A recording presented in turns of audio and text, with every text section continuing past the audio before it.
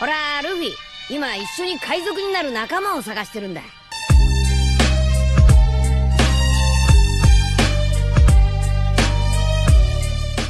Hello guys, welcome to my channel The Wandering Zoro, your go-to destination for anime-related content.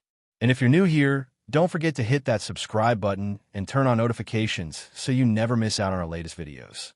In today's video, we're going to be diving into this series. So be sure to stick around until the end, and let's get started.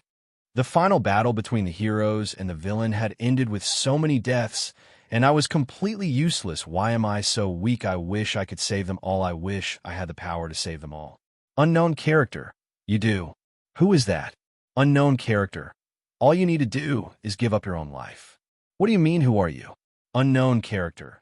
We are one for all, and this is our final wish of you, Midoriya. Unite the quirk one for all, and all for one. Place your hands over each other and onto the ground. Then imagine all your power releasing into the world, reviving the dead. I will do it, I swear. And with that, Izuku got up and walked to Shigaraki slowly as the world watched him in tears, and his classmates and friends watched in confusion. Izuku grabbed Shigaraki and combined their quirks, creating the complete one for all, and walked forward to the center of the battlefield. As everyone watched him crying, confused by his actions, Izuku smashed his fist into the ground, and the earth began to shake, and he spoke with the voices of all, the one for all users. Izuku, I who holds the principle of light from the gods. Izuku's eyes turned completely green as lightning started to burst around him. Izuku, and I who harnessed the will to destroy darkness and pain. Izuku started bleeding from his eyes, ears, and mouth. His arms burst. Izuku, give up my life. The sky split in half as he finished. Izuku, Tio, resurrect the dead. And it happened. Flowers spouted from around Izuku as he screamed, with a golden light bursting from within him, spreading everywhere, bringing back the dead and healing the living. However, it wasn't strong enough, so Izuku pushed himself even further, and his hands began to have cracks. The grass and flowers grew onto him. Izuku screamed, releasing all his life energy, allowing it to cross the entire city of Mustafa and heal the entire country of Japan. Heroes began standing, and the dead began to breath, waking up again. However, Bakugo, Katsuki, Shoto, Todoroki, and Momo Yaozu couldn't avert their eyes from the boy. The stars began to spin, the heavens opened, and the clouds, which once stood thundering, turned to a bright, clear night sky. Izuku roared into that sky, and the power he gave off intensified. Glowing yellow snow rained down slowly on the people. As Izuku's memories flooded his mind, the people and his mother, nothing at that moment could comprehend the gift he had given them.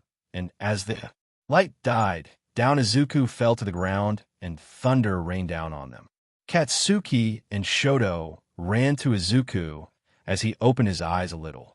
Bakugo, Izuku, wake up, Izuku.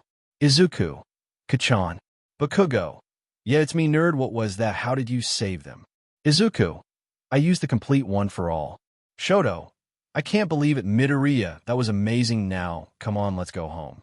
Izuku, I'm sorry, Todoroki, but I'm not coming home. Katsuki, what?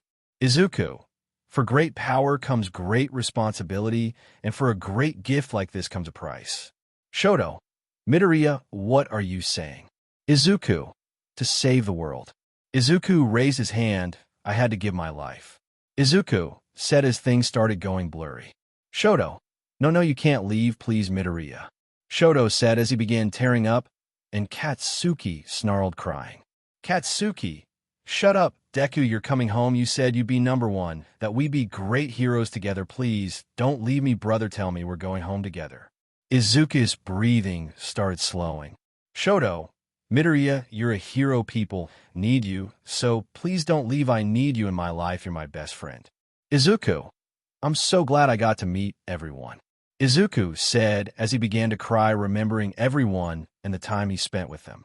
Izuku, I'm so happy to be here in UA, to be a hero. Izuku said as remembered all his time with his mother and how he trained with all might. Izuku, I'm so happy to have met Eri and Kota. The world was watching and crying at the scene. Meanwhile, All Might, Aizawa, Eri, Kota, and 1A were running to Izuku's location. Izuku, Kachan, my mom, she will be alone, so take care of her all right. Katsuki, in oh way, that's your job, you're not. You're not going. Shoto, hey Izuku, look at me, you'll be all right, okay. Izuku, it's okay, hey Shoto. Shoto, yes. Izuku, promise me you'll always smile, you'll give everything you have to protect the people you hold dear, and stop hating your dad, Shoto. After all, you looked so much happier when he tried to be there for you.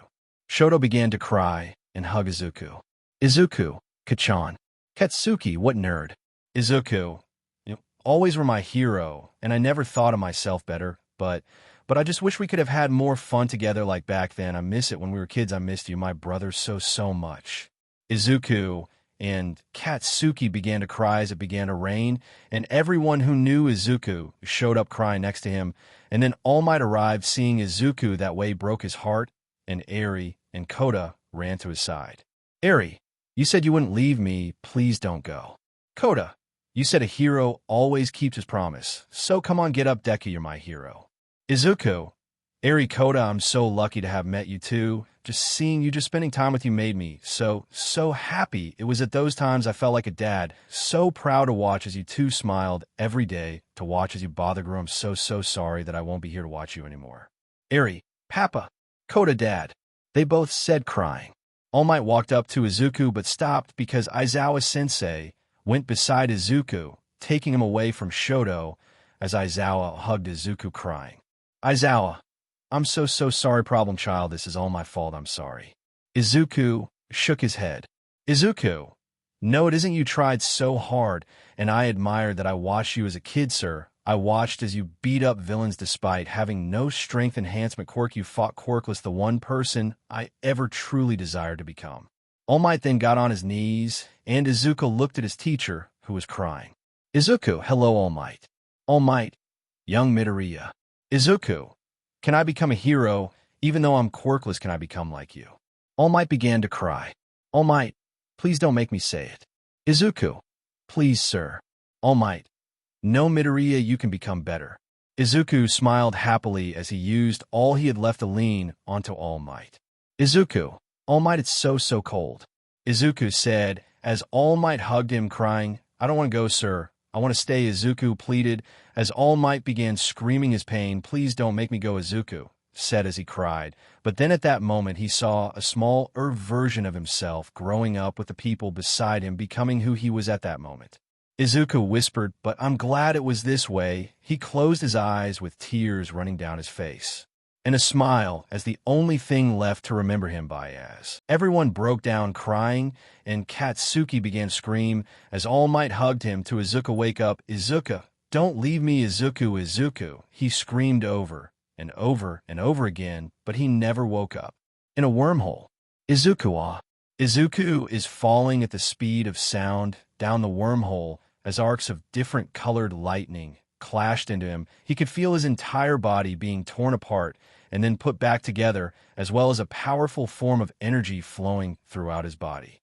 Suddenly clutching his head, memories began to flow into Izuku of different people, a boy with pink hair, a white scarf, and beside him, a girl with black hair, a little older than the boy. Both were playing together without a care in the world who these children were, and why he saw them confused. The boy that is still a booming voice began to speak, revealing a new memory of an old man who had little Izuku sit on his lap. My boy, do you swear to always be a hero? The old man questioned the child, who smiled brightly.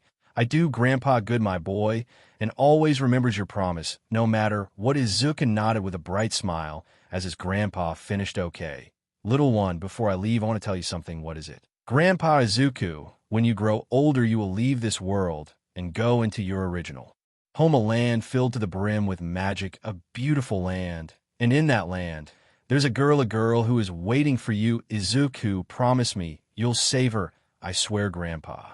Izuku, no, this can't be. He was just messing around. Hold on. If he wasn't messing around with me, does that mean? Izuku went pale before screaming. I actually came from a magic world, ah. Suddenly, a bright white light enveloped Izuku, and then he was gone. Meanwhile, in the beautiful city of Magnolia, we see a boy with pink hair, a white scarf walking wearing a blue vest, white baggy pants, and sandals with a fairy tale mark on his shoulder. This young fellow's name is Natsu.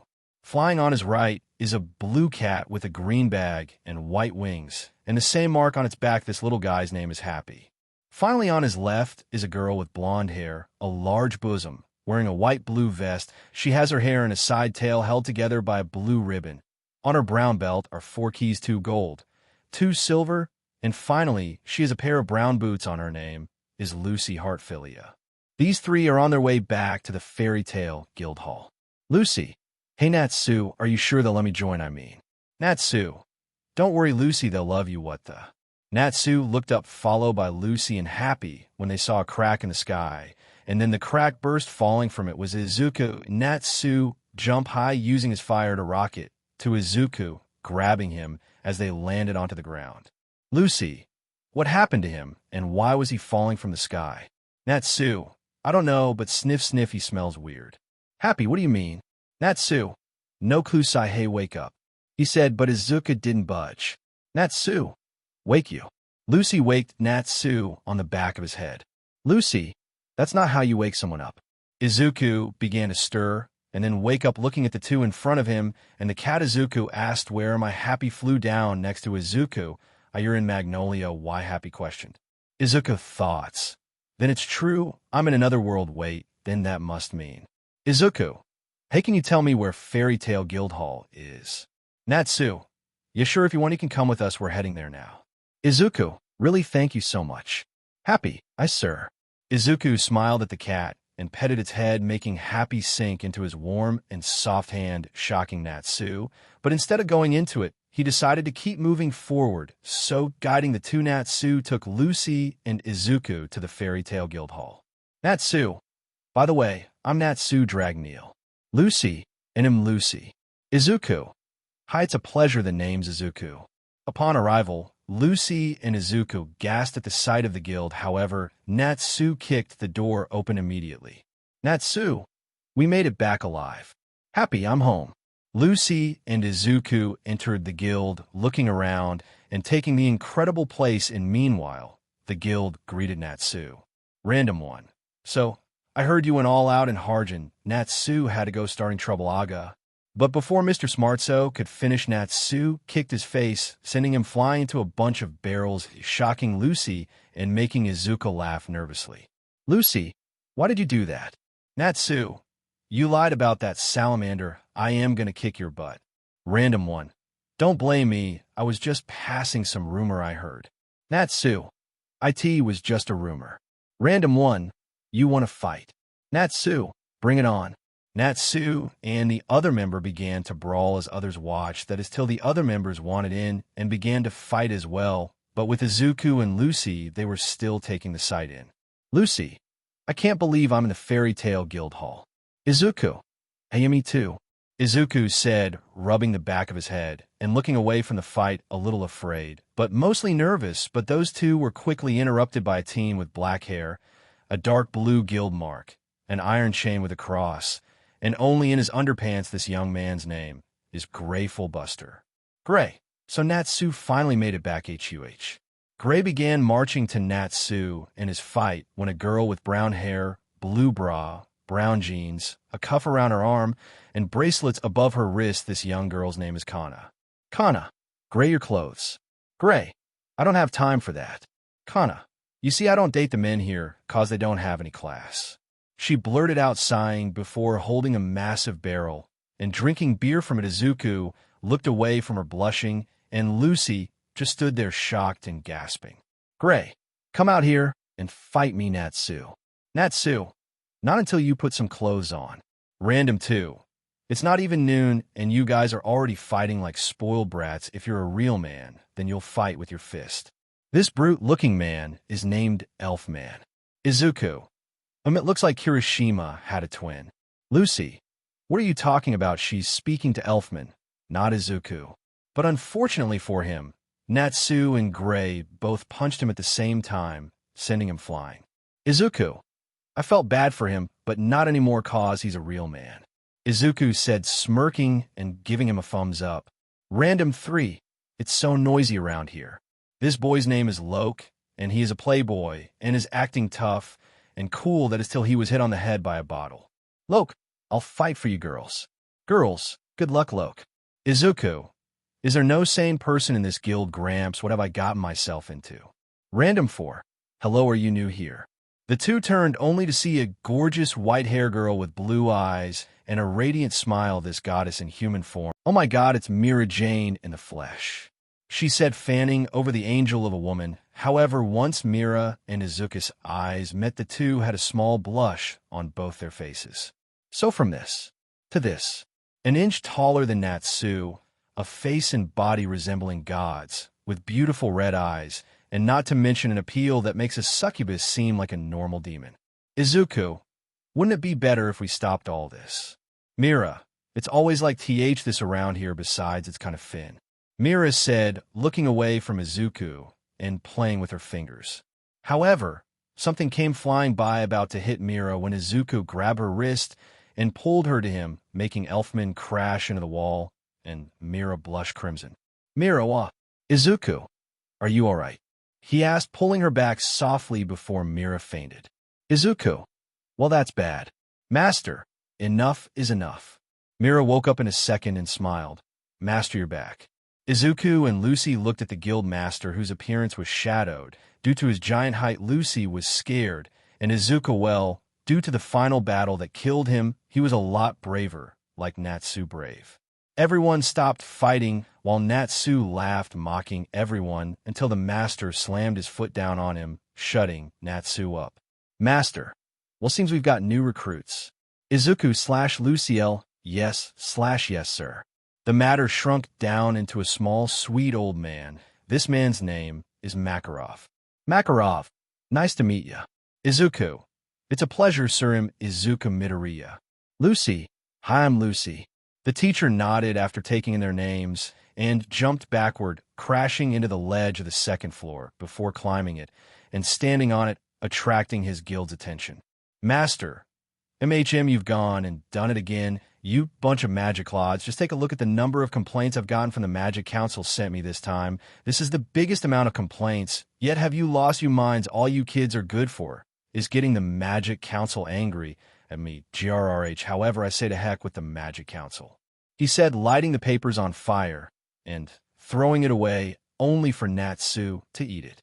Master, now listen up. Any power that surpasses reason is still reason. Magic isn't some kind of miraculous power. It is a talent that only works when the flow of energy in both us and the natural world is in sync. To perform magic, one must have a strong mind and incomparable focus. It should take over your being and pour out your soul. If all we do is worry about following rules, then our magic will never press. Ignore the blowhards on the council and follow the path you believe in, because that's what makes US number one. The old man said, making the hand sign of fairy tale and raising it into the air as the entire guild cheered. Later, Mira had given both Lucy and Izuku their guild marks. Lucy got in her hand, while Izuku got it on his chest, right over his heart. After that, he left the guild hall to buy a place to live. Apparently, Izuku's grandfather had bought Izuku a 2-story house for full price and already set out a couch, kitchen table, seats. He basically made the house like Izuku's old home, which got Izuku to cry a little anyway. After a little, while he left the house and entered a forest, looking up at the night sky, which rained rainbow shooting stars. In the town where Mermaid Heel is, we can see Deku walking around carrying a bag. He is currently wearing a jacket of his former hero's suit, a gray jacket, and black jeans.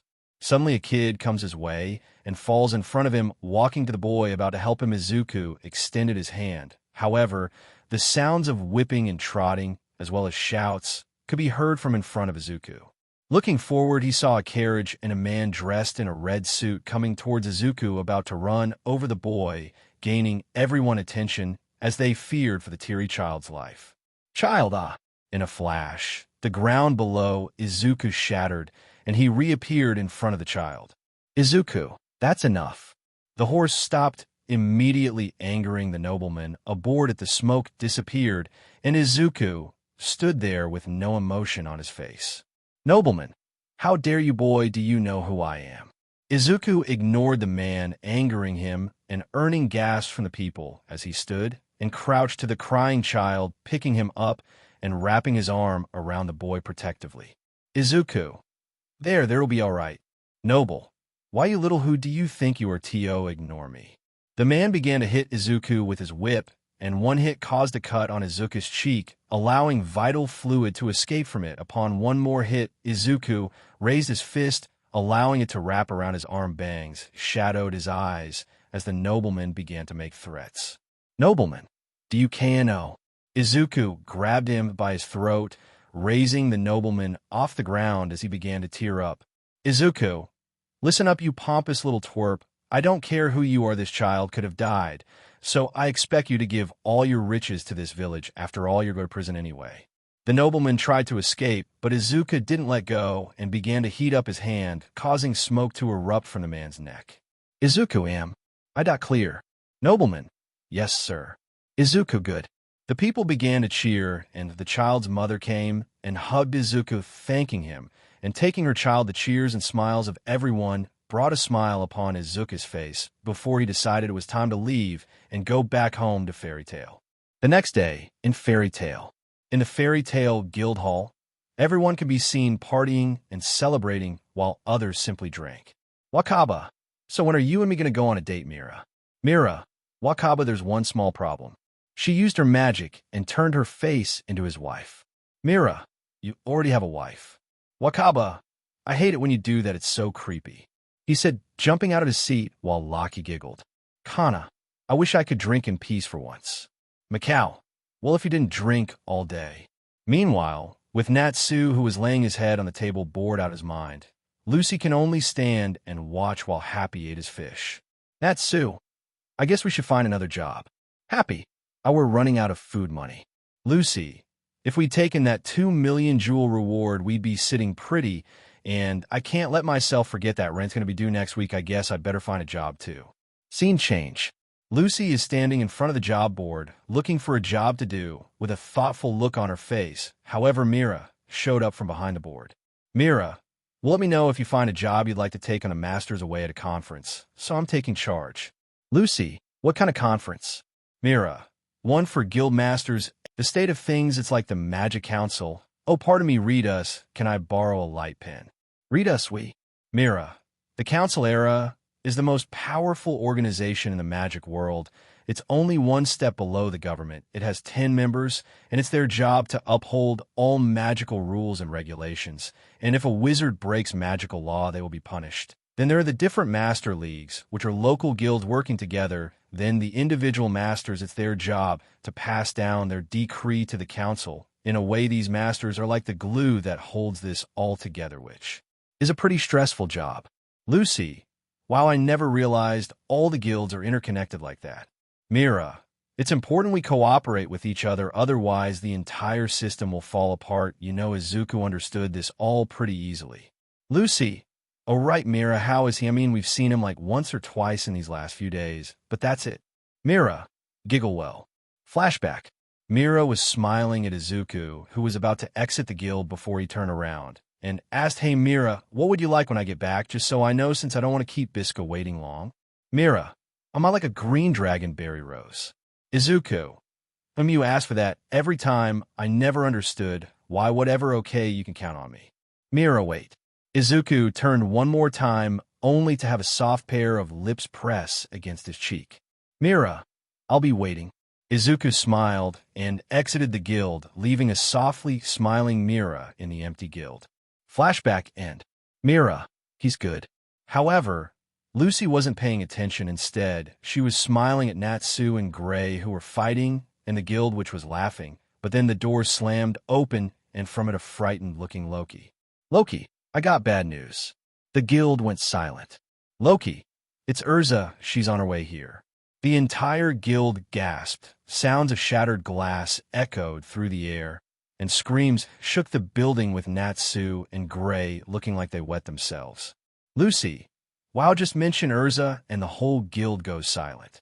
Mira, she's the strongest female mage we've got in Fairy Tail, and more than a bit intimidating. Heavy footsteps and clanking metal could be heard from outside as the guild Gray, even more afraid. Loki, that's got to be her. Wakaba's voice was like a whisper. Those sound like her footsteps. Macau. Even the air's gone completely still. Lucy. Geez, from these reactions you'd think she'd be some kind of demon or something. A female monster appeared in Lucy's mind, destroying a whole village by stomping. Lucy. I am scared. The sounds of Urza's footsteps bounced off the walls of the silent guild as she slammed her massive souvenir down onto the ground, shaking the floor. A little the light illuminated her figure, revealing a beautiful red-haired woman in armor. Urza, I have returned. Where's Master Makarov? Lucy, wow, she's pretty. Mira, welcome back. Urza, the master's busy at a conference right now. Urza, I see. Random one. So, what's that humongous thing you've got there, Urza? Urza, it's the horn of a monster that I defeated. The townspeople decorated it and gave it to me as a souvenir. Do you have a problem with it? She asked, raising her voice a little. Random? No, not at all. Kana, I wonder if she knows about what happened at MT Hakabi. Macau, think so. Oh man, I'm screwed. Lucy, she's not anything like I imagined. Urza, now listen up. While I was on the road, I heard a few things as of late. Fairy tale is causing nothing but trouble. Master Makarov may not care, but I certainly do. Kana, you need to start controlling your drinking. Kana, stop drinking. Urza, Vigitir, please take the dancing outside. Vijatter, stop dancing. Urza, Wakaba, get rid of that filthy habit. Nab, I suspected I'd find you dotting around the request board. Job. Just pick a job. Macau sigh. Macau, please just say something, he said in a desperate tone. Urza, I don't even know where to begin with you. You cause so much trouble I've almost given up. Lucy, she's really tearing into everyone. It's like she's taking over. Lucy said, trying to whisper, when Happy appeared. That's Urza for you, he said in a condescending tone. Lucy, even if she's kind of body, she's still saner than anyone else here. I don't see why everyone is so afraid of her. Urza, are Natsu and Gray here? She questioned before turning to Natsu and Gray, who had their arms over each other, as if best friends. Natsu, Gray. Oh, hey, there, Urza. We're just hanging out like good friends tend to do. Lucy, why is Natsu talking like Happy? Urza, that's good. I'm quite pleased you two are getting along so well. However, it's only natural for even the best of friends to fight sometimes, she said, smirking. Gray, I don't know if we're the best of friends. Natsu, Lucy, what's got into Natsu? Mira, he's afraid of her, because last time he picked a fight with her, she beat him up pretty badly, and then she saw Gray walking around in his underpants and beat him up too. Lucy, that was a stupid thing to do. Kana, let's not forget how she beat up Loki for hitting on her. Lucy, can't say I blame her. Urza, Natsu, Gray, I need a favor to see. While traveling, I heard something that has me quite worried. Normally, I would discuss this with the master, but he's not here, and this is a matter of utmost urgency. The two of you are the strongest wizards here. I could use your help. People began to murmur and gasp. That is till the door began to open, and everyone turned their eyes shocked at everyone's favorite green-haired dragon slayer. Izuku, hey guys, I'm back, and why are you all so quiet? Urza, hello, and you are. Izuku opened his tired eyes only to look at Urza. Izuku, oh, I'm a new fairy tale wizard. I joined 4 weeks ago. Urza, I see. It's a pleasure to meet you. I'm Urza Scarlet. Izuku, Urza Scarlet, you have a beautiful name. It suits you, he said before giving off his signature smile. Copyright Deku. Earning a blush from Urza, shocking everyone. Everyone, Ezra blushed. Mira thoughts. Why do I feel angry at Izuku and have the urge to hug him protectively? Biska thoughts. He could do what he wants, however, I'm a step ahead of her. After all, I did kiss him in Overload. Flashback. Izuku and Biska are hiding behind a pillar so as to not be seen by the kidnappers and rapists. Leader, those wizards from Fairy Tale, hold on. I have a way to flush them out. Pleasure magic Lu mind. The girls captured began to shake with pleasure as the pink gas approached Biska and Izuku. Izuku thoughts.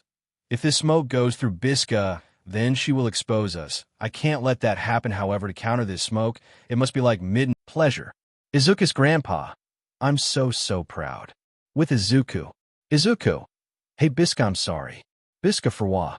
But before she could finish, Izuku smashed his lips onto hers, their tongues intertwined. She tried to push him away. However, when the pleasure gas enveloped them, she began to lose her mind into the pleasure. Izuku, it's not strong enough.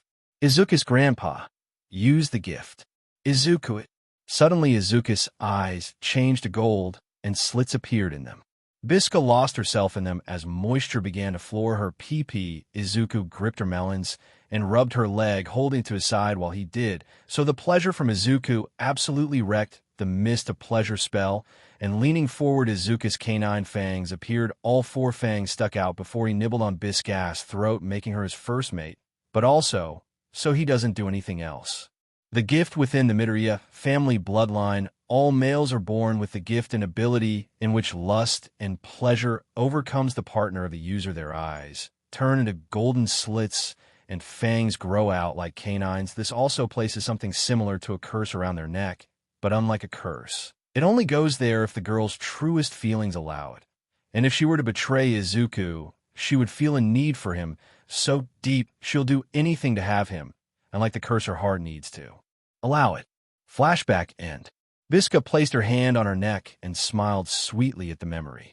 Mira, hey Urza, how about you take Izuku with you? I mean, he's already on the same rank as Natsu, or maybe higher, and also I'm sure you've heard his title, the Hero King. Urza smiled at the thought. So will you join us?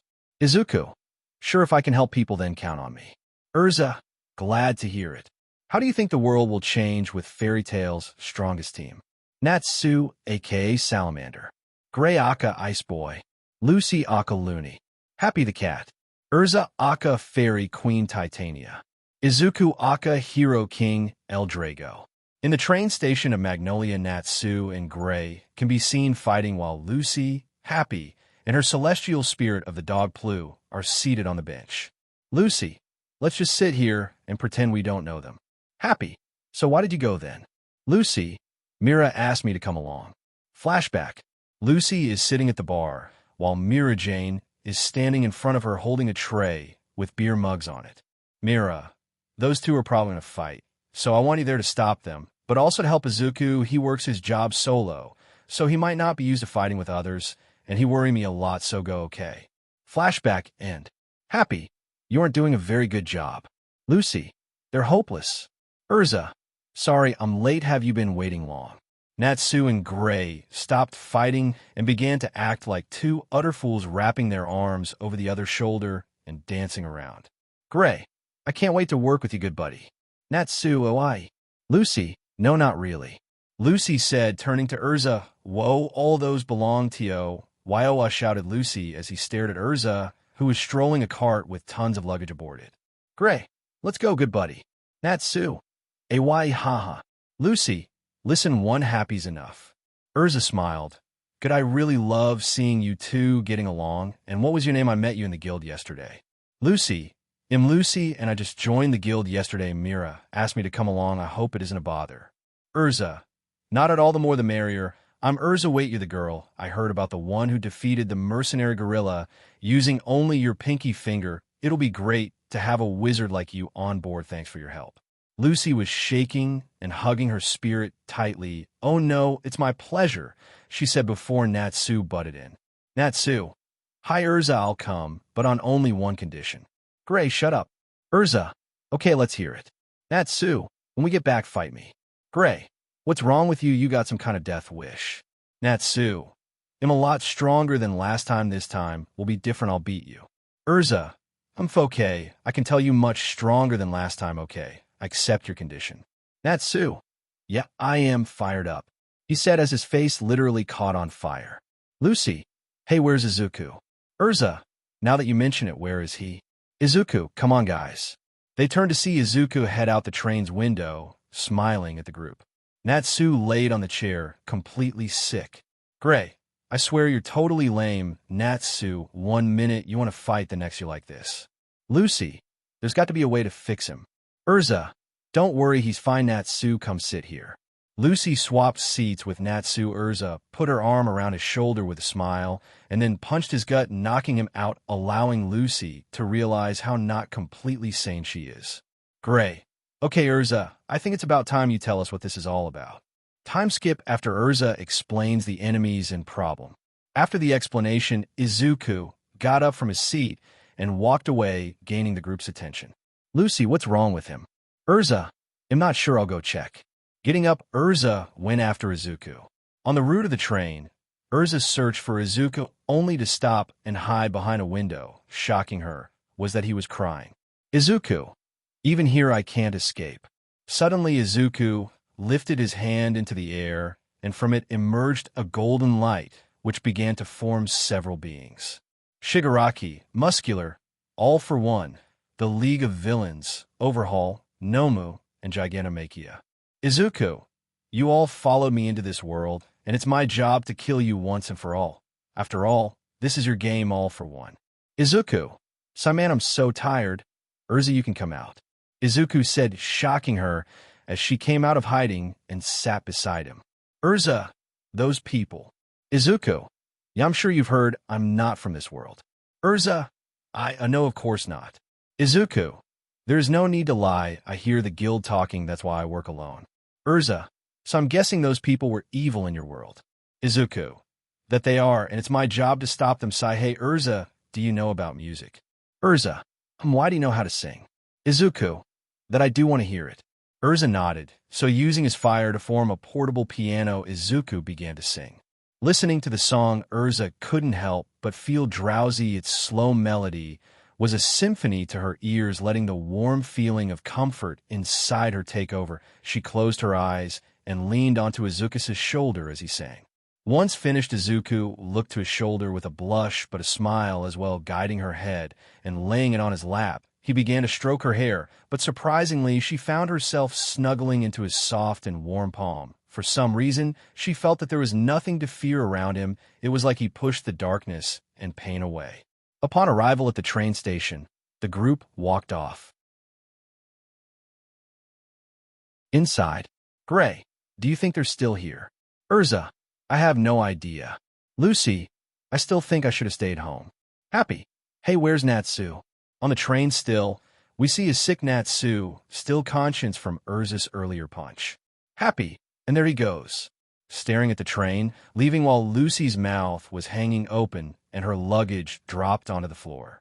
Urza, we were so busy talking we forgot about him. Turning around and clutching her fist in disappointment. Urza, I am such a fool. Natsu hates all forms of transportation. This is all my fault. I need one of you to come and hit me. Gray, no thanks. Izuku simply petted her head. Calm down. There's no need to hurt yourself. Now, come on, I found a car, and with that, they drove off. Time skip after Natsu jumped out the train and head butted Gray.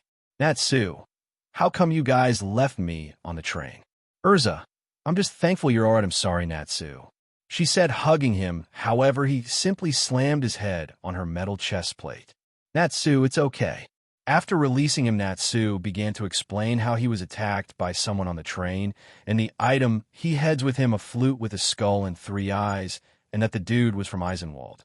Only to earn a slap from Urza. You fool, that's exactly who we're looking for on this mission. Why did you let him get away? She screamed as Lucy, Gray, and Izuku winced in pain. Natsu, wait for a second, this is the first time I heard about it.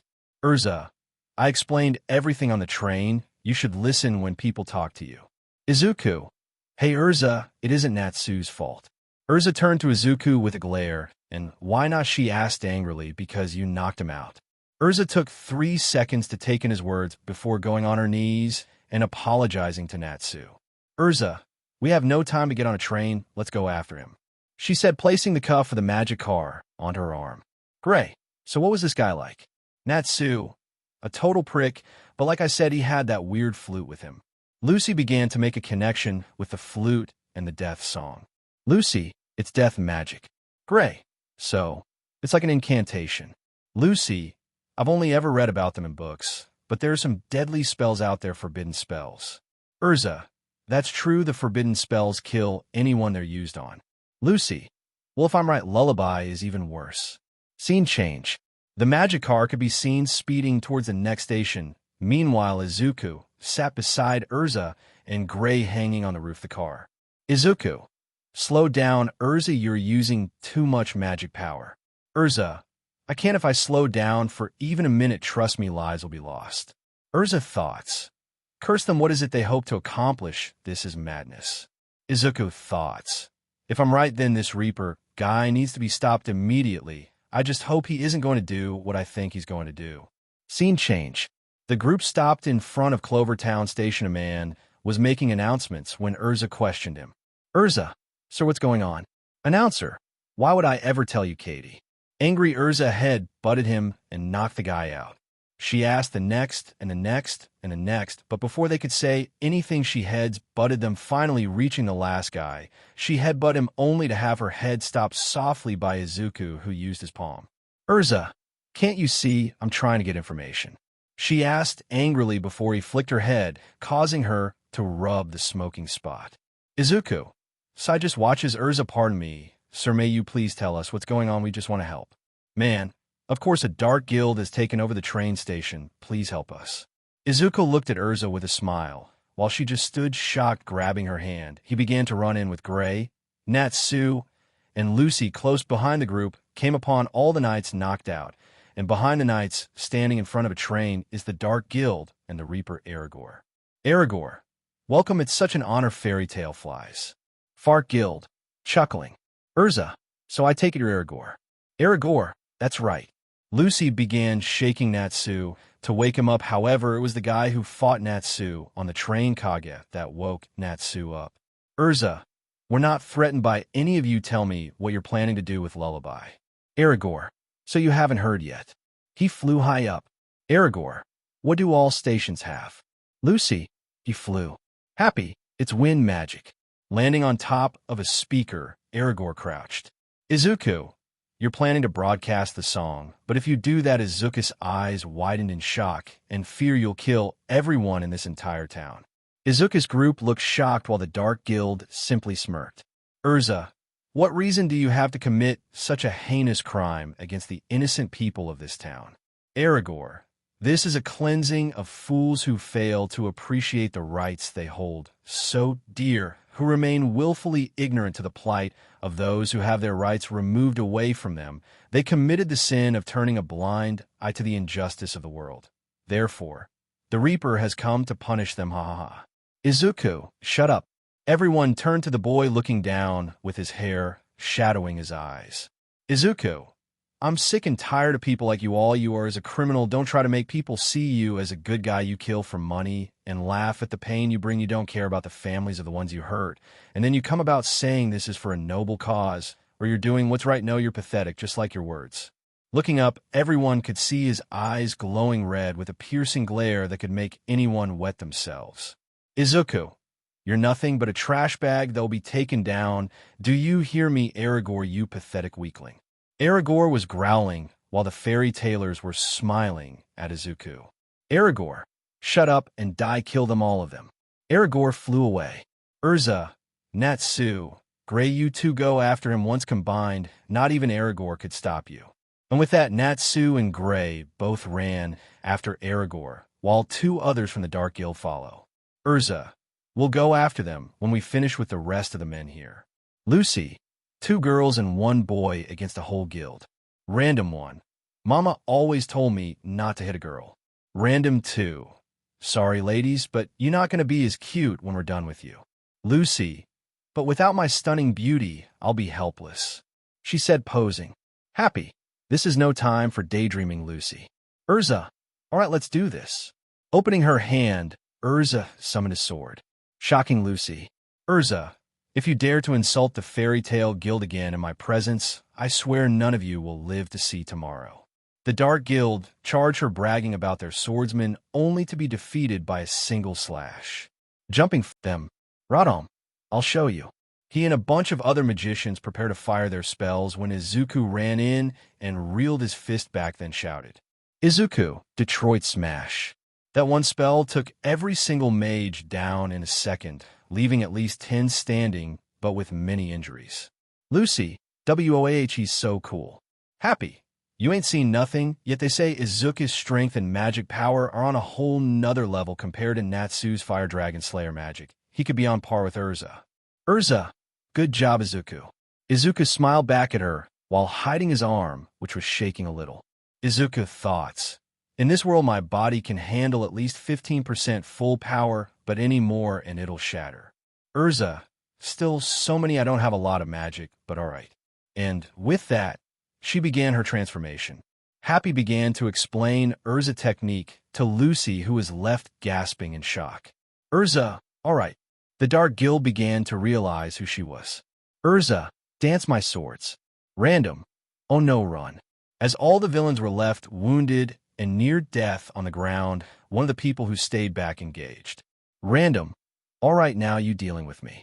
He said, however, before his fist could make contact. Snap.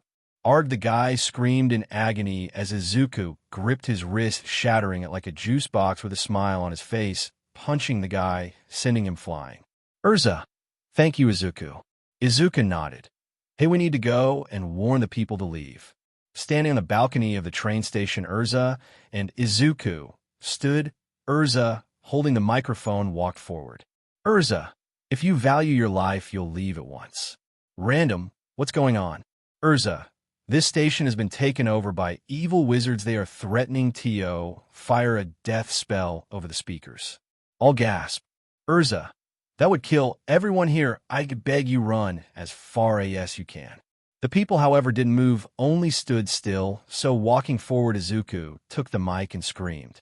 Izuku, get out of here, you're all going to die if you don't. Everyone screamed as they ran off. Guard. Hey, you two, why would you make everyone panic like that? Urza, I would rather than watch all of these people die. Izuku, in fact, you, sir, should leave as well. The guards gasped before running away themselves. Urza turned to Izuku and spoke, now that we've cleared this station of all the people, I wonder what Aragorn's next move will be. Izuku, Urza, look. Urza looked behind her to where Izuku pointed, only to see the entire train station covered by some sort of wind barrier. Aragorn. I've always wanted the opportunity to battle the Queen of the Fairy, however, sadly, I don't have time to play with you now.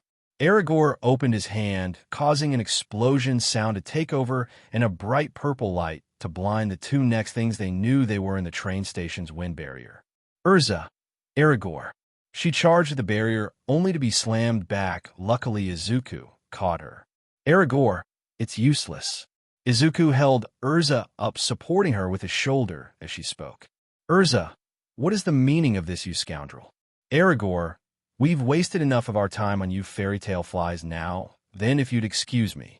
Izuku, get back here, you. Urza, so he wasn't targeting the train station after all. Just what is the planning? Scene change. Izuku could be seen holding a guy up by his collar. An angry expression colored his face as he shouted at the man. Izuku, what are you planning? Answer before I make. Guy, never. Izuku was about to punch him when Gray showed up. Gray. Izuku, Urza, I just found out what Eisenwald's real target is. Clover, the next town up. Urza, what? Gray. Aragorn's headed towards the conference as we speak. He's planning to use the lullaby to kill the guildmasters. Urza took the guy from Izuku. A murderous aura was printed on her face as she shouted at the frightened man. Urza, why didn't you tell us? Izuku, there's a problem. The station is surrounded by a wind barrier. Gray jumped down and walked to the two. Gray, yeah, I know, I saw it earlier. If we try to break through that thing, it'll make mincemeat out of you. Urza, I've already tried that. Gray, what was your arm okay? Urza, that's not impo. Izuku, not important is important now. Then sit here, so I can patch you up. Izuku said, holding a long thread of Band-Aid and sitting on the ground, patting his lap. Urza, we don't have time for that. Izuku, sit down. He said in anger, as if growling at her. Instantly, she did as told and sat on his lap while he patched her up, and she spoke to Gray and Izuku once both her, and he finished. They all left together in search of the man who can break the sealing wind spell and save the master. Running through hallway after hallway, entering door to door and exiting room from room, the building began to shake. Gray/Izuku. Was that him? Urza, yes. With Lucy. Lucy, that's Natsu. With Natsu. Natsu began to walk towards the smoke that came from behind the broken wall. Natsu. Oh man, look what you made me do. I was trying not to mess up the place. Oh, well, I feel good. Natsu said, smiling with his arms crossed at the dark wizard who had his back against the wall completely covered in burns. Natsu, too bad diorama. Kageyama, I told you Kageyama. Natsu, who cares now, tell me where Aragorn is. Kageyama, haha, he's long gone, idiot, he's not even in this station anymore. Natsu, what? Urza, Natsu. Natsu turned to see Izuku, Gray, and Urza running to him. Urza, Natsu, do not harm him, we need him alive. Gray, way to go, flame freak. Natsu, huh? Suddenly he saw Urza jumping towards him holding a sword with one glowing red eye. Natsu, I don't know what I did wrong, but I'm sorry. However, she smashed the sword into the wall beside Kageyama, making both him and Natsu jump in fear. Urza, you will dispel the wind barrier, and you will do so without complaint. Kageyama is whimpering in fear, while Natsu is shaking and pleading for him to give in to her request. Natsu, just do it, man, this chick's a real monster. Urza, understood. Kageyama, fine, I'll dispel a groan. Suddenly, a gold magic circle appeared on Kageyama's chest, and from it, a hand came out, and then back Kageyama fell to the ground unconscious, while the man who stabbed him from his own guild was still in the wall with a fearful expression. Urza and Gray were checking on him, while Natsu and Izuku had shocked expressions, but then, Izuku, how could you do that? He's a member of your guild, he trusted you, and you tried to kill him. Shocking the fairy tale members was the darkness that covered Izuku and his eyes, which glowed, revealing a gold rage. The guy tried to flee, however, Izuku, in that very second, reeled his fist back and clutched his anti-magic sword. Izuku, how could you? Izuku threw a single punch at the guy, destroying the wall and sending the fatso flying into a wall with a fist mark in his gut. Urza and Gray immediately went back to trying to wake Kageyama up, but nothing came of it. Gray, Urza, there's no way he'll be able to use his magic in that condition. Urza, in anger, began to shake the guy, making his head hit the ground. Urza, if I force him to, he will. Lucy finally arrived with happy bad timing, huh? Happy eye. Lucy, what Aragorn wants to use lullaby on the guildmaster. Natsu, we have to stop him. Natsu ran and punched a flaming fist into the barrier, however it only sent him back. But he didn't stop, he tried again and again and again, but nothing came of it. Finally, Lucy held him back. Urza, we need to save the guild masters, but how? Izuku, I might have a way. They all turned to Izuku, who looked as if he was thinking. Gray, how? Izuku, I'll show you, but only Natsu will be able to go. Lucy, why? Izuku, because if you try, you'll be torn apart. Urza, please try, Izuku. Izuku nodded and walked forward 1 foot from the barrier. Izuku reeled back his fist and shouted, Izuku, Natsu, are you ready? Natsu, yeah. Izuku, sigh, okay, deep breath, try to contain it with your wind magic. Izuku is a wind mage, so he has wind magic, but he only can perform one spell that called time, holding meaning for a single second. He can heal anybody part completely, but it has to be exactly when a user's limb is about to destroyed. Izuku, 1 for all 100%. Izuku, all push. Izuku's hand collided with the wind barrier, destroying it, but the pressure sent everyone but Natsu flying away, and as the barrier began to build itself back, Izuku shouted, Izuku, Natsu, happy, now go. Natsu ran to Izuku and jumped, hugging Happy as he was pushed through the wind by Izuku and escaped the barrier. Izuku thoughts, thank God the spell worked. Urza, good work, Izuku. Izuku nodded with a smile and wiped off his sweat. Gray, what about us? Lucy, oh, I know, come gay to the maiden Virgo. Suddenly, a gold magic circle appeared on the ground, and from it rose a pink-haired girl with blue eyes in a maid outfit. Virgo, you summoned mistress. Lucy, yep, hey Virgo, could you please dig us a hole so we could get out of here? Virgo, right away, Mistre. Virgo, however, stopped mid-sentence and rushed to Izuku's side, petting his head. Virgo, you are very cute, I've decided I want to marry you. Izuku and everyone went in a state of shock from that comment, while Urza glared, yet she didn't know why. Izuku, we'll talk about that later, but could you please dig the hole, Virgo? Virgo, anything for my future husband. And with that, She digs the hole. Gray. Great, hey, what are you doing? They all turned to Izuku, who was helping the enemy stand. Izuku. I know that he's the enemy, but even so, we can't just leave him here. Urza looked in shock, and then in awe with a blush, but ultimately smiled in the end. Izuku. Now let's go. All of them got out and stood in front of the magic barrier. Lucy. Oh wow, what's with this wind? It's so strong. Virgo. Princess, I'll keep your panties from showing, she said, holding Lucy's skirt so it doesn't reveal anything. Lucy, you just worry about your own. Meanwhile, Izuku and Gray were standing behind Virgo with blushes. Izuku/Gray. Oh wow. Kaguya. It's no use, you'll never be able to catch up to Aragorn. You can't stop us, we've won. Izuku. That's not true. They all turned to Izuku, who had a serious expression on his face. Izuku. If anyone can stop him, it's Natsu. I have full faith in that. The fairy tailor smiled at his words while Kaguya snarled. Izuku. Now let's go, we gotta catch up to Natsu. The group nodded while Izuku grabbed Kaguya by his ponytail and threw him into the car they were in, finally driving off to Natsu. In the back, Gray, Lucy, and Kaguya were seated. Kaguya, why are you helping me? We're enemies. Lucy looked at him angrily. Kaguya. Oh wait, I get it, you're taking me hostage, so you can make a deal with Aragorn. Well, forget about it. He doesn't care about any of his men or me. Lucy. Geez, lighten up, dude. Gray. If you want to die, we can make that happen. Lucy. Chill, Gray. Gray. There's a whole lot more in this world than just life and death. You know, you should try to look for the positive you in your eyes and Walpole's.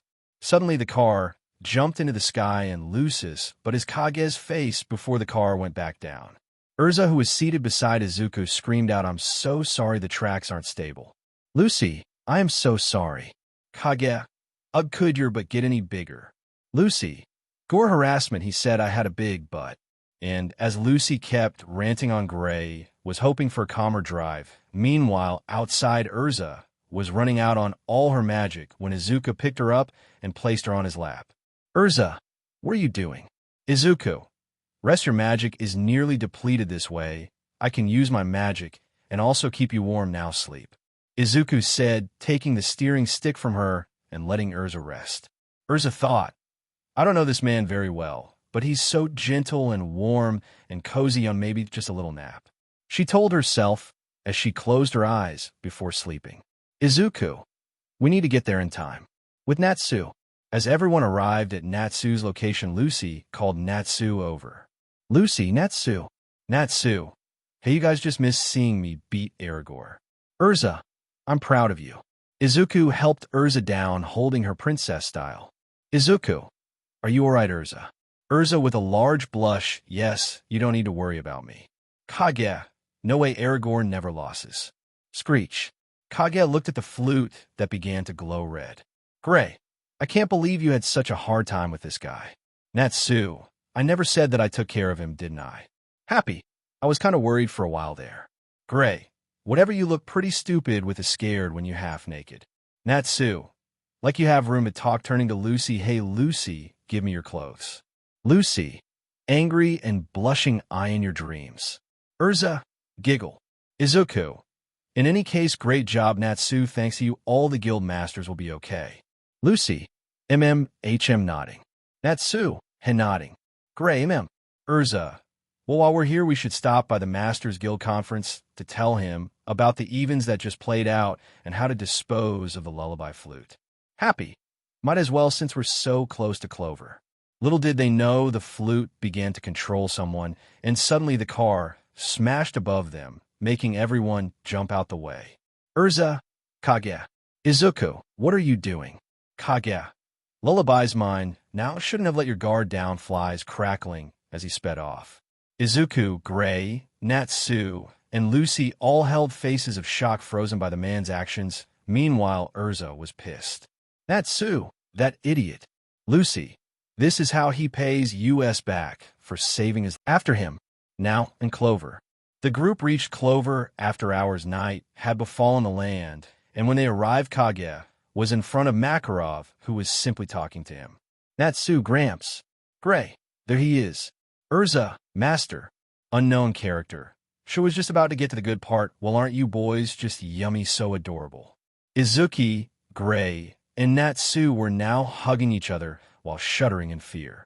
Lucy, who the hell is that guy? The man was creeping up to Gray, Izuku, and Natsu, making them jump back. Urza, Master Bob. Bob. Urza, honey, you've really filled out. Lucy, I can't believe that's the master of the Blue Pegasus Guild. Makarov had talked Kage out of the horrible choice he was about to make when the group ran to him. Urza, Master. Natsu, you stopped him. Great, good job, Gramps. Makarov, what the hell did you kids end up in Clover? Urza grabbed the old man and hugged him hard, hurting him since he slammed into her chest plate. Urza, Master Makarov, your words touched me so deeply that I was almost moved to tears. Makarov, aha, Izuku, is it you, my boy? Izuku, yeah, Master, I'm home. Makarov's eyes began to water as he hugged Izuku, confusing the group. Natsu, Master, what's up? Makarov, Izuku, I'm so glad that he is working with others now. The guild only smiled at their master's kind heart. However, as things began to wrap up, Fate Me had another idea. The flute's eyes glowed purple as black fog escaped its mouth. Flute, haha, I've grown tired of you weak wizards and your antics. A large magic circle appeared over everyone. Random, what is that?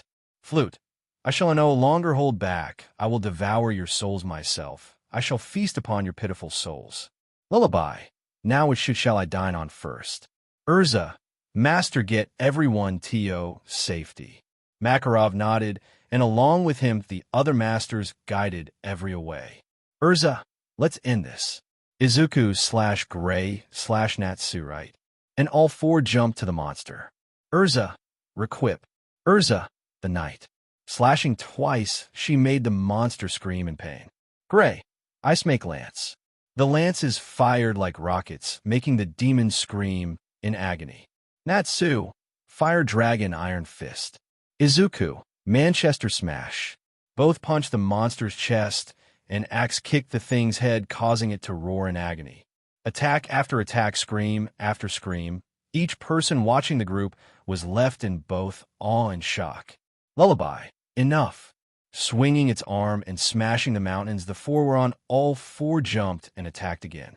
Izuku / Natsu, let's do this fire dragon wing attack. /1 for all final smash. Kage, that's incredible, their attacks and combinations are so strong. Lucy, and they in sync. Happy Eye. Lullaby growled in anger before creating a large magic circle over its head, absorbing all the natural life around it, and looking back at the group. Lucy, this can't be good, it's a song. Happy Iwai. However, as it played, nothing happened. Lullaby, what happened? Kage, they must have damaged its body with all those attacks. Lucy, they must have punched a lot of holes into it, wrecking the song. The four smiled at each other, and all attacked one final time. Gray, ice make ice cannon ice. Urza, requip. Urza required into her black wing armor and slashed the cheek of the monster, sending it tumbling down. Natsu, fire dragon brilliant flame. Urza, Izuku now. Izuku, one for all 100% smash. And with that, the monster was defeated. Urza, we did it. Natsu, yeah, we did, cause we're the best. Lucy, you guys were AMA. Gray, not yet. They all turned a wide eye to see the monster growing again. Rocks began to grow on its body as it doubled in size, looking down at everyone as they all were shaking in terror. Even Urza, but no one more than Izuku. Izuku, it can't be any IT, can't Gigglematech. Urza, we need to defeat I. But before she could finish, Gigglematech punched the ground full force, sending the entire group into the floor. As the smoke and dust cleared, Izuku saw every one of his friends lying bruised, nearly dead. Izuku, no, not again. No, I'll kill you, ah. Izuku ran forward and picked up Urza's swords, running towards the monster, who simply stood there and began to kill it using all his rage, and one for all at 1000%. Finally coming down from the sky, Izuku ignited his sword in green flames and finished it. Gigglematech's body fell to the ground as everyone began to wake up, only to see Izuku standing holding his two blades. His hair shadowed his eyes as the rain dropped down on everyone, and him. However, the tears streaming down his face were easily seeable through the water. Makarov knew the boy's reason for doing what he did and didn't question it. The other guild masters were left in shock and fear of the boy from the brutal murder he committed. Nothing was said at that moment. Natsu looked down along with Lucy, and Gray, happy, simply cried, while Urza walked up to Izuku. Seeing the streams of tears run down his face, she couldn't help but tear up herself and hug him. Urza saw one of the Izuku's memories, and that was seeing Izuku's baby girl Eri get crushed under that monster's foot, finally getting revenge, even though he brought Eri back to life. Izuku is sitting in the bar of Fairy Tail while talking to Mira. Natsu and Happy are discussing a plan, which Izuku couldn't be bothered listening to. Sighing, he stood up and grabbed the paper beside him. Izuku, master. Makarov turned with a smile to see Izuku holding a paper in front of him. Izuku, master, I'd like to go on this S-class quest. The entire guild went pale, and then they all began to shout and scream in denial. However, what the master said next shocked them. Makarov, all right, my boy. Izuku nodded and left while everyone was a statue of white. As soon as the doors closed, everyone began to bombard the master with questions. Biska, master, why did you let him go?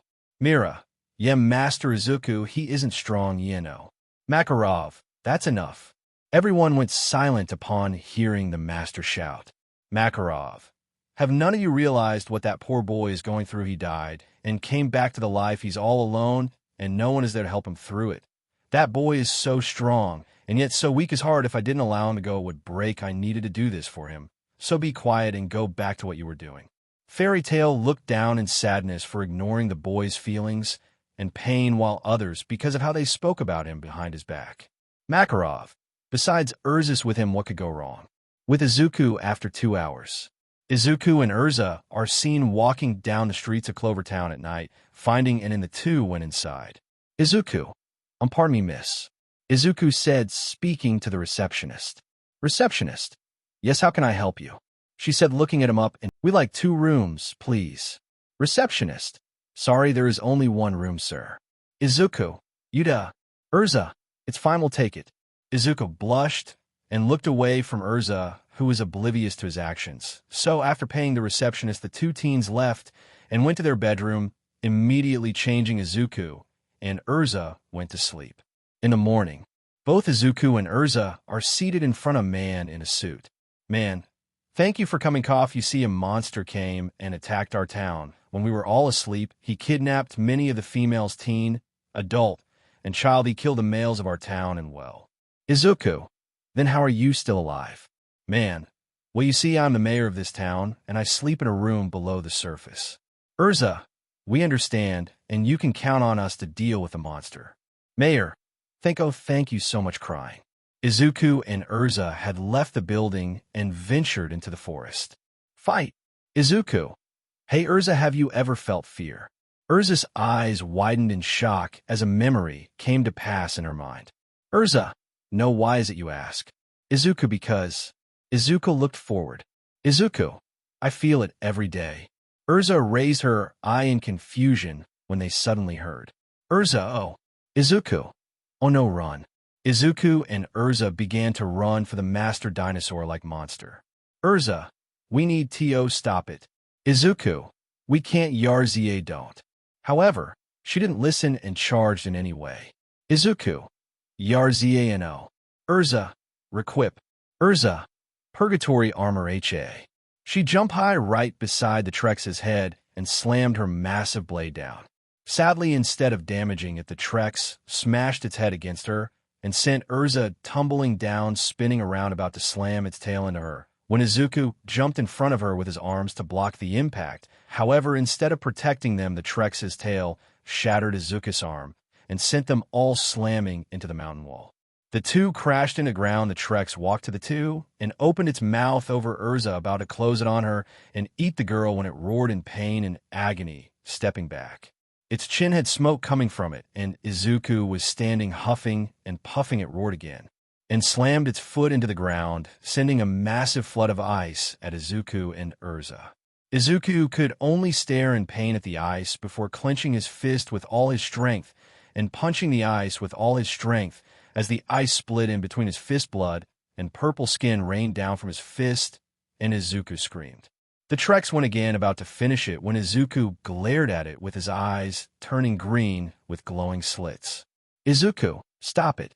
And with it, he sent a massive pillar of wind against the ice, causing both to clash and rise off the ground. The attacks ended, and Izuku fell to his knees. His entire body and fist ached in pain, but he couldn't stop. He had to know. He needed to protect Urza with his life. There was just something about seeing her in peace that made him happy, and he refused to lose it.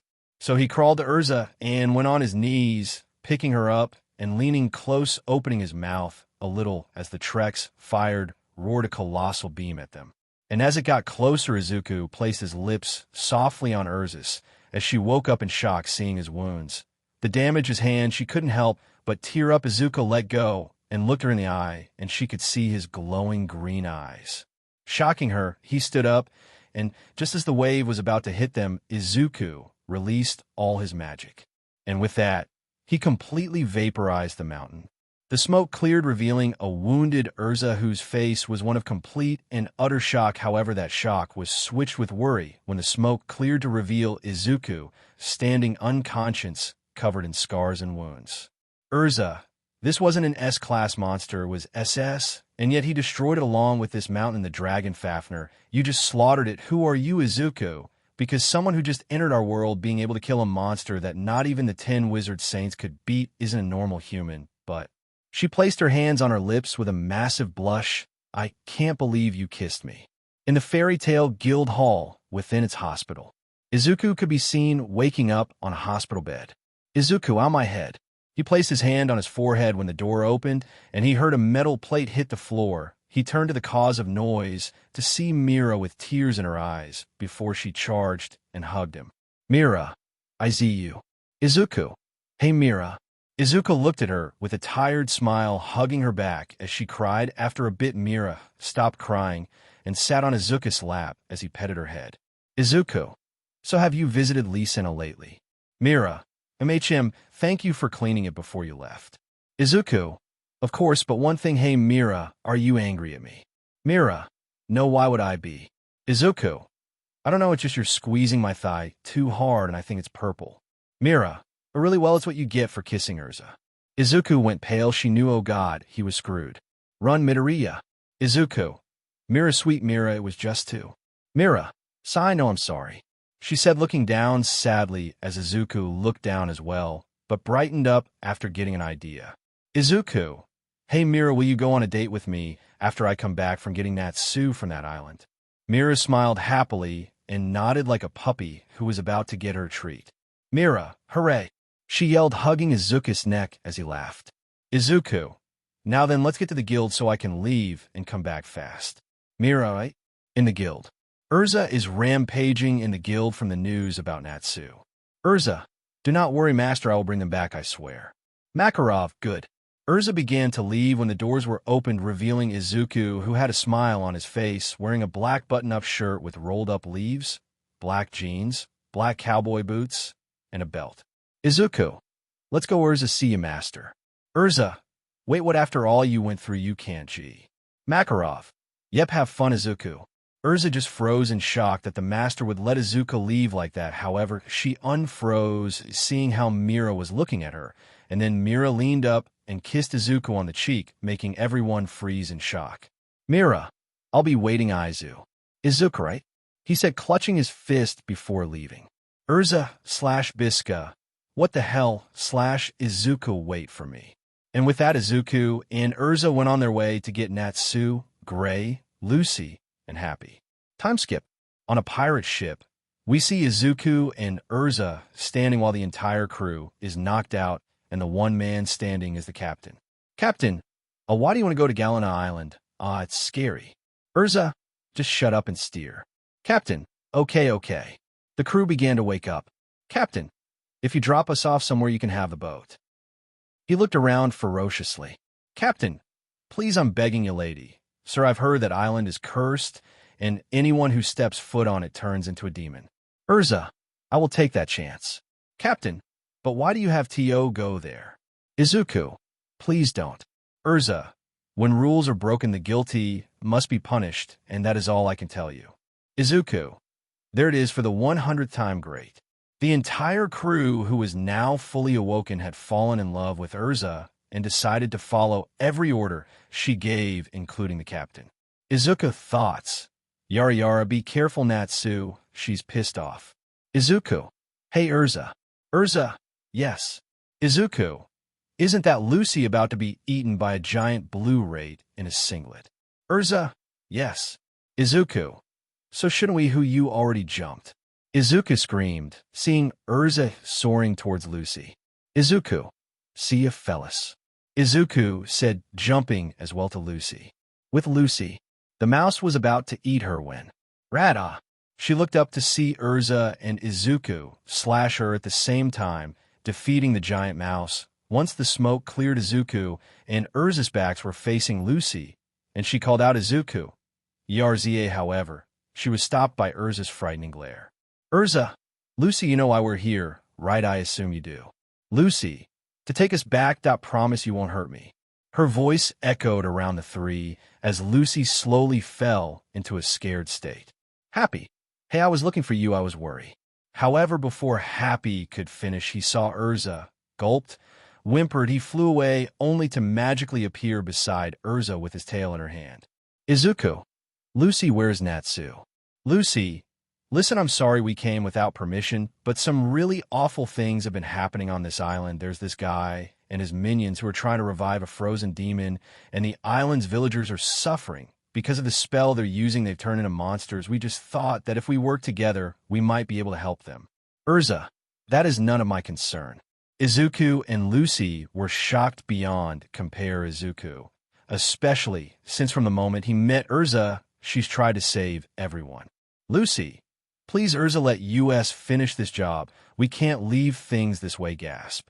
Urza put her sword to Lucy's throat.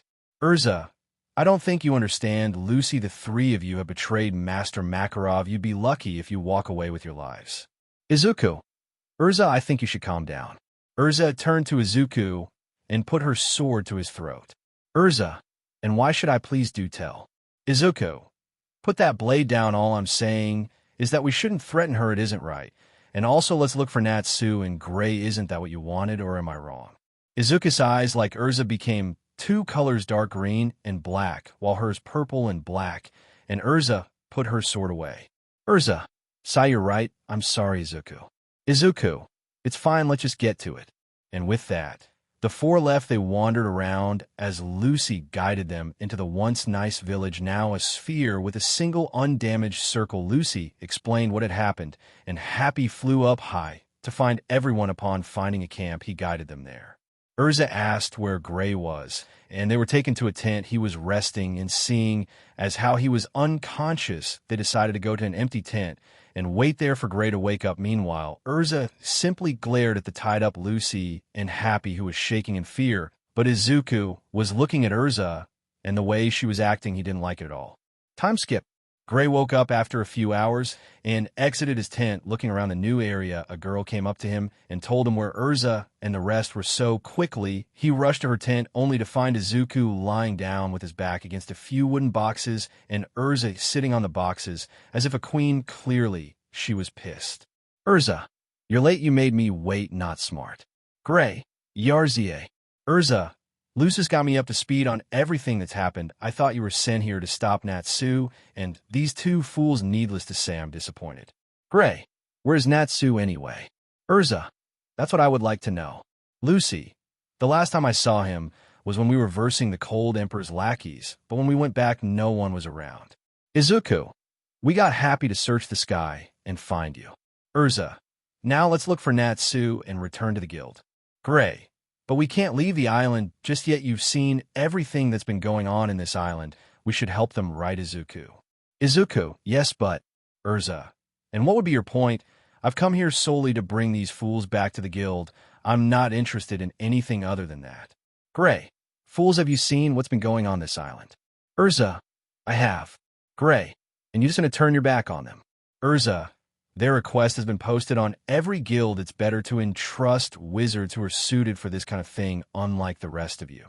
Gray, How can you be so heartless? Urza turned with rage in her eyes. What did you say? Izuku, Urza. They all turned to Izuku. Izuku, I think we should help them. Urza got angrier and pulled her sword out. Urza, so you're on their side, and you think it's all right to break the rules and go unpunished. Izuku, and not on any side. Yes, they deserve a form of punishment for this. However, the needs of the people come first. We should help them all while we still can, instead of leaving them to another guild. Urza began to chuckle, confusing the rest. Izuku, what's so funny? Urza, that you still think you're a hero. She turned serious with her glare. Urza, 'cause you're not. All you are is a simple wizard who came to our world, nothing more. The other got shocked by her harsh words, knowing what Izuku had been through. This was disgusting. Gray, Urza, Lucy, how could you be so happy mean? Urza, this world isn't yours. You don't belong here. Yes, you may have been a hero once, but now you aren't anyone. No one cares in this world your title. What you were, it means nothing here. And if this is so you can increase your fame and fans, then forget it. This is not a story where you're the main character, nor is it where you belong. Izuku. He looked down, completely silent. Izuku, shut up, he said in a whisper, gaining their attention. Urza, what? She said, annoyed before. Izuku, I said shut the hell up. The three were shocked by Izuku's action and followed him out. Izuku, what the hell do you know? Urza looked up in shock with a few scratches on her face and armor. Izuku, you have no clue what I am going through. You know nothing about me, not my pain, not my tears, nothing. I can't smile anymore, not like then, because every time I do I can't help but think about my friends. Izuku looked up, shocking her and everyone else. He was crying.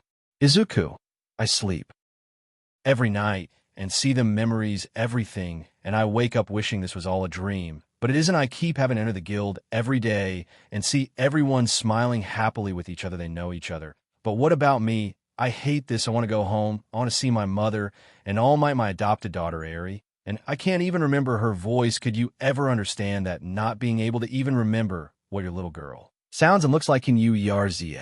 Urza's face was frozen between upset with herself and broken-hearted from what she said.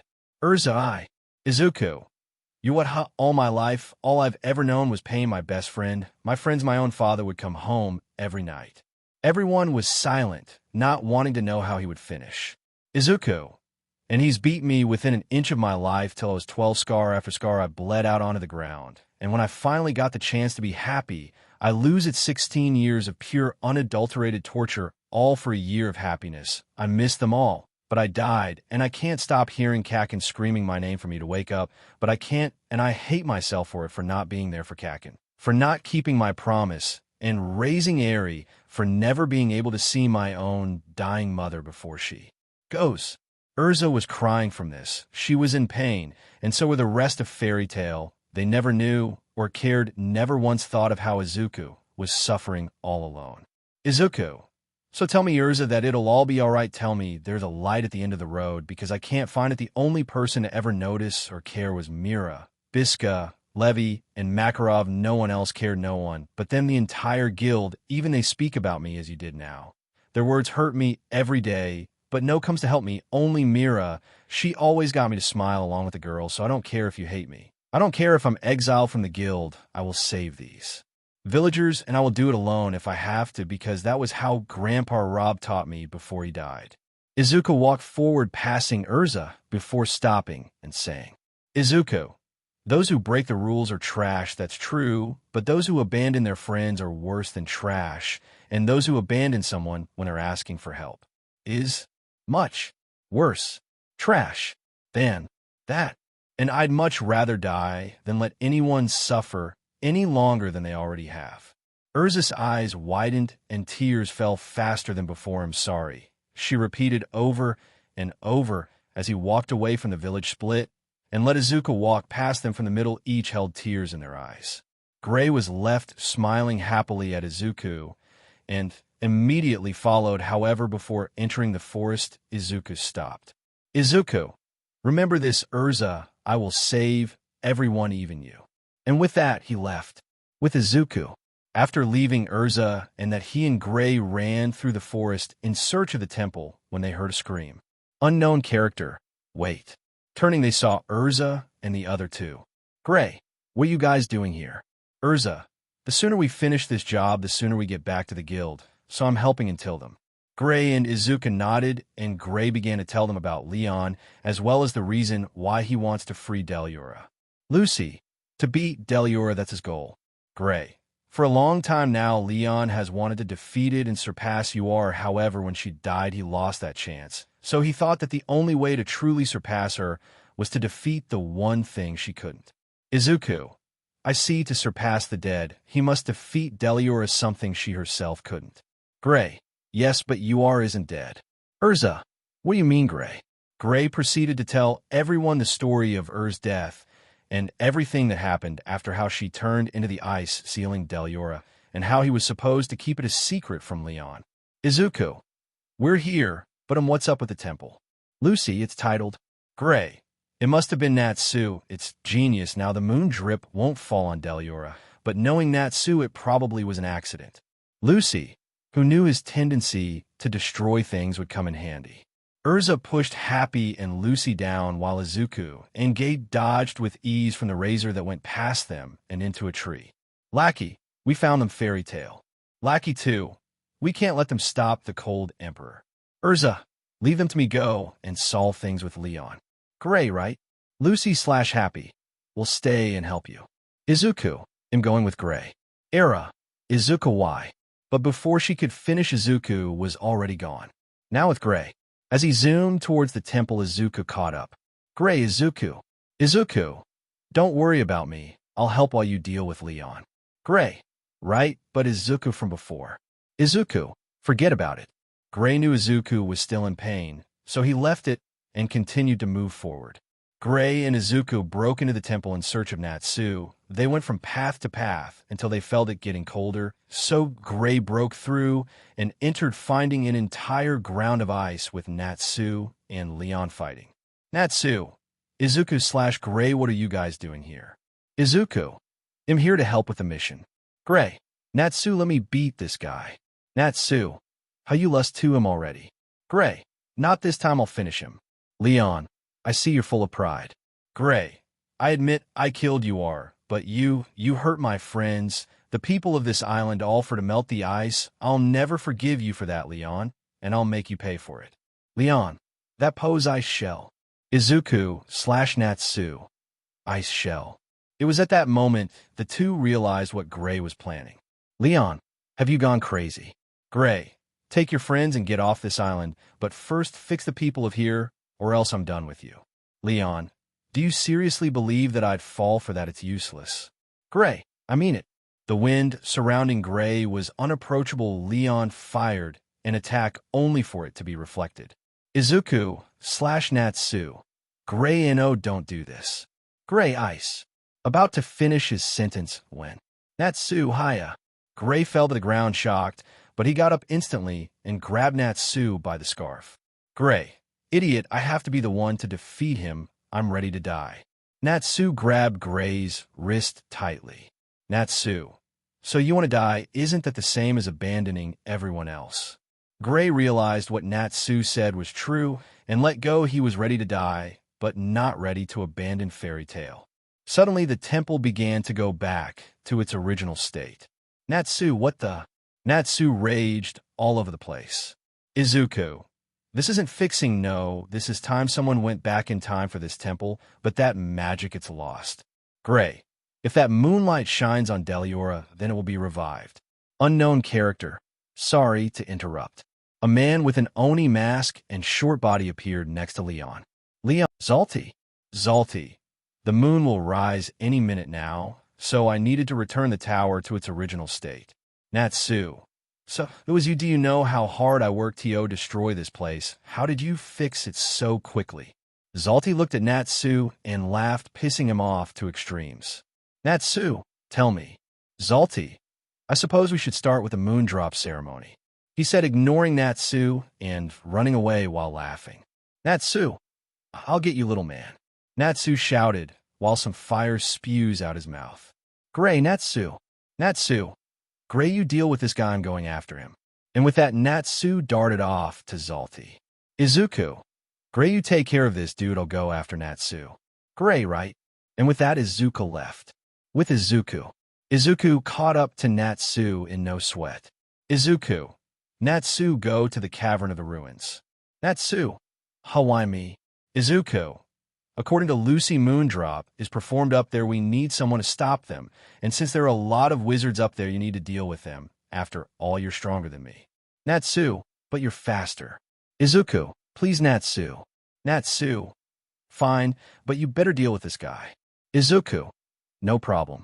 Natsu left Izuku to follow Zalti, who stopped and used a magic circle, causing a circle from the roof to fall onto Izuku.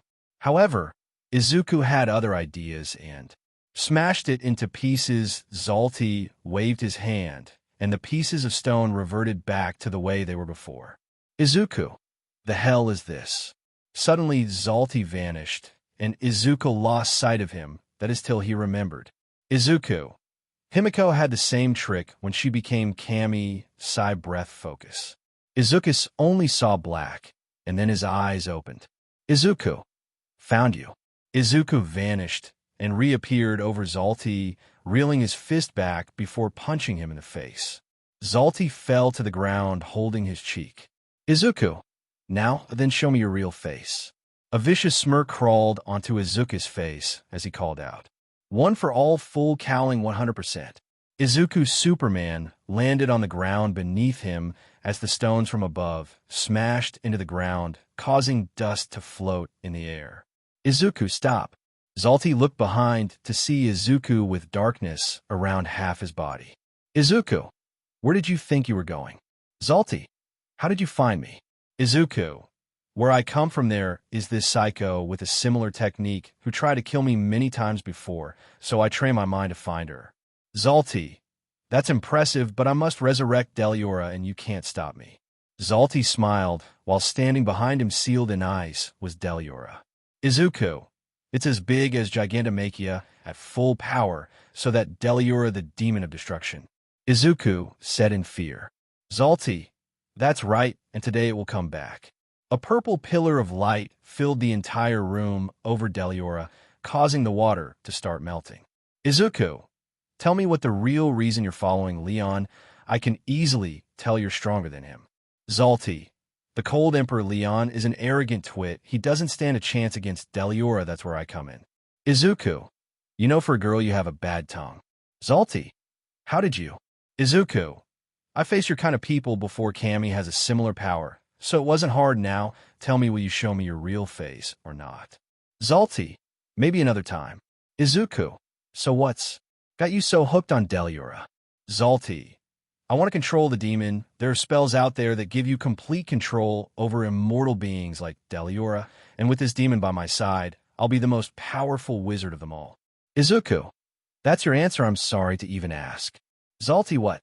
Izuku, you're the kind of person who's hungry for power, thinking all you need is a monster to make you tough. Well, you're wrong. I've killed a monster twice as strong as this and defeated others more powerful than even you, so don't think for a second I'll lose to a guy like you. Zalti, laugh. I suppose you're too young to realize, but you will understand in the future that it is important to have power on your side. Izuku, is that so? Izuku, I don't care how powerful you are, cause I'll destroy you. Zalti, don't let your feelings control your actions, cause you'll still lose. Izuku, I could care less of how powerful you are. Izuku destroyed each of the stones and went down on Zalti. Izuku, because I'll save everyone's St. Louis smash. Zalti, ah. Izuku sent Zalti straight into a boulder, knocking him out of commission. Everything was all right, however, Fate Me had other plans. Deliora had awoken. Gray looked up at the face of Deliora and picked up the water that once was his master.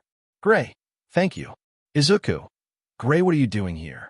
Gray, Izuku. Izuku, we need to stop this thing. The magic it's giving off is triple that off Gigantomachia. Leon, groaning. Leon crawled to them with a deranged look on his face as he spoke. Leon, neither of you is strong enough, but I am. I will defeat it. Gray, Leon, I will surpass you are finally. He? Izuku, no way, you aren't strong enough, not even close. Leon, I've waited so long for this moment. Deliora saw them and growled. Its deep voice echoed throughout the entire cave. Memories of Lion and UR flowed through the sicko's mind as he began to stand. Leon. She was strong, but still not strong enough to defeat that demon now. I will surpass UR. Leon's memory of being jealous flowed through his mouth. Leon. Finally my dream will be fulfilled. Gray punched Leon in the gut, knocking him out. Gray. You've caused enough trouble now. I will clean up the mess you've made. Gray. I'll seal the demon myself. Gray. I shall. Leon. Don't do it, Gray. Do you know how long it took me to free Deliora? Gray. I don't have time to worry about that now. I need to stop this monster. However, Izuku stood in front of Gray. Gray, Izuku. Izuku. Go, Gray, get out of here. Gray. Don't be stupid, get out of my way. Izuku. I won't. Gray, grab Leon and go. Gray. I can. Izuku. I said go now. Izuku turned to Gray, showing him a frightened and shaking face, shocking him. Gray thoughts. He's terrified and yet. Gray. Why are you doing this? Izuku. Because your master's crying, Gray. She wants you to get out of here. She's afraid. Gray's eyes widened and tears came to the edge of his eyes. Izuku. Please, Gray. Suddenly Deliora roared again and reeled its fist back. Izuku closed his own eyes and began to fight as well. Izuku. One for all 100%. Izuku. Let's do this. Izuku jumped at Deliora as Deliora sent its fist at him. Izuku, ah. Deliora, roar. Izuku. Fine, it's fine, I will not let him pass me, so run. Gray could only stare as tears fell down his face as he was on his knees. Izuku, run. Deliora, roar. Izuku. Shut up. An explosion sent Izuku smashing into the ground and Deliora tumbling back onto the stone wall. Gray, Izuku, please stop. He said on his knees. Izuku.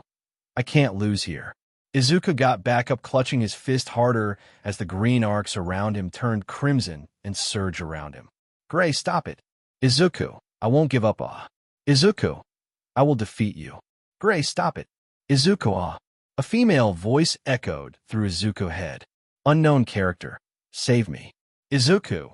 Even if it's set in stone, I will never stop fighting To. Save the people who need saving. Izuku, ah. Gray, Izuku.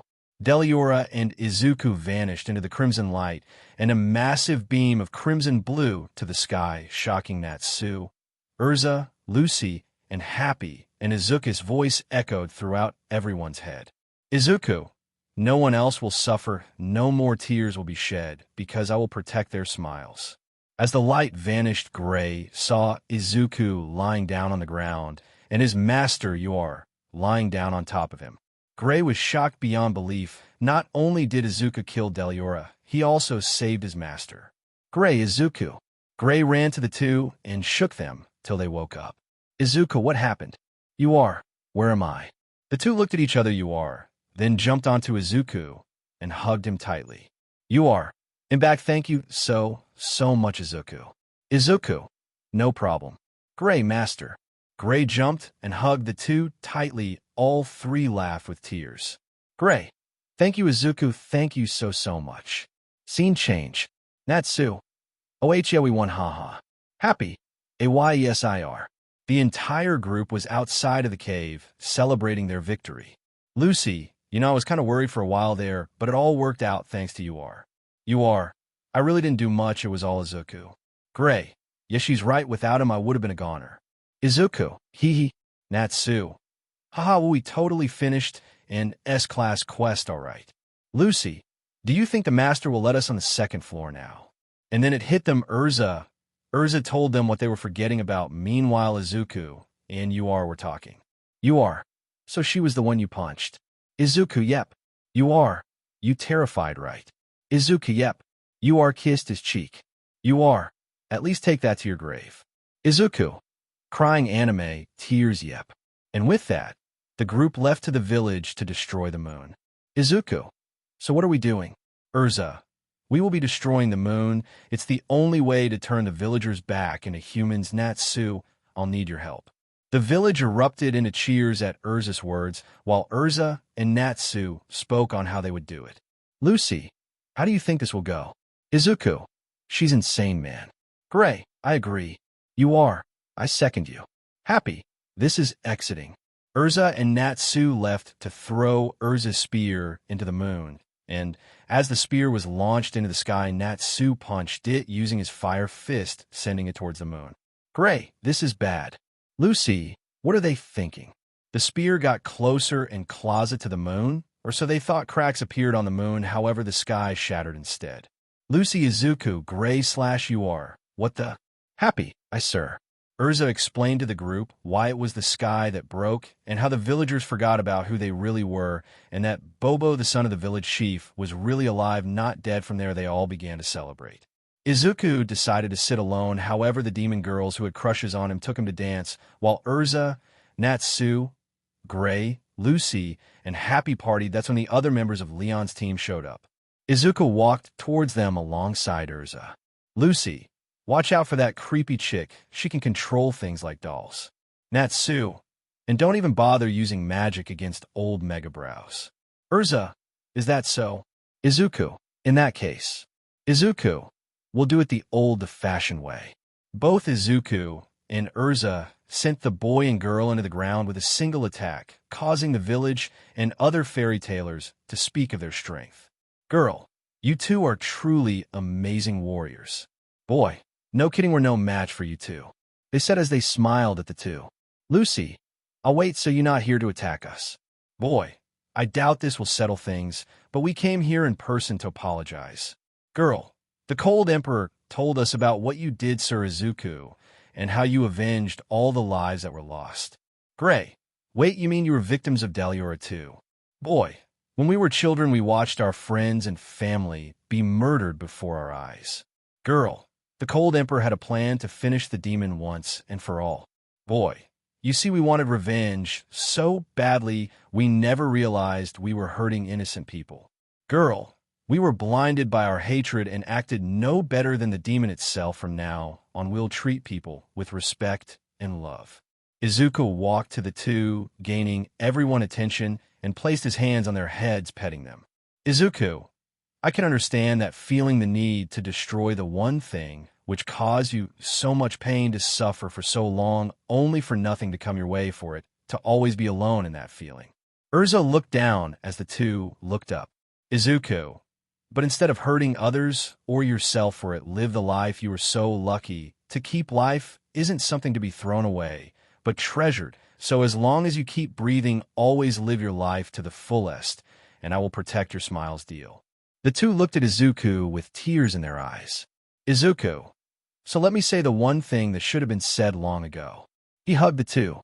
Izuku, it's okay to cry, I'm here for you. Let it all out. The two clutched Izuku's shirt as they broke down into his chest, letting out all their pain and sadness that they held for so long.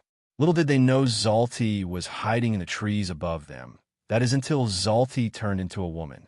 The next day, the group decided that it was time to go home. Sadly, Urza didn't accept the reward, only the gate key, and going back to the pirates, they went back to Harjin. In Harjin, the group walked happily back to the guild. Natsu, we're home. Happy, we're home. You are. This town is beautiful. Gray, come on, master, I can't wait to introduce you to the guild. You are. Slow down, Gray. Urza, you all should be grateful that we got something from that job. Lucy, yep, a gate key, it's super rare. Happy, can we sell it? Lucy, how can you even suggest that? Sure, there are a lot of silver gate keys, but there are only 12 gold keys, and I'm lucky enough to have 5. Izuku/Natsu, it's too bad they're all crazy. Natsu and Izuku high-fived. Lucy, you had better watch your mouth, punk. Me and my celestial spirits will stronger than the both of you. One day you'll see. Gray, so which key did you end up getting? Lucy, it's Sagittarius the Centaur. Gray spun around instantly. Gray, it's a horseman. They all began to imagine different versions of a horseman. However, Natsu's was just plain stupid, not even a horse or a man. Urza, you're all so carefree, it's almost as if you've forgotten you face punishment when you get back to the guild. All gasp. Natsu, but why?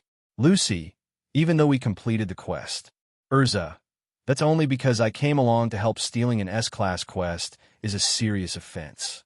They all stopped and looked at Urza, except for Izuku, who was walking away. Urza, where are you going? Izuku, I'm going home. I'll see you in the guild tomorrow, guys.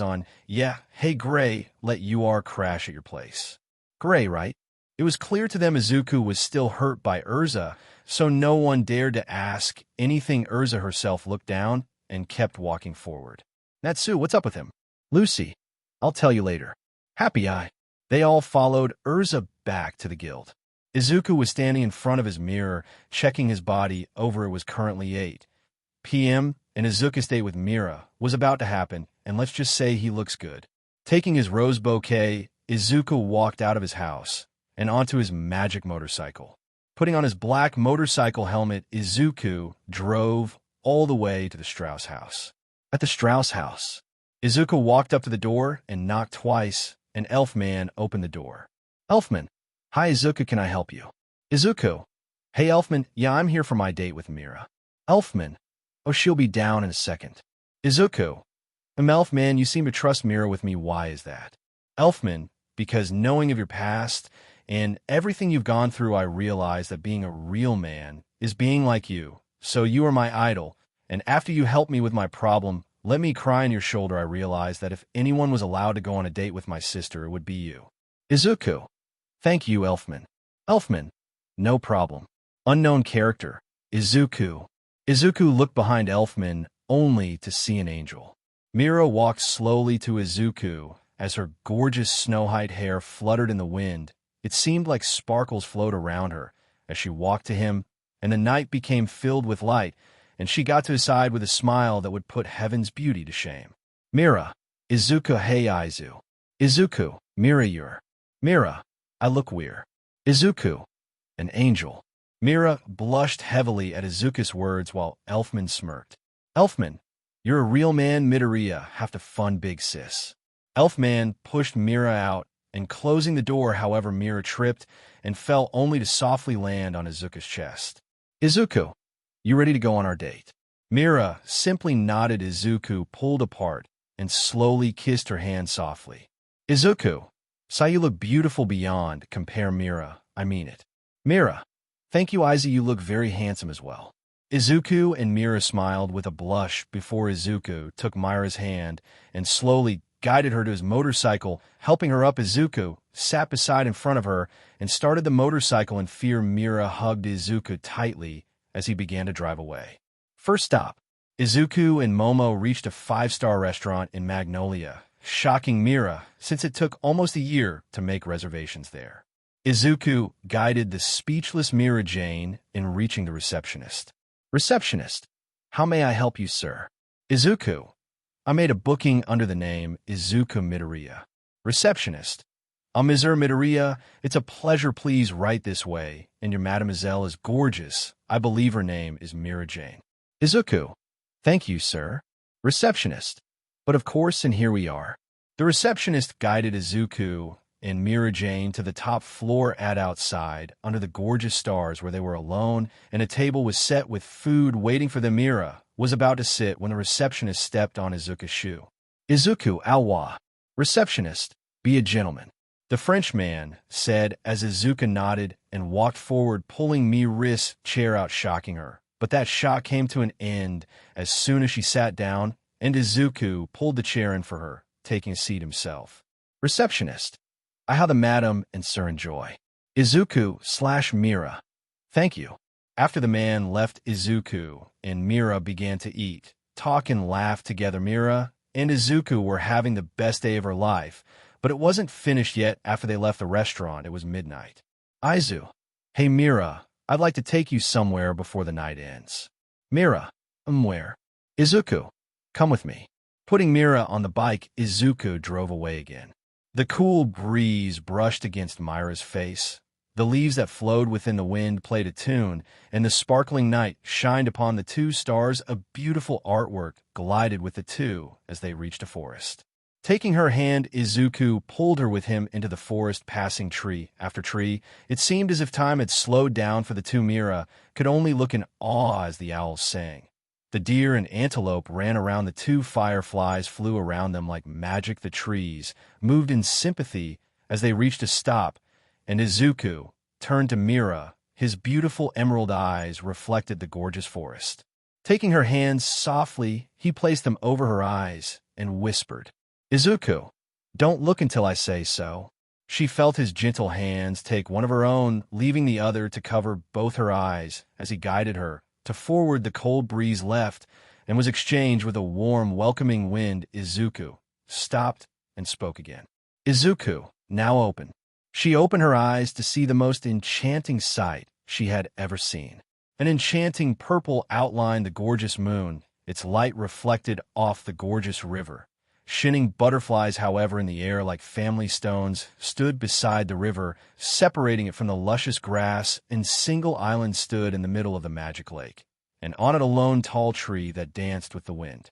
Taking her hand, Izuku guided her into the water and walked towards the island. A feeling of warmth replaced all the cold that surrounded her body, and reaching that small island, Mira found a basket lying on top of a blanket on the ground. Izuku, surprise. Mira's eyes watered. No words could describe the joy in her heart, and no feeling could rival the ones she held in her heart at that moment. It was more than she could bear. The two sat on the grass, listening to the songs of the wind, the orchestra of the creatures of the forest, and the soft voice of the riverbanks, singing to them a loving melody. It was truly Mother Nature's symphony. The two sat there for 2 hours in silence, listening to the life of the forest. Mira, it's beautiful, speaking in a soft voice as to not interrupt all that she had grown to enjoy. Izuku, just like you. She opened her eyes slowly and looked at the boy who captured her heart. She saw him reach into the basket and pull out a small box. Izuku, ever since coming to this world, I found something, Mira. I found magic, adventures, but more than anything, I found you. Izuku presented the box to her. Izuku, and Mira, not a day goes by that I don't think of you. Opening the box, earning a gasp from the girl. Izuku, Mira, all I want is to protect you, and even though I could never dream of understanding what you went through watching your sister die in front of you, all I ask is that you let me help heal that pain. Tearing up, Mira placed a hand on her mouth. Izuku, because Mira, I swear whether I will live or die, I will always protect and love you. Mira's tears finally came down, and she jumped, hugging Izuku tightly. Mira, I love you too, my Izu. Izuku titled her head up softly by her chin and leaned down, giving her a kiss. Time skip. Izuku drove Mira back home and walked her to her door. 1. Mira, Izuku, you don't consider yourself a member of Fairy Tail yet, do you? Izuku, Mira, why don't you? She asked, completely confused, only for Izuku to remain silent. Mira, Izuku, I don't think we can be together. Izuku's eyes widened in shock. What? He questioned in confusion and sadness. Mira, that's not what I meant, so let's make a deal, Izuku. She held his hands in her own too and spoke. When you finally realize how important to us you are, when you finally see that you are part of our guild, a fairy tale wizard, then we could be together. Izuku looked down and smiled at her. Izuku, I'll try. Mira, good until then. She kissed his cheek. Mira, remember that. Izuku nodded as she walked into her house and closed the door. I will try, I swear, Mira, and with that, he went home. Izuku began to wake up from sleep groggily and looked around his house with a smile. Izuku, today is going to be a good day, he told himself as he jumped up and out of bed, changing his clothes, wearing his new wizard clothing with a fairy tale symbol on his back, and get out of his house, running to the guild hall. However, on his way, he couldn't help but hear everyone talk. He must be from Fairy Tail. Guess he doesn't know yet. Poor guy. Izuku thoughts, what's up with these guys? Izuku looked forward. It was then his eyes opened wide in horror. Izuku, what happened to the guild hall? Izuku then began to run to the guild hall. Upon arrival, he finally saw the guild hall in its wrecked state. Izuku, but who had happened? Unknown character. Izuku. Turning, he saw Natsu, Happy, Lucy, Urza, and Gray running to him.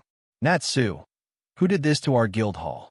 Rage seethed out of Natsu's voice as, Izuku, I don't know. Unknown character.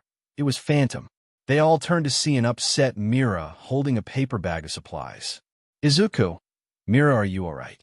Izuku asked, running over to her and checking her over for any damage, but she was fine.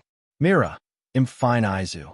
Mira then guided the group down to the basement of the Fairy Tale Guild Hall, where everyone was, however, unlike usual, everyone was quiet and hurt, not physically, but emotionally. Meanwhile, the master was sipping beer. Jet, we've never been on the best of terms with those phantom idiots, but come on. Troy, think we should get them back. Levy, come on, you guys, back off. Don't you think we're in enough trouble already? Lucy, the drunk master noticed the group going towards him. Master, yo, what's up, kids? Lucia, hi. Urza, sorry we weren't here sooner. Natsu, why the hell are you all sitting down here? Master, how'd it go, Lucy? You finished the job like a good girl. Lucy, yeah, I guess.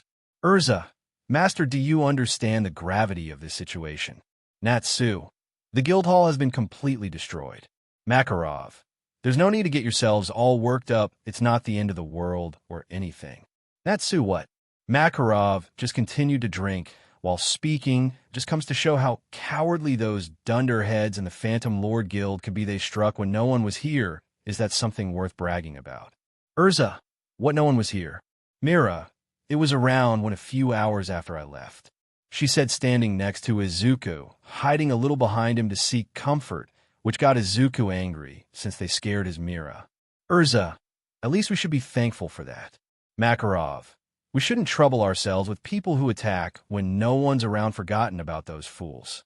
Natsu suddenly smashed the wall. Ain't gonna happen, Gramps. We can't just let them trash the place and get away with it. Makarov, I'm not talking about this any longer. We'll handle jobs down here till the top's repaired. Natsu, we shouldn't be worrying about jobs right now. Makarov, Natsu, that's enough out of you. He shouted, spanking Lucy. Lucy, and you spanked me because... Mira, pouting. Master, hands to yourself. Izuku, ha ha, you're adorable. Izuku said, petting the now blushing Mira. Master, tee. He laughed, jumping off his seat and walking away. Natsu, hey, where do you think you're going, old man? Makarov, oh, keep your dress up. I'm going to take a leak. Natsu, I don't understand why he's being so weird about this. Izuku, it's probably because you guys are all safe. I mean, think about it. This is just a building fairy tale. Are you guys his children? So that's probably why he's not angry about this. I mean, sure, he's stressed out and pissed about it, but who wouldn't be when someone breaks your home? Biska, Izuku is right, but what do you mean by you guys? Don't you consider yourself part of the guild too? You are. Yeah, Izuku, what do you mean, you guys? Mira, Izu, Izuku, no, I don't think myself part of this guild. After all, this isn't my world. Lucy, is this about what happened on the island? Izuku, no, nothing with that. I mean, all of you have so much history together, being with each other and all, but me, I have none of that. I'm always alone if I'm not in the guild, and let's face it, I'm basically an outcast, someone who never deserved to be her. Slap. Urza slapped Izuku, shocking everyone in him. Urza, shut up, you're part of this guild, whether you like it or not. We are your family, and this is your new world. Do you hear me? Izuku, I. Urza, do you hear me? Izuku, Midoriya. Izuku, yes, ma'am, I'm sorry. Urza, good. Everyone was smiling at that. Biska, Mira / you are. Cool, so can you let Izuku go now? Urza, realizing that she was holding Izuku by his collar, and his face was at least 5 inches from hers, blushed and released him quickly, causing the entire guild to laugh. Makarov, okay, everyone, tonight, I want at least you all to sleep in the same room with at least 2 guild members. Is that understood? Guild, yes, master. Biska, I call Izuku. Girls, not Urza for now, I know. Biska and Izuku are both in the kitchen cooking some fried rice and chicken, honey chicken, and some steak. They both love meat. Biska and Izuku were both joking around, laughing and playing around as they cooked. Biska, hey, Izu. Izuku, yeah, basis.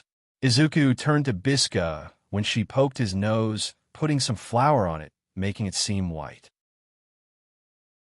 Giggling as he tried to see it. Izuku, oh, let's go then. Izuku put his hand into the flour bag beside him, pulling out a white hand. Biska, no, no, no. And Izuku put it on her face, making a white handprint on her forehead to her lips. Izuku, ha ha ha ha. Bisca, why you? She put her hand in her flower bag, and he did the same, and they began to throw and play with the flower until they were completely white. Bisca, whoa. She tripped off from the bag of flour on the floor and fell on Izuku, who fell to the ground. As well, their faces were seeing away from each other, blush on both their faces. Izuku couldn't help but be mesmerized by her beautiful eyes. Meanwhile, her attention was drawn to his lips. Both moved forward slowly, their lips parting as they neared each other's face.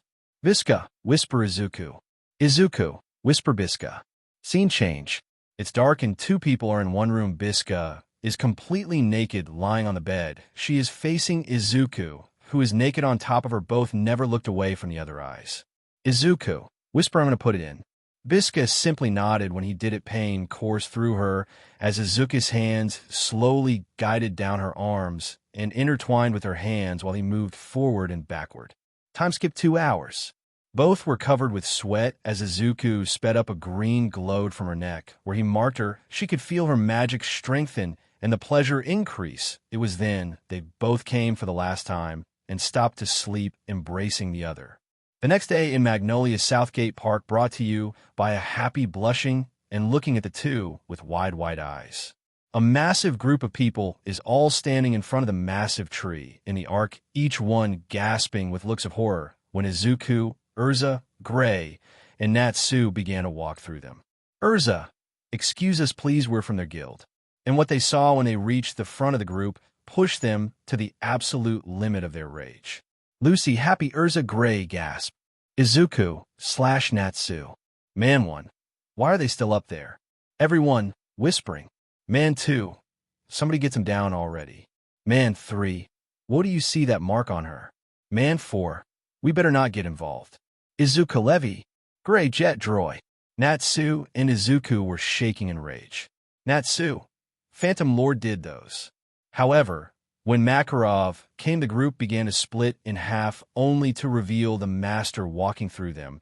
As they murmured, stopping in the front of the group, Makarov's rage had reached the crossing point. Urza, Master. Makarov, I can handle our guild hall being reduced to ruble. Makarov, but I will not let harm come to my children without taking revenge. He shouted, shattering his staff, scaring Lucy. Makarov, we have no choice but to go to war. In Magnolia Hospital, Izuku can be seen seated beside Levi, who is patched up along with Jet and Droy, each lying under blankets. Izuku, I'm sorry Jet, Droy, but most of all Levi, while you were getting hurt, I was got it. Izuku shouted, punching the wall, using no magic at all, shattering it, but bleeding. Flashback. Izuku is sitting in front of Mira at the bar, trying to read a flyer, but couldn't. Izuku, hey Mira, how do you read this? Mira, oh well, this says help needed at Clover Mountains. A wild wyvern is destroying villages for 90,000 jewels. Izuku, oh I knew that. Mira, you need help, don't you? Izuku, desperately. A depressed aura surrounded the anime, crying chibi Izuku. Mira, oh, I know in the library Levi should be there since she's the only one who likes to read. I'm sure she can teach you. Izuku, thank you Mira. Izuku said, hugging her with anime tears in chibi form, and then running all the way to the library as she giggled. When Izuku entered the library, he found a girl wearing a blue vest, yellow undergarment, white shorts, brown belt, brown sandals, and a yellow bow with brown dots in her beautiful blue hair. Sitting on a table with a mountain of books, reading with red glasses, reading page to page in seconds. Izuku, excuse me. Levi ignored him. Izuku, excuse me. Izuku said, tapping her shoulder when she turned to him. Levi, oh sorry, wait, you're the new member. Izuku, how can I help you? Izuku, well, I'm new to this world and I don't know how to read and write, so I was wondering if you could teach me. Levi, oh sure. And with that, the two began to work together and find out new things about each other, like Izuku's love for reading and Levi's love of magic enchantments. It wasn't long before they became the best of friends. Flashback end. Izuku, I will make them pay, I swear it, Levi. Izuku's bangs covered his face as he stood up and walked out. In Oaktown, within the Phantom Lord Guild Hall, everyone is laughing at what Gajeel had done to the Fairy Tail members, while a single team was heading out to do the same. That is till they reached the door, which exploded, sending them flying and smashing into the sign on the second floor. Emerging from the smoke of the explosion was a pissed-off Natsu in front of a pissed-off Fairy Tail. Makarov, Fairy Tail has come calling. Phantom Lord Guild. Gra. Izuku die. Phantom Lord. Ah. Another group of the Phantom Lord Guild attacked Natsu, who sent them all flying with fire. Natsu. All right, who wants to play with fire? Fairy Tail. Let's get them. The entire guild went into an all-out attack, slashing and sending the Phantom Lord members flying. Macau and Wakaba using the purple net and smoke punches, Alzak using a spark shot, Bisco with her homing shot, and Makarov growing into a giant, smashing them into the ground. Makarov, you dared to believe that you could lay your filthy hands on this monster's children and get away with it. The entire guild was made of monsters destroying the evil guild. Makarov, where is Jose? Izuku, tell me where is Gajeel and the Element 4? Meanwhile, above them all stood Gajeel smiling at them. Gajeel, looks like Laxus and Mystigan were too scared to play Not That I Care. Master, Jose knew exactly how this would go down, but for trash, they seem like decent fighters. The guild tried to resist Fairy Tail using fire magic only to find out Natsu could eat fire. Izuku Detroit Smash. Phantom Lord, Jaya. Makarov. Urza, I leave the rest to you. Urza. Yes, master. And with that, the old man left. That was when Gajeel jumped into the action. Man 1. Who's that? Man 2. That's gotta be Urza. Black Steel Gajeel. Man 3. You attacked Levy.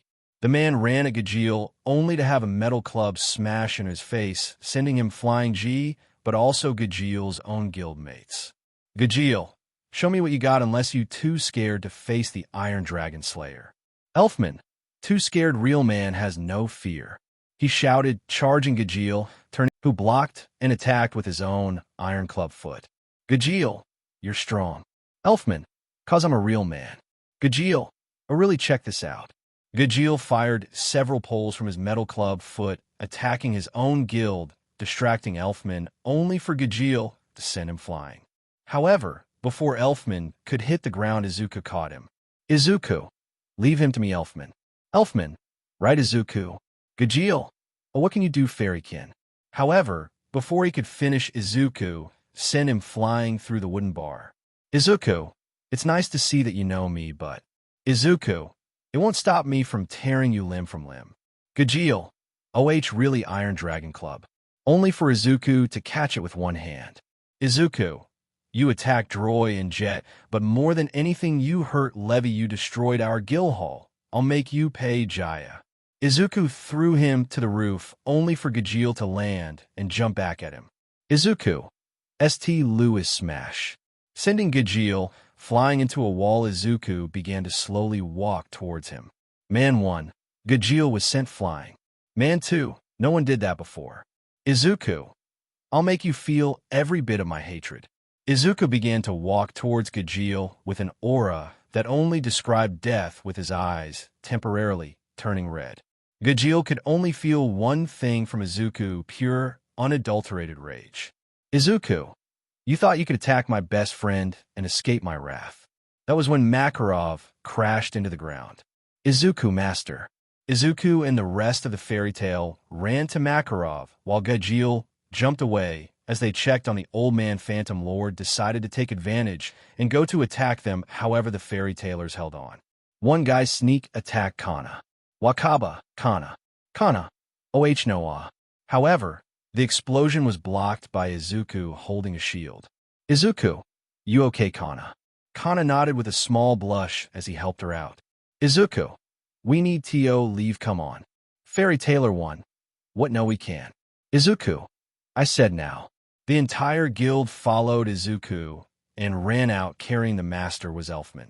After Mira and Elfman settled down, Izuku guided them up the giant to where Jose should be on their way. Mira discussed Element 4 of the Phantom Lord and how Arya of the Wind was the strongest and that they should defeat him before he opens his eyes, so speeding up until they passed the hall when the building started to shake. Izuku, what's going on? Elfman, it's probably Natsu. Izuku, he must have defeated the last one. Mira, yes. We did it. We stopped the Abyss Break's spell from being cast. Elfman, 'cause we're awesome. Izuku. You know it. Mira, all the members of the Element Four have been defeated. The entire guild began to celebrate their victory. That is till Jose decided to share something with everyone. Jose, attention all fairy tailors. Izuku, what's going on? Jose, 'cause I'll only say this once. Suddenly a scream was heard over the mic. Izuku, that scream. Mira, it can't be. Elfman, it's Lucy. Mira, but how did he find her?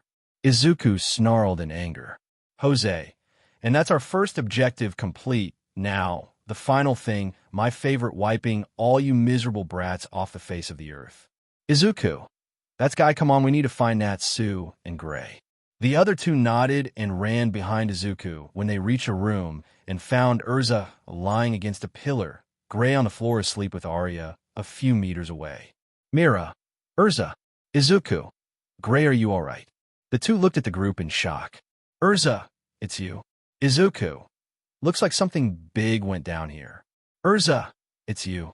Izuku, you're injured. How many times do I have to tell you? Izuku walked to her and crouched in front of Urza, placing his hand on her head and petting it. Izuku, you don't need to fight alone because we're all here for you, Urza, and we always will be. Urza looked at Izuku in shock. Never once has anyone asked to help her, to be with her always, to never leave her. Since she was always the strongest, she was always needed. Never once did she need someone or asked if she did. Urza, okay, Izuku, thank you, she said with a smile, causing the others to smile back at her as well. And then suddenly a feeling of dread coursed through everyone. Gray, what the? Mira, what is it? Urza, I sense death. Izuku, I can't even stand still. Izuku said, shaking from the disgusting feeling. Gray, I don't like this feeling. Elfman, I'm super manly and I'm still getting the chills. Mira, whatever it is, it's pure evil. Clap, clap, cap, clap.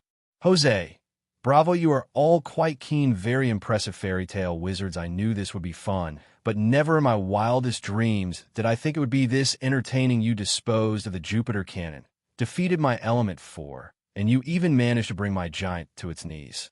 Urza, Master Jose, Elfman, this creeps the leader of the Phantom Lords Guild. Mira, it's like there's a black cloud hanging over him. It's making me feel sick. Jose, thank you. You've been so kind to entertain me. I simply must return the favor. Gray, you ready? Elfman, you bet.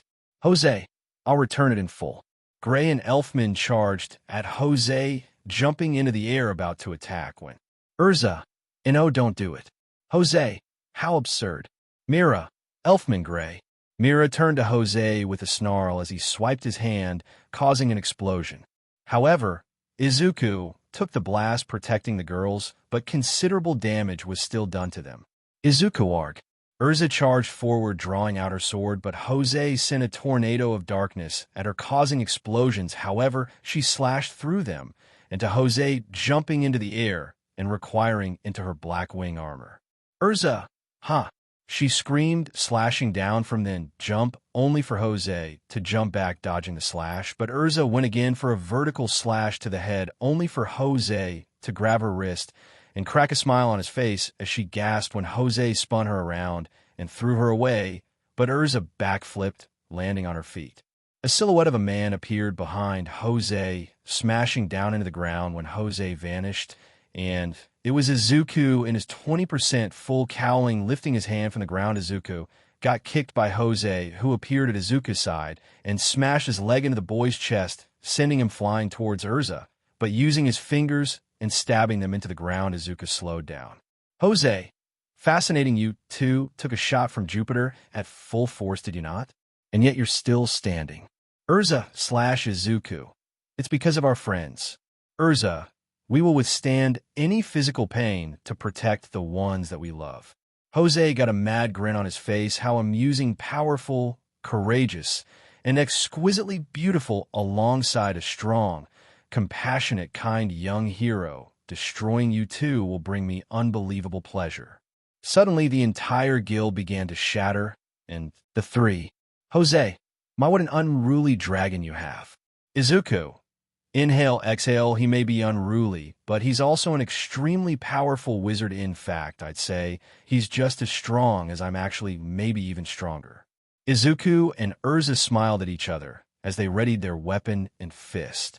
Jose, there is no need to be so modest, Draco. Izuku and Titania. Urza, both your magics are as spectacular as the salamanders, if not more so. You two are the first wizards able to last this long against me in battle. Truth be told, we three would be more equally matched in power if you two didn't stop my Jupiter cannon. You know what really irks me about Fairy Tail? The fact that there are so many powerful wizards in there like yourselves who are aligned with Makarov. Flicking his finger, an invisible force sent Urza smashing into the wall. Izuku. Yarzughh. Jose teleported in front of Midoriya, smashing his fist into the boy's gut, sending him to the roof and crashing back down onto the ground. Jose, since you two can't be tempted to join Phantom, there's only one way to change that, he said before firing purple bullets from his fingers at Izuku and Urza, causing explosions as they both jumped high into the air to dodge. Jose, kill you. He then began to fire more and more beams at the two, who continued to dodge his blasts. Jose, that'll send the old coot into deep despair, and from there I will come and kill him. Izuku, shut up.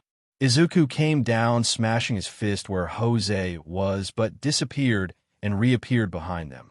Jose, for as long as I can remember, the Phantom Lord Guild has always been at the top. We have the strongest wizards with the strongest spells and more members than any other guild. However, recently Fairy Tail has been rising through the ranks, and our position as leaders is in jeopardy. Stories about Urza, Laxus, Mystigan, and Izuku spread throughout the kingdom, and stories like the Hero King spread like wildfire. Now Phantom Lord and Fairy Tail are considered on par with each other, the top two guilds representing the kingdom. The thought disgusts me. I refuse to be acquainted with such a feeble guild.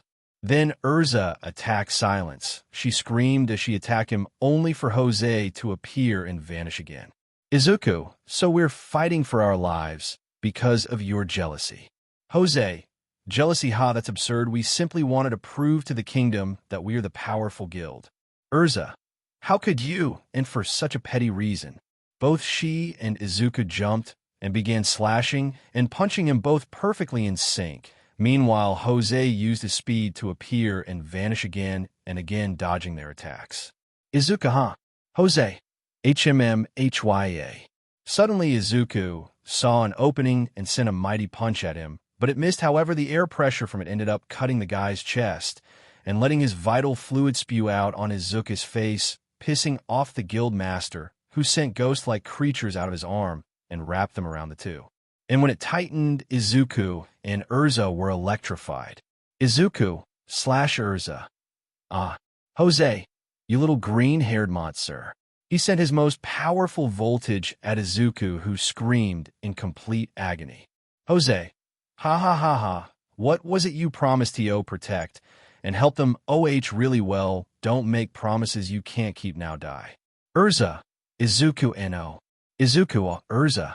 She could only look at him with tears as he smiled, his signature smiled, and then they were both covered by the red lightning. As the lightning vanished, Izuku was completely fried and still smoking. Then Jose dropped him onto the ground while Urza cried. Urza, I'll kill you, you monster. She screamed, struggling to free herself, only to be electrocuted as well. Jose, do you seriously think this was all for some man who offered us money for his daughter? Oh no, this was to get revenge for all the times people saw us as equals. I'll make you all pay, but slowly. First, I will slaughter all the males of your guild, and then Urza, all this for that, all because you're jealous. Jose, no, and it's not my fault, so don't even try it, little girl. Crack. The two turned only to see Izuku standing behind them, and then he reappeared in front of Jose. Catching him before he could move to shock them was the green lightning pulsing around Izuku. Jose, how? Izuku, got you now. There's nowhere to go, Jose. Jose, really? And what are you going to do to me with your puny weak arms? Izuku, it's not about whether or not I can do it. The entire Fairy Tail were watching Izuku and Jose fight because he was broadcasting their torture, and As Izuku spoke, everyone began to listen. Izuku, it's a hero's job to risk their life. Tio will make their promises into a reality. Jose, what? Izuku, one for all 100%. Jose, wait, there's something different about him. Izuku, Detroit Smash. Jose was sent through the entire guild and into the water, causing a massive wave to surround the entire guild, shocking everyone. As the smoke cleared, everyone could see Urza and Mira awake, simply staring at Izuku. Urza, Izuku, thank God you're okay. She then noticed his arm. Izuku, it's all right, I'm just glad you're all right. He said with a smile. Suddenly something crashed from the sky, with ghost-like monsters surrounding it. Izuku, there's no way. Standing there was Jose with a massive smirk and black eyes staring at Izuku, who could barely move. Jose, I must admit, brat, you have the power. You even made me go serious. So, as a reward, I'll make you wish for Death Dead Wave. Izuku. As the smoke cleared, everyone went wide-eyed in horror. Izuku was laying on a wall with a piece of metal impaling his side. Jose died. Izuku. Izuku could be seen lying on the floor as Jose began to beat him up and use all sorts of spells on him. Urza, stop. Mira, leave him alone. Elfman, get away from HM. Jose, ah-ha-ha-ha-ha, can you hear them, little hero? Each one cares about you, but they all are too afraid to touch me now. Then be a good boy and scream for me, would you? Izuku arg. Izuku laid there on the ground, looking at Urza and Jose, who was laughing with complete glee. Jose, you are nothing, you will always be nothing, and that will never change. Izuku didn't move, he wasn't there anymore. Urza, Izuku, don't go, wake up. Myra's eyes widened and zoomed, and it seemed as if her heart had stopped. Elfman and Gray had similar reactions, reaching out for their friend, but nothing came from it. That's when everyone noticed Natsu and Lucy looking at them with tears as well as happy. Natsu, hey Izuku, wake up, come on, man. But Izuku's body didn't move. Natsu charged forward, only to be held down by Lucy. Natsu, let go of me. Izuku, wake up. Izuku, come on, please wake up. The entire by Jose's laughing. Jose, ha, you all relied on that hero, didn't you? Oh, this is extraordinary, but have no fear. I will not kill you all. No, I will make all of you watch as I take the girls of your guild away from you. The girls looked in terror at the sick man. Gray, you monster. Jose, I'll make them cry. Jose, I'll torture them. Jose, and when I'm done, I'll kill the... Suddenly, Jose was sent flying into a wall, shocking everyone. Izuku was standing there breathing heavily, with vital fluid covering his entire body. Jose arg. He screeched as he continued to dig into the wall, the stones clawing at his back. Jose, you brat, why won't you just die already? Izuku, because I promised I would win, because it's a hero's job to protect everyone. The entire guild looked at Izuku in awe as he stood forward, clutching his fist to fight Jose. Izuku, I will hold him off. Elfman, Natsu, you the only ones who can stand right now. Take everyone out of here. Natsu, what in no way, I am staying and helpy. Izuku, Natsu. Izuku stayed, looking forward, as Natsu seemed to look like he was about to speak back, but something told him not to. Jose, so you will hold me back, will you? Izuku, it's a hero's job to stand up and fight the injustices of the world. Memories began to flow into Izuku's mind. Izuku, and I will always protect those who need protecting. Izuku's body began to give off the same green lightning. Izuku, now come Jose. Jose, die ghoul devouring. Jose jumped high into the air and came striking down. His entire body became covered in his purple ghouls as he strikes Izuku. Izuku, one for all, 100% smash. Jose, what's wrong? That was weaker than before. Izuku, fine, it's fine. I will not let him past me. Soda, run. Elfman and Natsu looked in fear and tears before they picked up the others and ran with them, telling the two to put them down while crying. Jose, man, you're the best. Destroying you will give me unbelievable pleasure. Izuku, shut up. Urza and Mira looked back at Izuku, who was losing. Urza, why? Jose, now show me your blood. Izuku's grandpa's voice Not just anyone can be called a hero. It isn't the kind of title you can earn simply cause you brandish a sword or carries a shield, and it's got nothing to do with magic or strength. Izuku, a hero, is someone who is willing to risk his life for the sake of the ones he loves. He may take a few bumps along the way, but don't lose heart, boy. The victor will always rise up from amongst the rubble. Hold on tight to your wish, cry out with all your desire, because that's what makes a hero shine the brightest. Jose finally smashed Izuku into the ground. The air pressure of the impact shook the entire robotic guild and caused a massive wave. Jose, he. Ha ha, you're dead.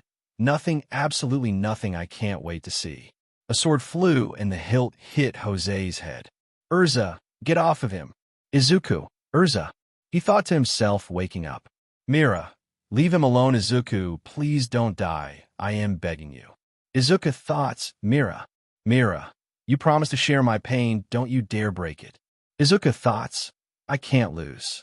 Jose, shut up, just wait. Okay, then I'll come for all of you and give you to my wizards so they can pleasure themselves. That's when it happened. Lightning began to generate around Jose again, and suddenly Jose began to be lifted off the ground. There was Izuku, his fist on Jose's stomach, pushing him up. Izuku, I will never let you touch them, Gra. Jose was sent through several walls and into the lake beneath the guild. Everyone was left in shock, but what shocked them even more was the lightning surrounding Izuku, who vanished only to reveal a single green glowing figure. This was Deku 100%. One for all, full lightning mode, and nothing could stop him.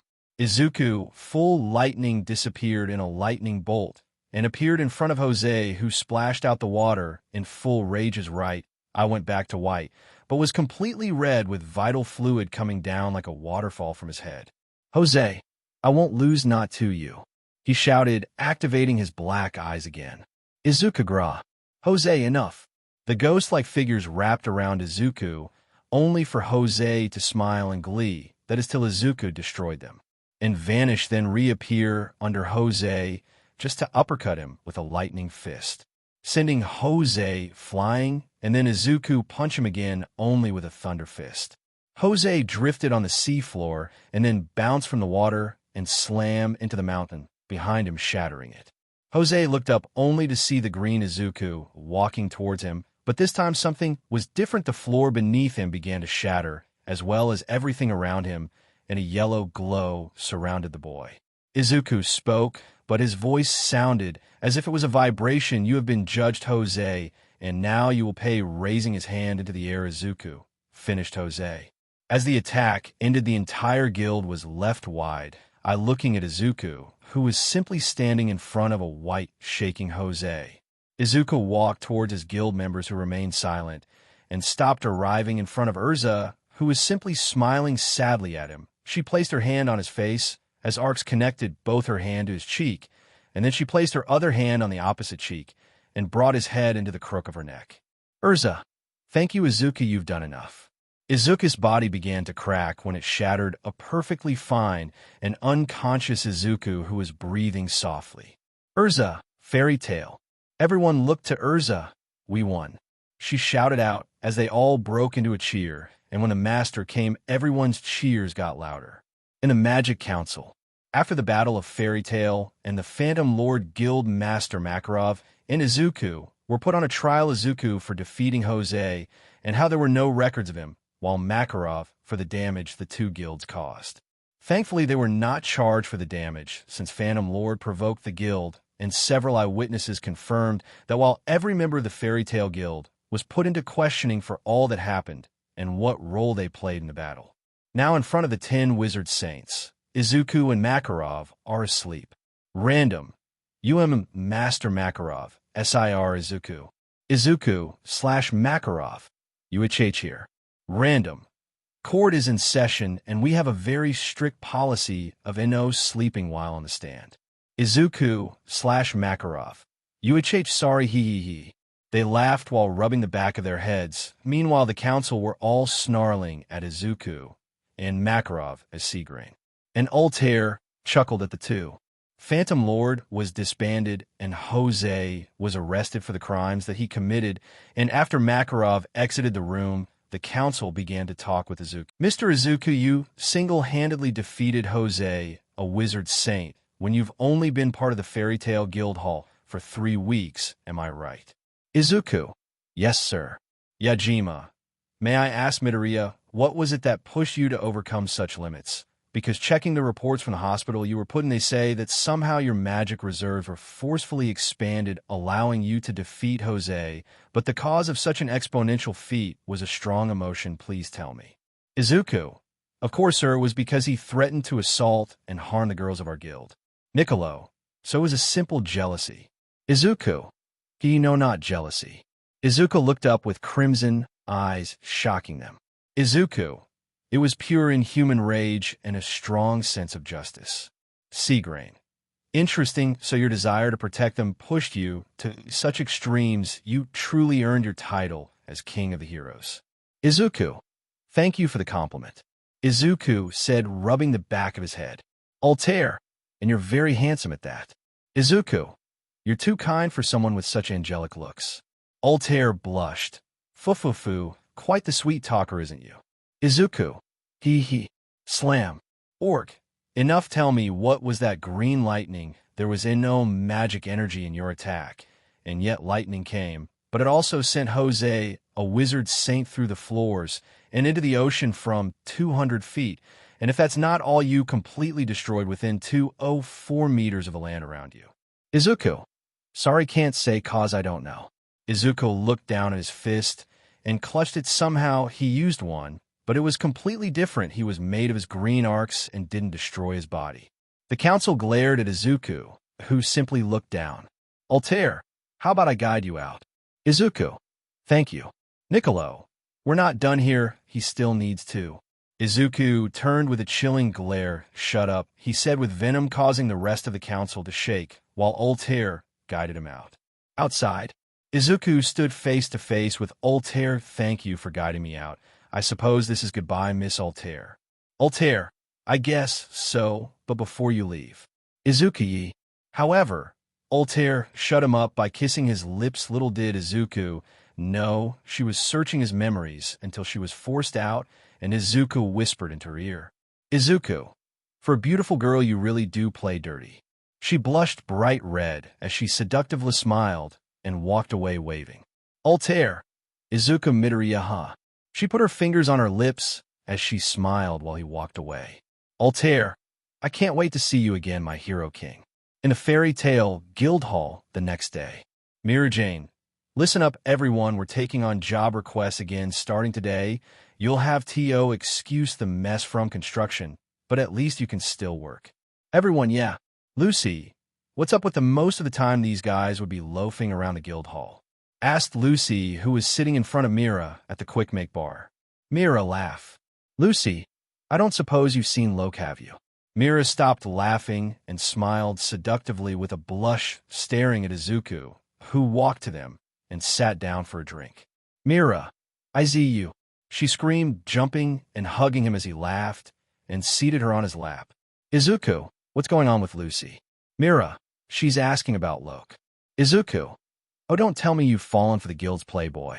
Lucy, apparently he's the one who got back my keys. I just wanted to thank him. Mira, oh sure, I'll tell him if I see him. Izuku, yep, you can count on me. Just don't hold your hopes up, or Mira, she's an airhead. Mira, what, take it back? Izuku, see, airhead. Lucy giggled at the two as they smiled back at her, chucking a bit. Mira, so were you spirits made at you, for dropping your keys? Lucy, I guess you could say that, and there was this one spirit who was especially pissed about me dropping her key. Lucy said, remembering the living nightmare known as Aquarius. Lucy, just thinking about it makes my butt sting. Gray, who was behind Lucy, released cold air from his hand. I can cool it for you. Lucy, that sounds like harassment to me. Happy, Lucy, can you show me how red your butt is? Lucy, and that's just crossing the line. Natsu whispering to Izuku, and Happy, how do you think she'll react if I make her but sting even more? Izuku whispering back, good idea, I'll make some a dry ice hand, and we'll see. Happy giggle. Lucy, who are you, the devil? Suddenly a barrel came and crashed into Natsu, attracting their attention to Urza. Urza, why don't you tell everyone else how you feel? Laxus was seated in front of Urza as she clenched her fist. Laxus, I have no problem telling him what I think of him. This guild's filled with nothing but weaklings. Especially the two of you morons. You were basically phantoms, punching bags. I'm glad I never got to know your names. He said, looking back at the injured Jet and Droy, who looked down. This guy's was getting on his Zucus last nerve. Laxus, which brings me back to the worst of them all, the rich little princess, wannabe wizard. This was your fault. Mira, Laxus, would you shut up? The master said that no one would be held accountable for what happened, not even you, despite the fact that I begged you to help, and you turn your back on us. Mira begged him to help. That finally snapped Izuku. Laxus, quit your whining. This had nothing to do with me, and if I had been there, then you wouldn't be drowning your sorrows in this rubble right now. Natsu, I've heard enough out of you. Laxus came back behind Natsu, earning a gasp from Lucy. However, before Natsu could fall, Izuku caught him while glaring at Laxus. Izuku, get lost. Laxus, what was that? Oh, it's you, the so-called hero king of fairy tale. I've got to admit, you pretty strong, but you're nothing compared to me. But before he could finish, Izuku slammed his fist in Laxus' face, sending him crashing into a wall, shocking everyone.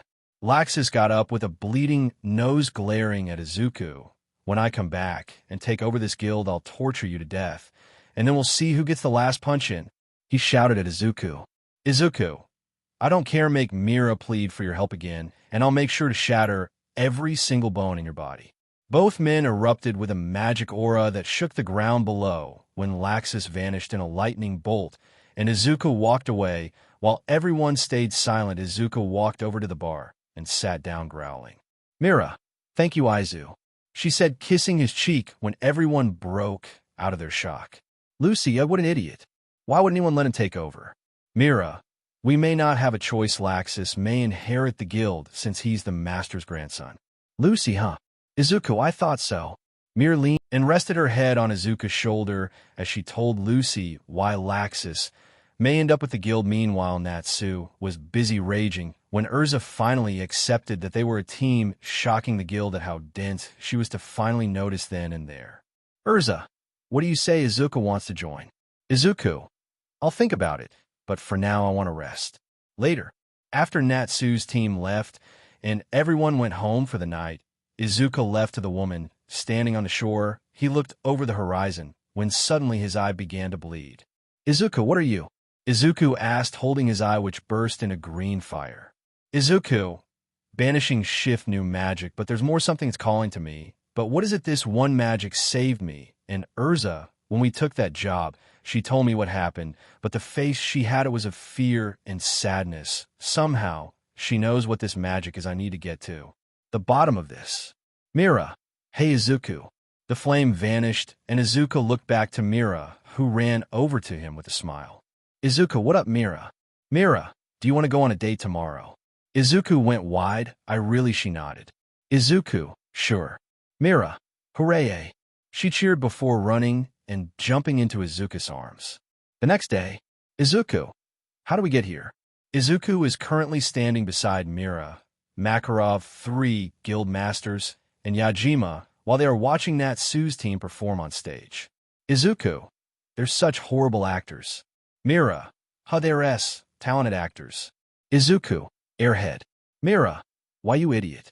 She said as they couldn't help but smile when Gray summoned a dragon, which was Natsu in a dragon costume spitting fire, and then they decided to slay the dragon, which confused the audience. That was when the princess thought that she should destroy the dragon, only to end up on fire for Urza to cut off her dress, exposing her body. Men, yeah. Izuku / Mira, laugh. Izuku, hey Mira, can you do something for me? Mira, sure, what's up? As the 3 fairy tale wizards destroyed the stage, a booming voice echoed through them all. That enough. They all stopped fighting, and everyone turned their attention to the horrifying beast that walked onto the stage. Urza, who are you, beast? Beast, my name is not of importance. However, you fools have destroyed my kingdom, and for that, I will make you pay. His deep voice sounded as if he was talking over his own voice. Gray, come and get it, beast. Gray charged forward, slashing his sword down, but the beast caught it and shattered the blade, then punched Gray and Urza, making them both smash into Natsu. Crowd, get up, fight the beast. Crowd, OHNO. Beast, get out of here and never return.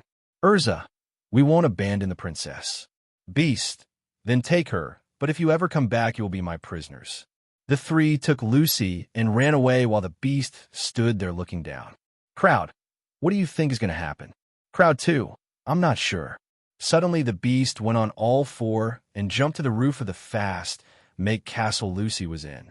The crowd and masters were all brought to tears hearing his beautiful voice. The beast settled by sitting on the roof and covering his face and roaring one last time before the curtains closed and everyone began to cheer. Crowd, yay, you're amazing, beast. Crowd, we love you, beast, come back, princess. Crowd, beast, beast, beast, beast. Makarov, that was so beautiful, Wah. Master Bob, indeed I wonder who it was.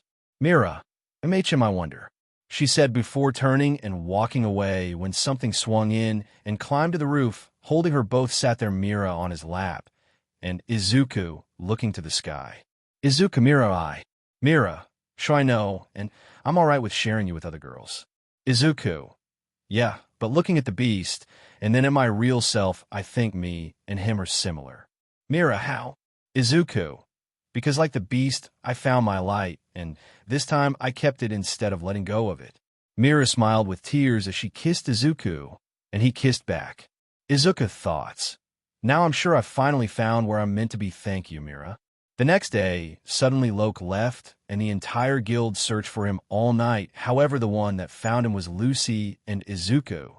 So while Lucy spoke to Loke, and Loke told her his story, as a celestial spirit, Izuku hid in a tree, listening to a story about how the woman named Karen, a famous celestial wizard, died, and how it's haunted him since the very day she's died. In the guild Blue Pegasus, 3 years ago, a woman voice could be heard. Unknown character. I'm sorry, boys, but I got an appointment at the salon this afternoon. Several men were surrounding her as the girls in a bar spoke rudely behind her back, jealous of all the attention she was receiving. Her master Bob was busy cleaning a glass cup at the bar, feeling pity for the green eat. Karen, ugh, I don't have time for this open gate of the Golden Ram. Ares. A sheep bar could be heard, and in a poof of smoke appeared a pink-haired busted girl in a white short dress with parted sleeves, all made of sheep. Well, she was simply adorable. Ares stood timidly in front of the woman and men as they all simply gushed over her. Ares, I'm sorry, ma'am, did you summon me? Karen, look, I gotta run, so will you entertain these gentlemen for me? Ares, no, not that again, do I have to? One man, look, we just want to get to know you better. Man 2, come on, beautiful. Ares, I'm sorry, but I'm a celestial spirit. I'm not cut out for these types of things. Karen, enraged, shouted at the poor girl who stood back terrified. Karen, you're not refusing to follow orders, are you? Ares, no, of course not, ma'am. And with that, the men took her away. Time skip. Karen was seated in front of the bar with a Master Bob worked with a cup of wine. Karen, unbelievable. I mean, who does that little hussy think she is, talking back to me like that? Bob, I know you're frustrated, but you shouldn't be so cruel to your celestial spirits, my dead. Karen, what? Well, as far as I'm concerned, she's my property, so I can treat her any way I please. Bob began to phase through the bar. It seems like you especially hard on poor Ares. Bob placed his hand under his chin and his other arm below his elbow, holding it up. Bob, I've heard of all those awful things you've done to her, like using her as a shield when you're fighting another wizard. Bob said, reminiscing about when Karen was fighting someone and used Ares as a shield. Karen, yeah, and so what? It's not like she's human or anything. Celestial spirits are nothing but tools. And that pushed the line with Bob. Bond, Karen, they're living beings just like you, and if you continue to treat them so deplorably, they're bound to rebel against you. Karen moved back, shaking in fear from witnessing the normally calm and cool Master Bob, so pissed beyond belief. Time skip. Slap. Ares yelping. Karen stood in front of Ares, who was lying on the ground, holding her red cheek. With teary eyes, the woman held a wooden stick, and the objects in the room were all lying on the ground. Karen, How dare you go behind my back and tattle to Master Bob? Ares, I don't know what you mean. I never said a word to him honestly, ma'am. Karen was staring at the girl, her purple-crimson eyes shook with fury as she shouted at the poor spirit. Karen, you went and made the master angry with me. This means that now I am angry with you. Ares were shaking in fear and pain, holding her wounded cheek with tears. I never told him it's the truth, ma'am. I swear I didn't. Karen pulled out a chain with cuffs on each end, presumably magic restraining cuffs. Karen, you're still feigning innocence? Ares, were those for? Karen smiled, a vicious smirk, pure evil hid in her words. As she spoke, I'm going to use them to lock you up for 7 days. Right here in the human world. Ares' eyes widened in fear. For 7 days, but your magic won't hold out that long. Karen, I'm a lot stronger than you even know, Missy. She licked her lips with glee. Karen, I'm going to be just fine, but you, on the other hand. Ares began to whimper in terror. Karen, I've always wondered what a week in the human world would do to a celestial spirit. Karen dropped the chain, is causing a noise that sounded like a few coins in a sack as Ares begged for her to change her mind. But suddenly, she was gone, and replacing her was Loke holding Karen's wrist with a glare on his face. Karen, Leo the lion. Loke spoke to Lucy of his efforts to stop her and how they were all in vain since he was still contracted to her. Meanwhile, Izuku was shaking with rage. His grip began to break the branch into pieces as Loke continued. Karen stood 2 feet away from Leo, angrily speaking. Laren, why you? How did you open your own gate? Leo, I'm a celestial spirit built for battle. I'm strong and patient. Your abuse doesn't affect me like it does my fellow spirits. Karen's glare lessened, and she gasped, stepping back. Leo, I'm warning you. If you ever lay a hand on Ares again, you'll be sorry. Karen began to shake in anger. Karen, who do you think you're threatening me? Leo, there's been something I've been meaning to say to you for a while. I demand that you release me and Ares from our contract immediately. Karen, what you demand me? Loke, your behavior and the way you've treated us is deplorable. In fact, many spirits from our world are afraid of their keys falling into your hands. Karen, shut up. That's not true. Leo, you're a disgrace to other celestial wizards.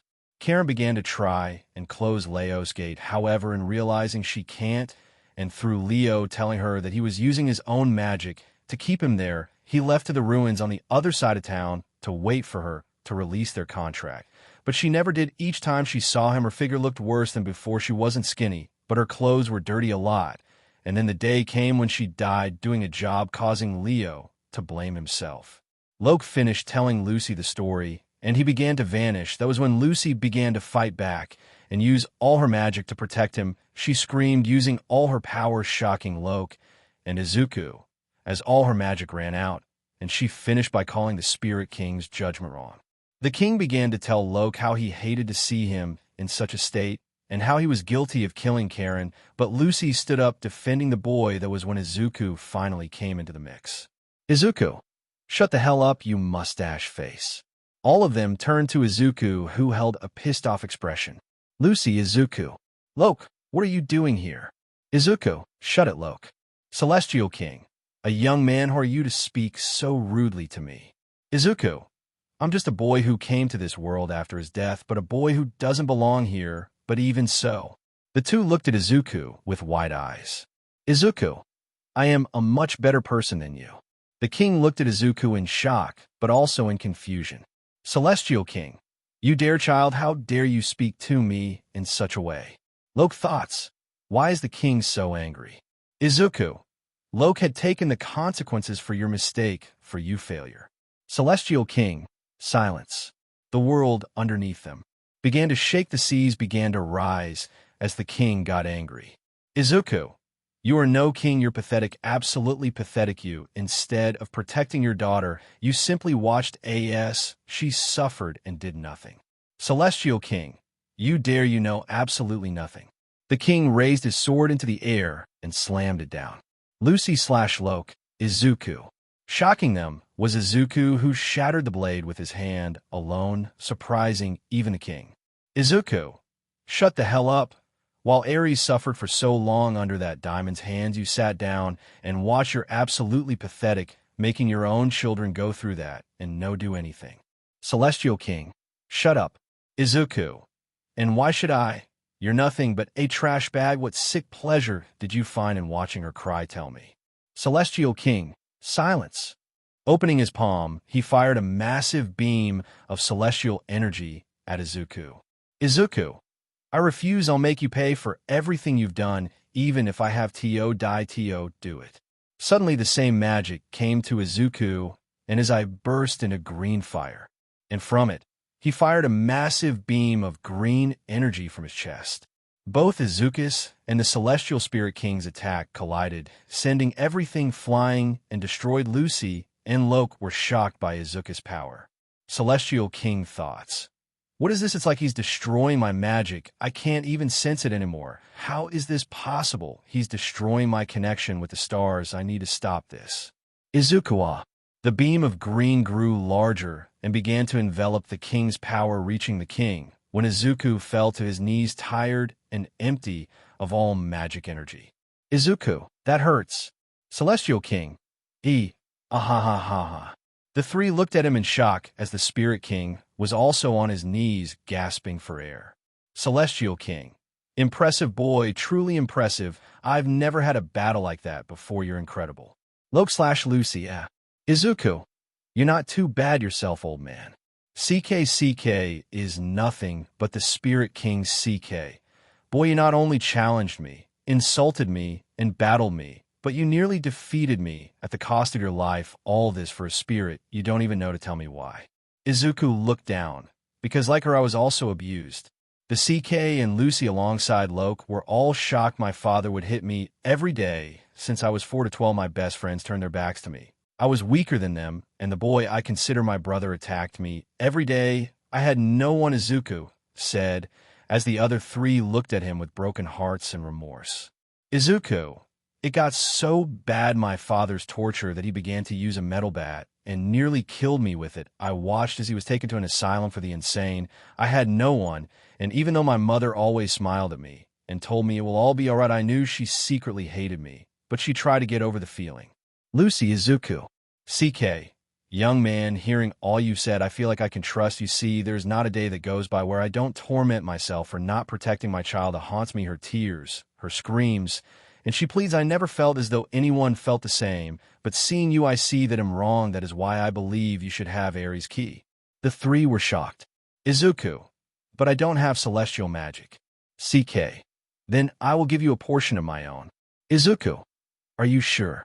The CK smiled at Izuku. 100% V, more sure of this than anything in my entire immortal life. Izuku. Then I accept. I will protect Ares through everything and make her happy, even if it were to be in sickness and in health. CK. Good, well then, Ares, come on out. A poof of smoke appeared beside Izuku, and from it stood Ares, looking down, shy and blushing. Ares, do you really mean that? Izuku. Yep, definitely. Ares began to tear up before being hugged by Izuku. There, he said, patting her head as she cried into his shoulder. CK. Now for my final gift.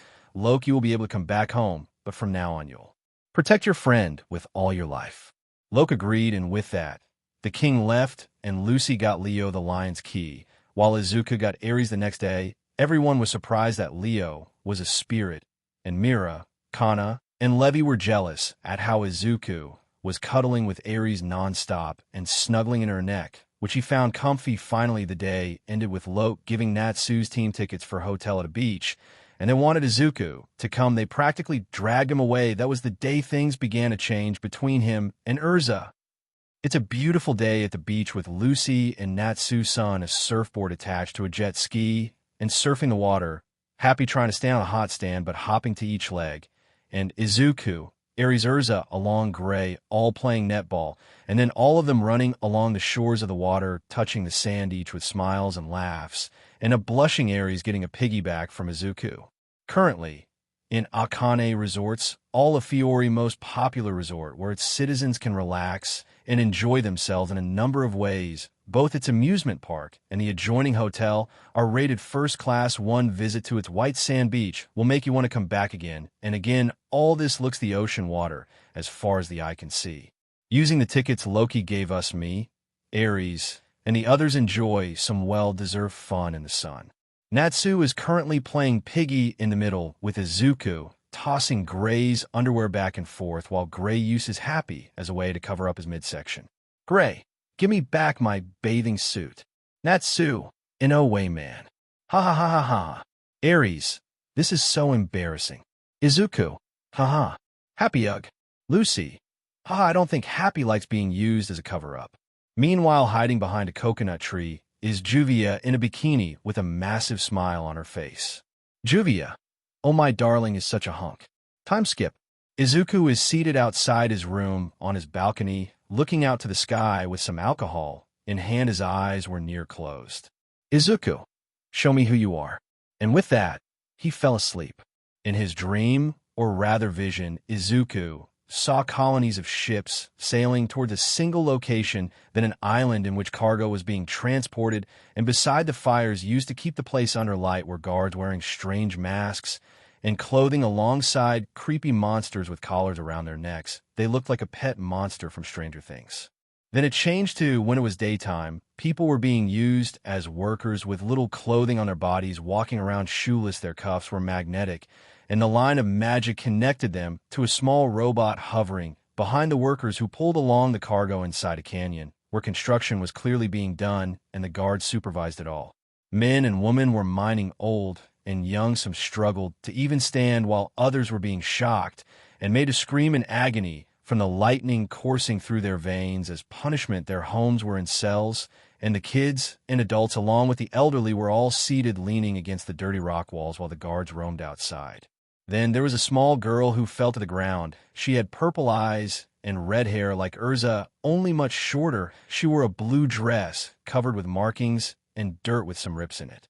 The guard began to shout at her, and the Stranger Thing-looking monster barked at her. The girl could only tuck herself into a ball with small tears at the end of her eyes. That's when it ended within a prison cell, completely dark, not even a shred of light lying. There was a boy with brown hair and green eyes. Visible anger was inscribed on his face before he looked at Izuku. The boy's eyes shined brightly, and he mimicked several words. The scene changed to reveal to guards, one short and fat, the other tall and skinny, looming over a blue-haired body. With smirks, an old man with the fairy tale emblem on his back, shielding something from the other, and then a bunch of smoke in the mining site before it all ended. Izuku heard the words, "I love you always, Urza." End of vision. Izuku woke up huffing and puffing while holding his eye. Who was that boy looking right at him? Was he the one who helped Izuku against Jose? The reason they won? Was he the reason for that vision? And what connection did he have to that little girl? Why was he angry when she cried? And why was he himself suddenly angry? Izuku walked inside, only to look into his mirror with a thoughtful impression on his face before sitting, the tears streaming down his eyes, wiping his tears off and clutching his fist. Izuku, why does it hurt to see that little girl cry? He asked himself, remembering the girl who looked a lot like Urza tearing up in a ball when the door was slammed open by Lucy. Lucy, hey Izuku, come on, everyone's downstairs, come join us. I'm heading to get Urza. Izuku, oh, I'm sure, Lucy. Lucy, how are you? Right, you look like you were crying. Izuku, no, I'm fine, to thank you, goodbye now, he said before shutting the door and going back to the mirror, only to feel and see two arms wrapped around his waist and Ares behind him. Ares, don't cry, master. Izuku turned and petted the girl. Izuku, don't worry, I won't now. Then head back to the spirit world. You need rest after a long day? Or did you want to see me get dressed? My Ares a pervert, are we? Ares, Hugh, she said, exploding in a blush before disappearing, leaving a chuckling Izuku. Okay, time to get dressed, he told himself before starting to change. Outside Izuku's room waited Urza and Lucy, who were bored. Lucy, what's taking him so long? Urza, if I'm just gonna get him, and I swear if he's asleep I'm gonna. She opened the door to stop talking, and blush Lucy, who was confused, went to see what's wrong, and went wide. Standing there was a bachelor in Izuku's place. Izuku, well, is something the matter, ladies? Izuku asked, pushing a little hair up from his eye with a smirk, causing Urza and Lucy to turn into a stuttering mess and run to the casino. Izuku, I suppose I look good, don't I? he told himself before leaving. In the celestial realm, Ares can be seen blushing while looking at Izuku, using her magic. Little did she know a jealous Virgo was glaring at her, since Izuku was her master and Aquarius were trying hard to get everyone's attention, but they were all staring at Izuku through the TV, even the celestial spirit king pissing the water spirit off. With Izuku, while everyone enjoyed themselves at the casino, Natsu, Happy and Gray were busy playing for 3/17 on a strange machine until they got 2 instead of 3, and they lost it. Urza, Izuku, and Lucy were playing cards, but Izuku was on another game from the 2. Izuku. Well, boys seem to like the money's mine, Izuku said as the people at his table all got depressed since Izuku took away all their money from winning his game. Then Juvia came towards him in a beautiful blue dress and a large golden fairy tale necklace around her neck. Juvia. Hello, my darling, do you remember me? Izuku. Oh, Juvia, nice to see you, Izuku said with his signature smile. Juvia. Will Izuku do the honor of joining Juvia for a drink? Izuku. I'm sure, Juvia, come on, Izuku said before extending his hand and placing it on the stack of cash before it all was sucked into his palm and appeared in his pocket dimension, the second wind spell he learned, and with that, he guided Juvia to a counter where he orders for both him and her 2 drinks. Izuku. So I heard Phantom Lord was disbanded. Are you alright? Juvia. Yes, but now I'm a free wizard and I can join any guild I want, she said, making an almost desperate face while the necklace around her neck sparkled like Aoyama. Little did they know someone was walking towards them slowly. Izuku. MHM. So, I take it you want to join Fairy Tail? Juvia. Oh yes, very much so. Izuku. I don't know, after everything that had recently gone down, I have no queries about it, but it's the master I'm worried about. Juvia. I'll do anything it takes. Izuku. If I were you, I'd be careful making promises like that, especially with the master being an old pervert. Man. Izuku Midoriya. Izuku. Huh. Izuku turned only for the tall guy to have a purple-black magic circle appear over his eye and cause a massive explosion, causing everyone to scream and run. The smoke upon clearing revealed Izuku and Juvia on the floor. Izuku got up quickly, but Juvia whimpered in pain, further deepening the anger Izuku was building up toward the guy. Izuku. Juvia. What the hell do you think you're doing, buddy? Man, where is Urza? Izuku. Urza. He asked in a questionable tone before standing up and taking a fighting pose. Man, now where is she? Izuku. You think I tell you, huh? Suddenly water began to circle in front of Izuku before it took the form of Juvia with her arms spread out to protect Izuku. Juvia. I won't allow you so much as to lay a finger on my beloved. You'll have to go through me first. Izuku. Juvia. Juvia. Urza needs your help right now. I fear she's in grave danger. Izuku. You're right. The man raised his arm and touched his forehead and spoke telepathically to someone only for it to end, and his eye to glow red as all the light and color was drained out of everything, and then everything truly went black. The light and color came back only to reveal an injured Juvia and Izuku on the floor, completely finished, only for a few minutes to pass and Lucy to come to them. Lucy. Izuku OHNO. She ran to him and placed her hand on his head only for him to turn into water and cause Lucy to scream in shock. Juvia. There is no need to panic. Lucy turned only to see an all too familiar face. Lucy. You're one of the element 4. Izuku. Wait, Lucy. Juvia pushed herself up a little to reveal Izuku lying under her. Izuku. She isn't our enemy anymore. Juvia. Yes, that's right, I pulled my precious Izuku inside of me to ensure his safety. Izuku. Thoughts? Wait, does that mean? Izuku turned only to see Juvia's rack an inch away from his face and thought. Izuku. Thoughts? Mother, I've truly become a HRM protagonist, I'm sorry. Juvia. Izuku, are you alright?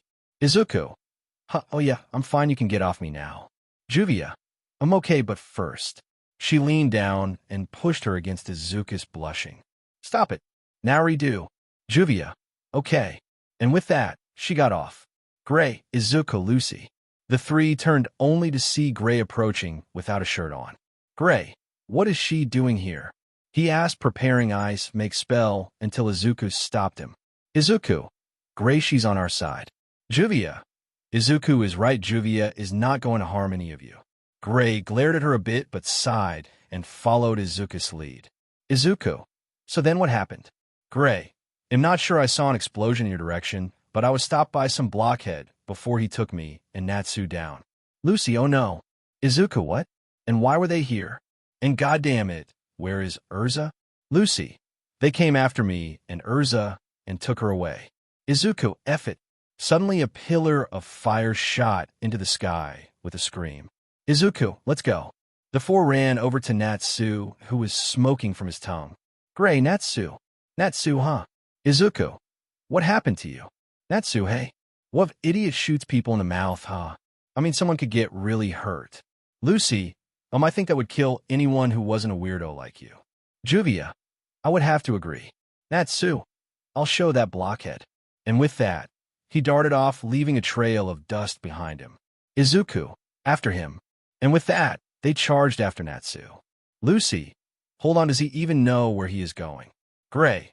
Natsu has a nose that would put wild animals to shame. Izuku. Good cause will need it. With Urza. Urza could be seen shaking while she was cuffed to the wall inside a prison room. In front of her stood an old acquaintance named Sho. Sho. What's wrong, sister? Does this room bring back memories? Ezra's breathing started to get shaky as Sho continued. Sho. Or is it the person who was once in prison here? Ezra's eyes widened as a memory of a boy a little older than her was chained to the wall. He was skinny and frail with brown messy hair and eyebrows, but his gorgeous green eyes shined like the moon.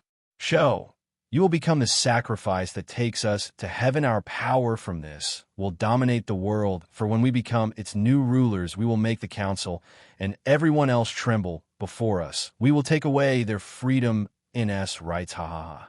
The dark memories completely replayed in Urza's mind, causing her to grow a fearful expression. But one thing that held her together, it was the feeling she had when she and Izuku kissed. The warm and calm sensation she felt in her heart from it kept her from losing it.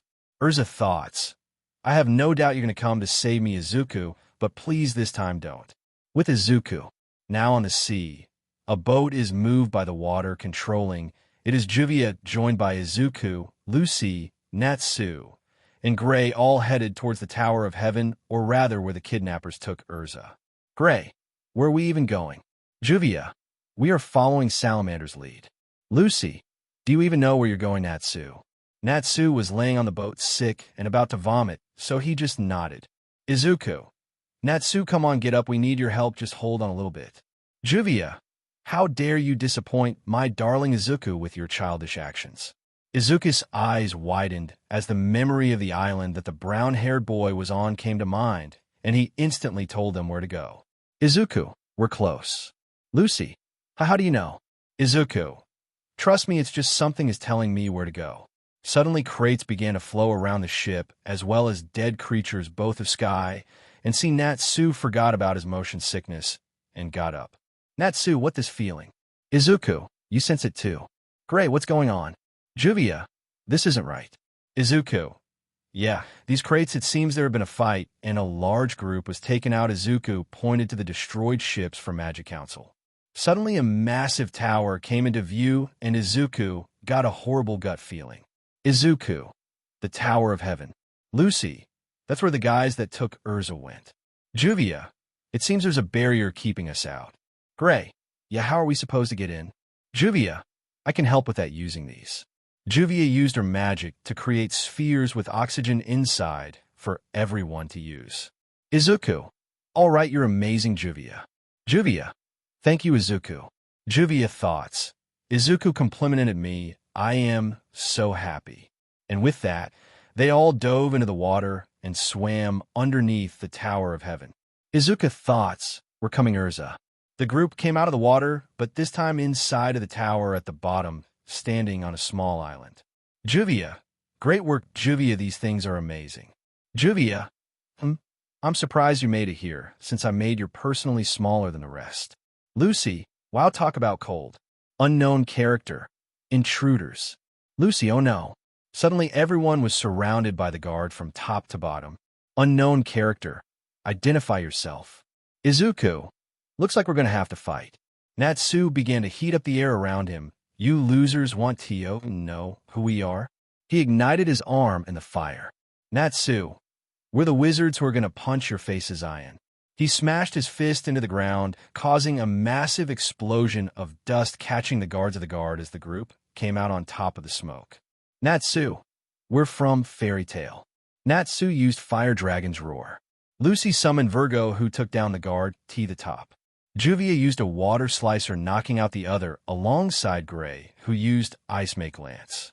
And finally, Izuku sent a Detroit Smash at 100% and wiped everyone out.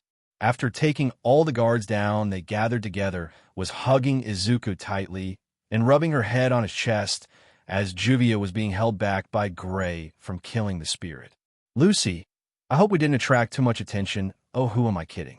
She told herself before, and a poof, Ares came out of nowhere and pushed Virgo off, causing the two to fight. That's when the massive stone face on the wall opened its mouth and lowered a bridge for the group to enter into a room with a massive table of food in which Izuku, Natsu, and Gray began to eat.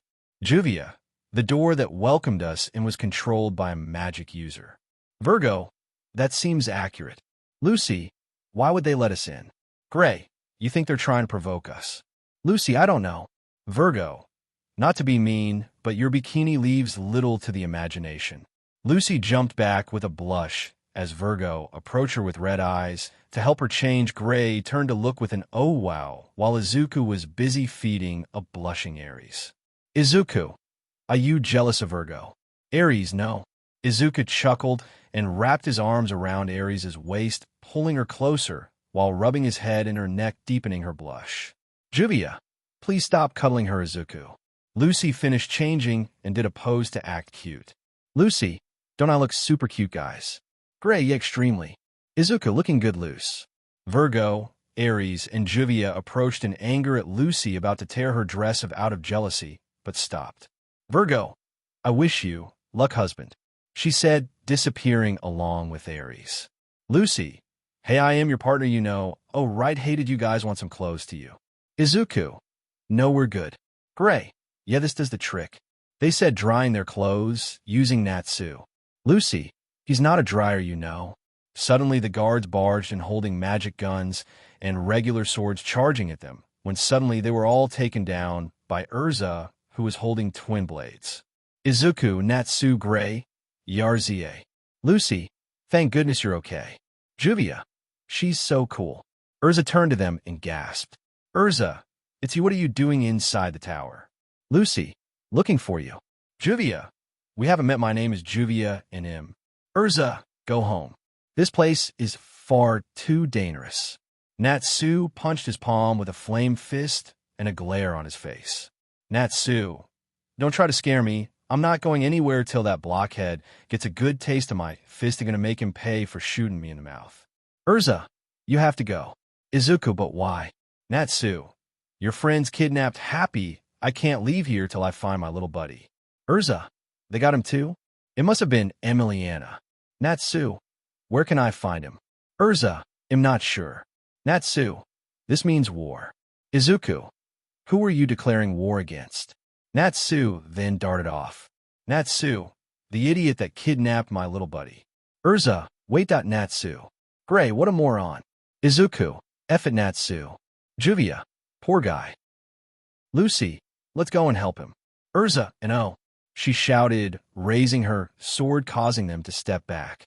Urza, Miliana is a cat lover. She'd never do anything Aro heard him. I promise I'll bring the both back to the guild with me, Urza, but you four need to leave immediately. Lucy, don't be ridiculous, that we can help you. Urza, I don't want your help. This is my problem. It doesn't involve you, she said, starting to walk away. Gray, how can you say that you saw Natsu? I'd say we're plenty involved. Lucy, Urza, what's up with this tower, and who's this Jalal guy? Urza's voice became shaky, which no one noticed except for Izuku, who squinted his eyes. Lucy, I can understand if you don't want to tell us you said those guys were your friends. Well, we're your friends now, and we're here to help you, Lucy, and no matter what happens, we're always going to have your back. Gray, yes, she's right. Izuku, couldn't have said it better. Urza, leave. Izuku, That's enough, Urza. Now tell me, what the hell's the matter with you? We want to help you. Urza then turned to reveal herself, crying, but from only one eye, and not both, shocking the group. Gray and Izuku stepped back with a blush as Urza began to speak. Urza, I'm sorry, but you can't help me. From the moment I set foot in here, my fate was sealed. Win or lose this battle, I'm staring death in the face. Gray, what do you mean by that? Urza, there's no point in fighting what's inevitable. I can't, but what I can do is share my story with you. While I'm still here, this building is the Tower of Heaven. It had also called the Earth System. Over several years ago, a cult had begun construction of this place, a place that will bring the dead back to life. The spell required multiple human sacrifices, so the cult abducted people to use them as workers. I know this because I was one of them. Everyone gasped. Urza, here there was no peace of mind. We were always living in fear, but we bonded and made friends that even though we knew wouldn't be together long. One of my friends in the tower was a boy named Jalal, and the other was named. He was the one person I ever truly loved. Flashback. The same small red-haired girl Izuku saw was cuffed around a pillar in a room where a massive gem was stored. Fighting noises could be heard in the background as the boy Jalal screamed her name. Jalal! Urza! Jalal had ran into the room with a massive sword in his arm, which he stuck to the ground as she whimpered. Jalal, hold on, don't worry, I'll get you out of here. He laid Urza down, but when he saw her, he lost it and screamed out no for all to hear. He then carried her out the room until magic guards appeared in front of them and stopped the two. Meanwhile, in a cell room. Sho, I hope sister's gonna be alright. Simon, hey, you're always put through punishment. Do you think she'll come back? I was the same boy whom Izuku saw in his vision. Urza is very strong. There is no need to worry. I just wish I could go get her. But because of how much magic and torture they took and put me through, I can't even move. I himself was in a small cell behind the wall in which the kids were in front of. He was chained to the wall with very little light. The only source of air was a small vent which he talked to the kids through. Guard, get in. A guard came and threw Urza inside, and her brother and sisters, or rather the children she lived with, called out to her. But the girl was devastated. They had taken Jalal. Sho, I can't take it anymore. Guard, quite crying kid. Izuku, it'll be alright, Sho. Guard, shut it. Sho, leave me alone.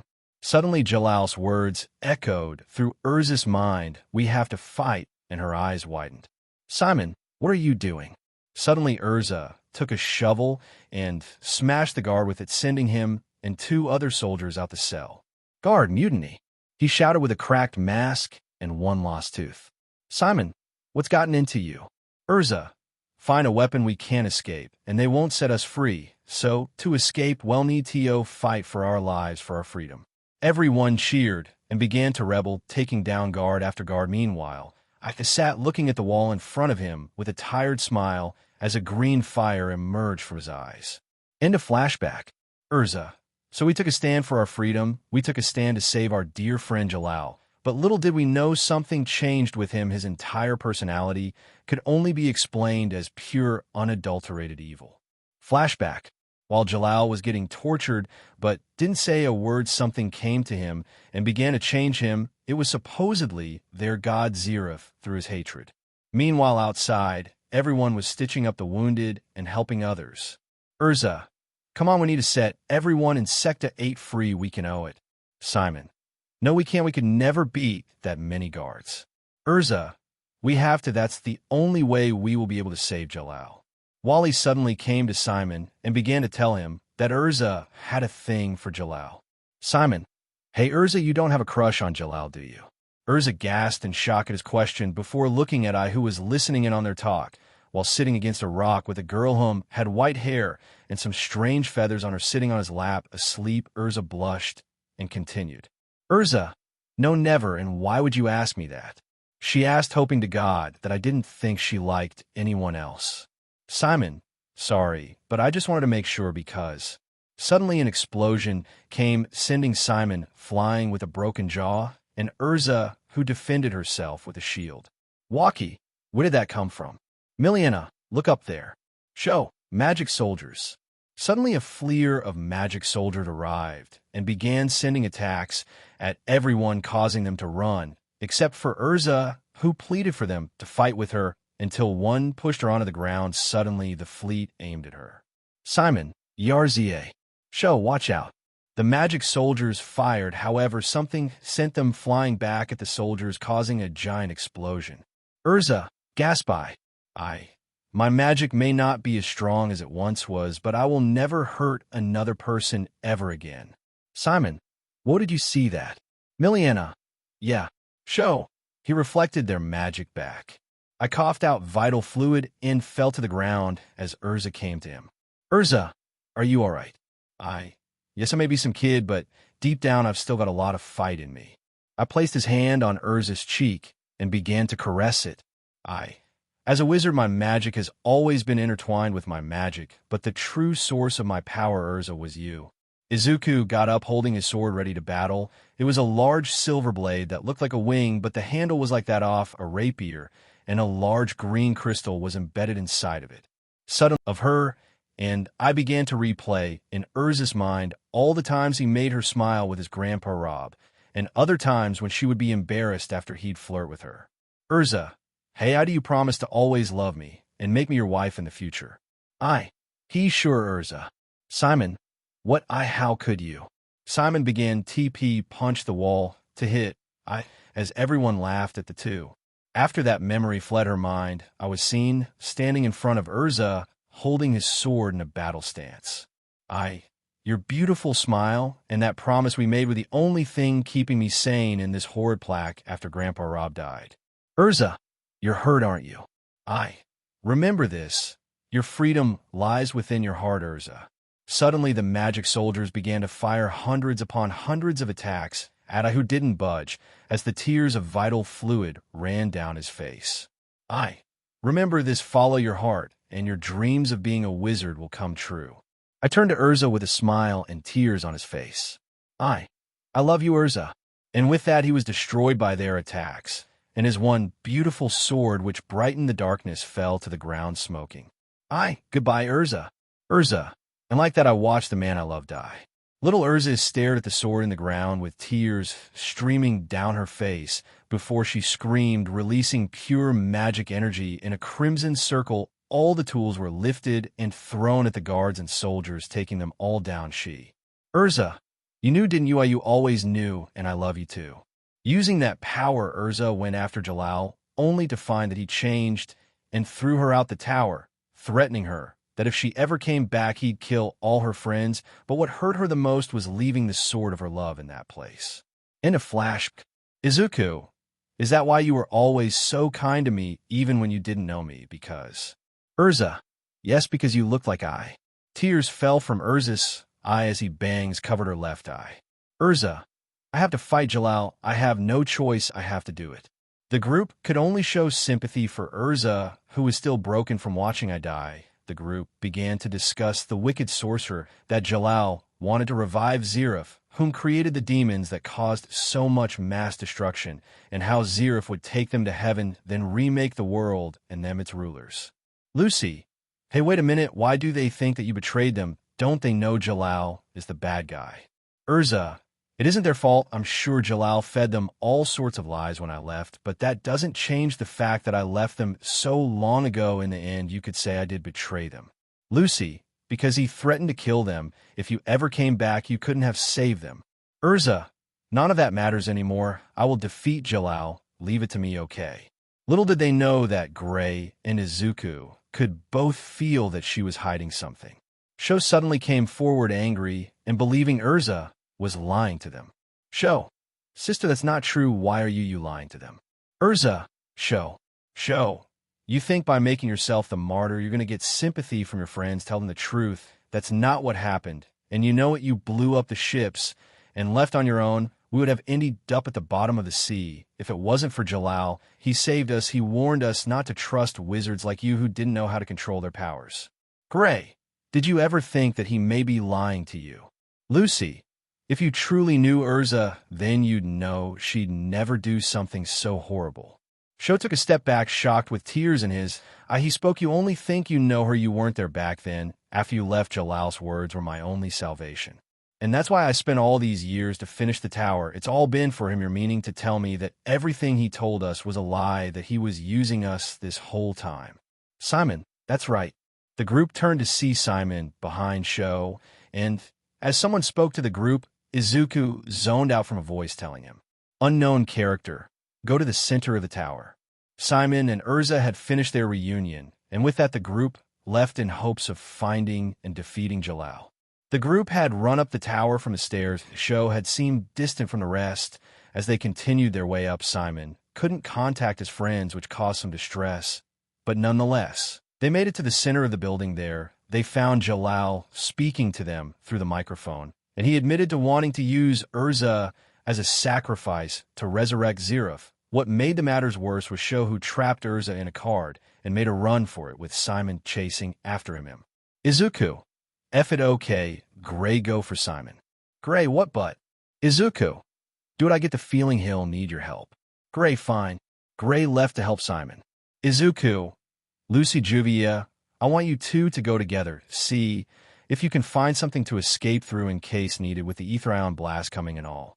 Juvia, but I don't want to work with her or leave you, my darling Izuku. Izuku, thank you for the worry, Juvia, but please, I need you to do this for me. He asked with desperation in his voice, to which she accepted in a flash. Izuku, great. Oh, and Lucy, take Aries with you. She's very strong. Lucy, all right, thanks, Izuku. Izuku nodded as the two left, which allowed him to walk through the right door and entered a room where he found the sword of ice stuck inside a boulder with chains wrapped around it, connected from the sword to the roof, so nothing could touch it. He waked to the blade in attempts to grab, but something stopped him, or rather a blade did. Izuku, what the? In front of Izuku was Spinner. Spinner, I see you were also transported to this strange world, Midoriya. Izuku, F it, Spinner, I need you to get out of my way. Spinner, I'm sorry, despite Stain's judgment of you. I am not in our home world, and in the name of justice, I must kill you now, die. Spinner charged at Izuku, swinging his sword down, only for Izuku to vanish and reappear, shattering Spinner's sword. And then twist midair. Izuku, one for all, 20% smash. Spinner was smashed into the ground by Izuku, who began to walk to the sword, that is, till his foot was grabbed, and he was lifted, then slammed into the ground multiple times, and then thrown into the wall. Getting up, Izuku looked over and saw Spinner, but now larger, more muscular, and scarier. Spinner in a deeper voice, this is my magic reptile king. Izuku, F it, get out of my way. The two charged at each other. Izuku, smash. Spinner, die. They both smashed their fists into the others, causing the entire floor to shake and a blue sphere of wind pressure to build up and explode. Izuku charged at Spinner at 30% and began to punch him extremely fast. Izuku, gra. Spinner, enough. Izuku laid in the ground, covered in vital fluid, as Spinner began to smash him again and again. Spinner, I am a member of Trinity Raven. I will kill you. Fight to get up. Izuku, who are you? It doesn't matter now, stand. Izuku, I can't. It doesn't matter, because a hero always wins. Do it, save Urza. Izuku, to protect Urza. We must be.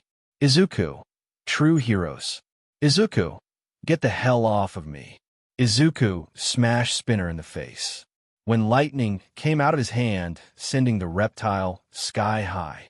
Izuku, T.O., be a hero. Izuku jumped up and grabbed Spinner before spinning him around and smashing him into the ground Noma style, and then landing right beside him. Izuku, I will never lose again. I will protect all that I love and care for, even at the cost of my life. Izuku, because that's what it means, T.O., be a hero.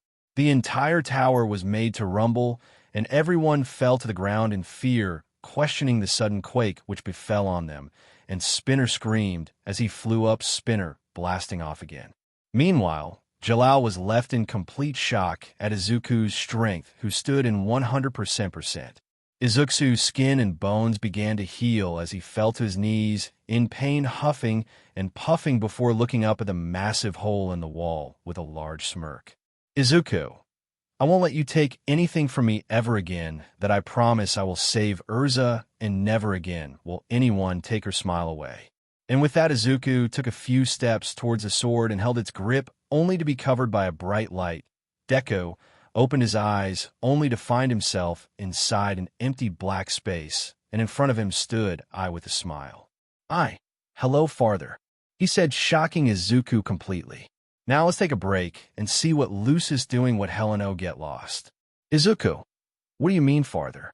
I suppose you're confused, huh? Well, okay, in our universe, there are thousands, if not hundreds of dimensions, and in all of them, there is a hero, someone born with nothing, but rises to earn a power, someone who strives to protect everyone with their life. This person, all of them, is you children, as you're the first, or rather the reincarnation of the hero god. Izuku, me the hero god, what's that? Well, you see, farther in the beginning, there was nothing, and then something began to grow in the emptiness. He was the first god, the father of the gods, if you would, and he created everything, but he felt alone, so he created humans, and along with the humans, gods, amongst those gods was the goddess of all beauty and power, who developed emotions which weren't supposed to happen, but she wasn't the only one. In fact, the god of love and bravery fell for her. They came together and had a child who grew to be more powerful than the two. The original god decided to name you another celestial being, the god of heroes. And like your parents, you found something love, but not for another celestial, but for a mortal. So to be with her, you decided to go to Earth. However, the original was enraged and made the hero god choose between all the universe and her. You being you decided her. But the moment you lost all your power, you also transferred all your power into a single egg within one woman of every world, universe, and dimension, creating us, your children. You are the reincarnation and our father. Izuku was in complete shock, but composed himself and asked a serious question. Izuku, then tell me, why are we in this world, and why is it connected to me? Because before you, this world had no hero, so for the universe to work properly and not come to ruin, one of her children were brought here and died. I came after him and died, so when you both, our memories flowed into you. Izuku, so none of them belong to me, my emotions. Izuku asked himself, looking down, clenching his fist. Wrong, they're yours, because our emotions, everything originates from you. So my love for Urza is in fact your love for her. Izuku, that's good to hear, but before anything else, tell me how you lived before coming here. Well, you see, when I was born, my name was Basara Tuju, and I lived a pretty great life. I fell in love with multiple girls who felt the same, had children with them, and lived till an old age. When I died, I lived with no regrets. That why I wanted to die here. I wanted to finally rest farther. I beg you, please. But before I continue, Izuku hugged him tightly with a smile. Izuku, I'm so happy you got to live like that, really I am. I was in shock and happiness before hugging his father. Farther, before I leave, I just wanted to give you my power. Izuku, what do you mean? You see, farther, like you, I had a similar curse, but it only affected the girls whom I loved. You see, the more I ended up pleasuring them, the more powerful I grew. Along with that power came a cost. You see, the curse only activated when one of my girls feels something or tries something against me. My power eventually grew to the point that it rivaled that of a god and a demon king. However, due to my death, that power has shifted, taking its own form instead of residing in my sword, and now it's in your body. So you have power above 100%, but it only comes when you give everything you have and push your body to its maximum limit. Izuku, that's so cool, thanks, Basara. Basara, no problem, Dad. Also, I've healed your body and stamina and given you 10 minutes to use one for all at 100%, and now all my memories are in you, so you'll finally understand everything. Izuku, I understand, thank you and goodbye. Basara hugged Izuku before disappearing, causing Izuku to wake up with the sword in hand. Reality.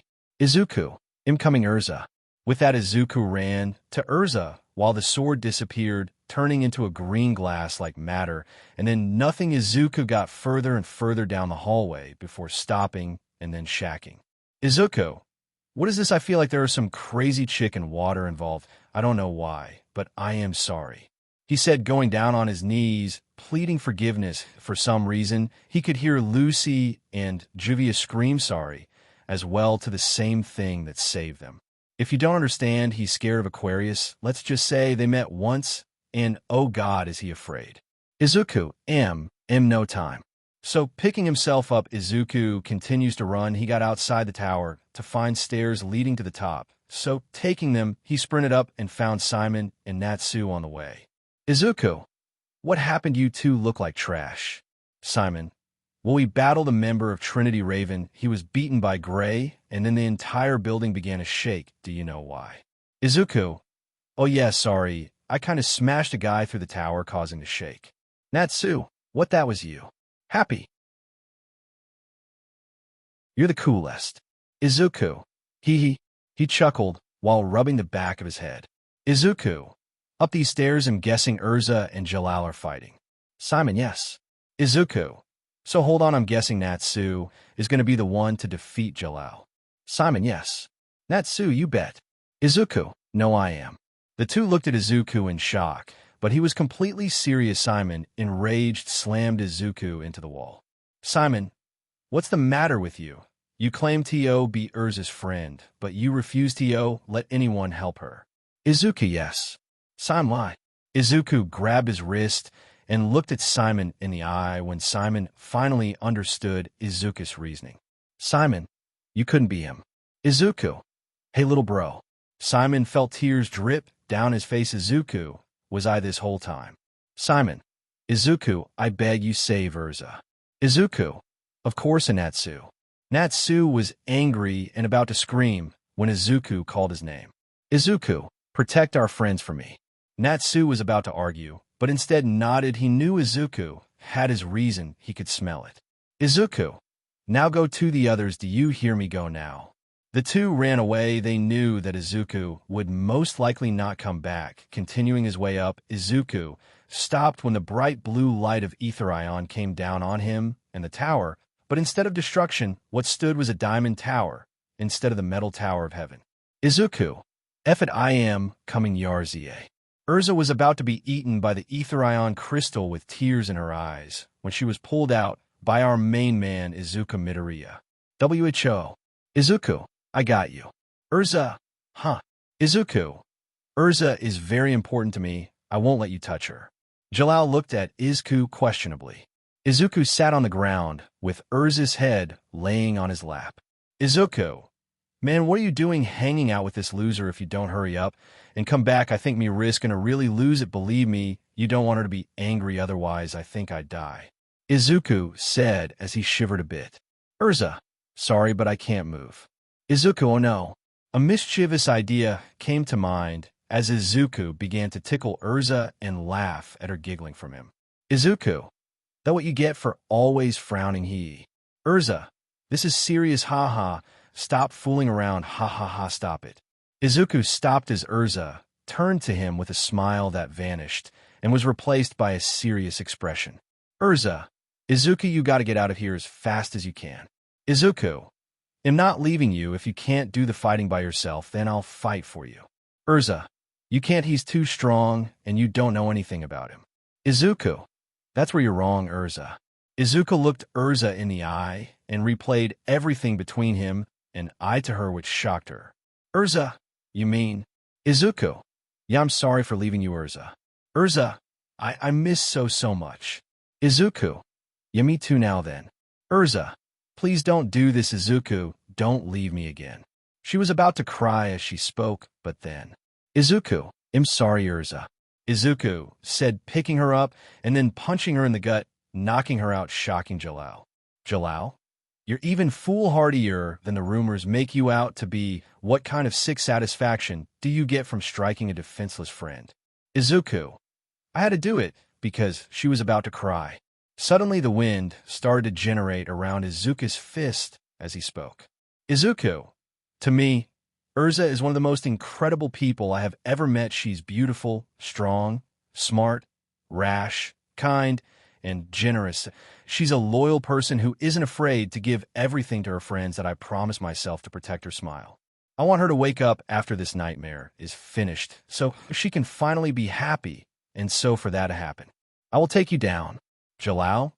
Oh, is that a challenge? Consider my interest piqued. I would love to witness the power of a hero. Izuku, grass smash. Jalal dodged the kick, but the wind pressure sent him flying only for him to land on his feet and skid on the ground till he stopped when Izuku appeared above him. Izuku Delaware smash. Jalal was smashed in the ground, but the impact was so strong that it made him bounce back up, to which Izuku rebounded the air and kick him back into the ground, destroying it. Jellic, Arg. Deku backflipped to the front of Urza and looked towards Jalal, who seemed to get up with no problem, shocking him completely. Jalal, I expected more from you, Izuku, Midoriya son of Hisashi, or rather the first hero. Hisashi Midoriya is the first hero, or rather the first man to be called a true hero. Basically, he's like Gilgamesh, but could do other things like fire breathing. He is very powerful. Jalal, I was hoping to witness the pure power of a hero before ripping you to shreds with my bare hands, but if that's all you got, then I won't waste my time. Izuku, I'll show you, he shouted before charging at Jalal at full speed. Jalal, you must be punished for interrupting the ceremony. Prepare to be destroyed by my heavenly body magic. Jalal began to fly and smash into Izuku, causing the boy to miss his attacks and get wounded. Not even one for all stood a chance. Izuku, I won't lose to you. Izuku shot up at Jalal and began to increase his power. 110%, 140%, 200%. Izuku, Jalal. Jalal, Izuku. Izuku, take this. However, before Izuku could take a breath, Jalal grabbed his foot and threw him down to the ground. Izuku coughed out vital fluid as he laid on the ground, bleeding and bruised. Jalal, and now faced the true power of darkness magic 7-star sword Grand Chariot. Izuku, Jalal came down to Izuku, who was lying on his face, completely taken down. His arms and legs were mangled and bleeding. Jalal, that spell packs as much punch as a fallen meteor. I'm surprised he's in one piece, but not completely fine. I suppose that was a little much better. Stop now, though the Earth system can't take any more damage, since any more would cause it to be useless. I can feel the magic just draining out already. I'll have to hurry. It's time, Urza. Suddenly stones were thrown at Jalal, small pebbles, to be exact, causing him to turn to Izuku, whose arms and legs were now fixed and not destroyed, but his skin was still purple, pushing himself off the ground. Izuku, feel that was my sneak attack. Now that this tower's one giant crystal, I guess destroying it would screw up your plans. Izuku said with a smirk and earning a gasp from Jalal. Izuku, this is not your day, buddy. He finished before smashing his first into the ground, causing cracks to appear everywhere. Jalal, what are you doing? Izuku, I don't even know fairy tale wizards are known for destroying things. I think it's time I start joining the family. Izuku, I won't let you touch Yarzie. Jalal, you won't get in my way. This will be the end of you. I've dreamed of this day, and I won't let a wannabe— Sorry, man, but I'm a pretty tough kid. If you think you can touch me, then come get me. Jalal, gra. Jalal fired several beams of light at Izuku, who simply dodged them all. Izuku, too slow. He jumped into the air, saw Jalal, and charged. Izuku, I got you no. About to punch, Izuku reeled his fist back and dived at the blue-haired monster, only for Jalal to send Izuku packing with a yellow surge of power. Like lightning, the attack sent Izuku smashing into a wall and grunting in pain. The explosion sound and vibrations woke up Urza. Izuku charged back at Jalal with a smile. Izuku, what's so scared for your tower that you won't give it your all? That won't work against me. Jalal got even more pissed and sent a yellow burst at Izuku, which caused the boy to backflip and land on his feet. Izuku, Delaware smash. The tower began to shatter more and more than before from that one attack. Some smoke and shards could be seen falling outside, as well angering Jalal even more. Urza thoughts. He's aiming for the tower. Izuku looked up with a smirk as Jalal shook in anger. Jalal, now I'm angry. I didn't spend years building this tower just for some punk to come and tear it down. I won't let you.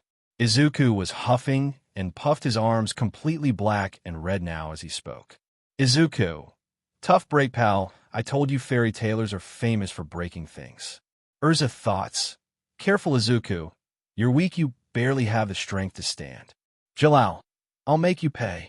He shouted before raising his hands in a cross position when a gust of wind came pushing Izuku and Urza back. Urza, Gasp. Izuku, what's something weird going on with this magic? It's making me feel sick. Urza thoughts. Why is my shadow bending towards the light? Urza, that spell it could kill Izuku. Jalal, and now I'll plunge you into infinite darkness, Hero King. Urza, don't do it, otherwise you'll kill me too.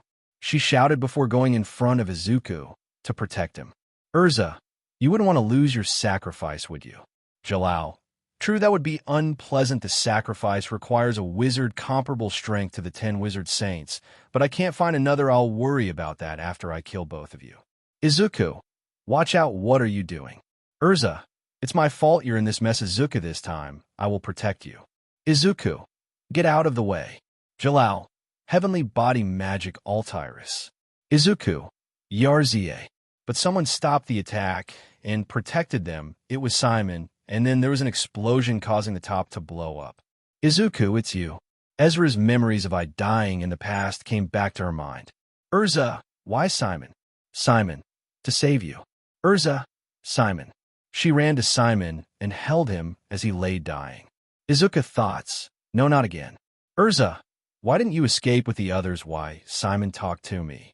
Simon, don't cry, it's okay. I'm happy to give my life for you. Cough, cough, cough, cough. Simon, you were the only person who made me smile. Urza, don't die on me. Simon looked at Urza only to see her as a little girl again with a smile. Little Urza, Simon. Urza, Simon. Simon began to cry as he thought his last words. I've always loved you. Urza broke down, crying, screaming Simon to wake the boy up, only he never did, and Izuku could only stare in despair. Urza, and oh, Jalal. What a perfectly foolish thing to do. He tried to play the hero, but his death won't change a thing. Simon gave his own life to save yours, but he should have known I'm not letting either of you leave this tower alive. Izuku, shut the hell up. Jalal, gah. Izuku smashed his hand into the ground and began to absorb the ether ion energy and finally completed one for all. Jalal, I can't believe this. He's absorbing the ether ion energy. Izuku roar. Izuku Jaya.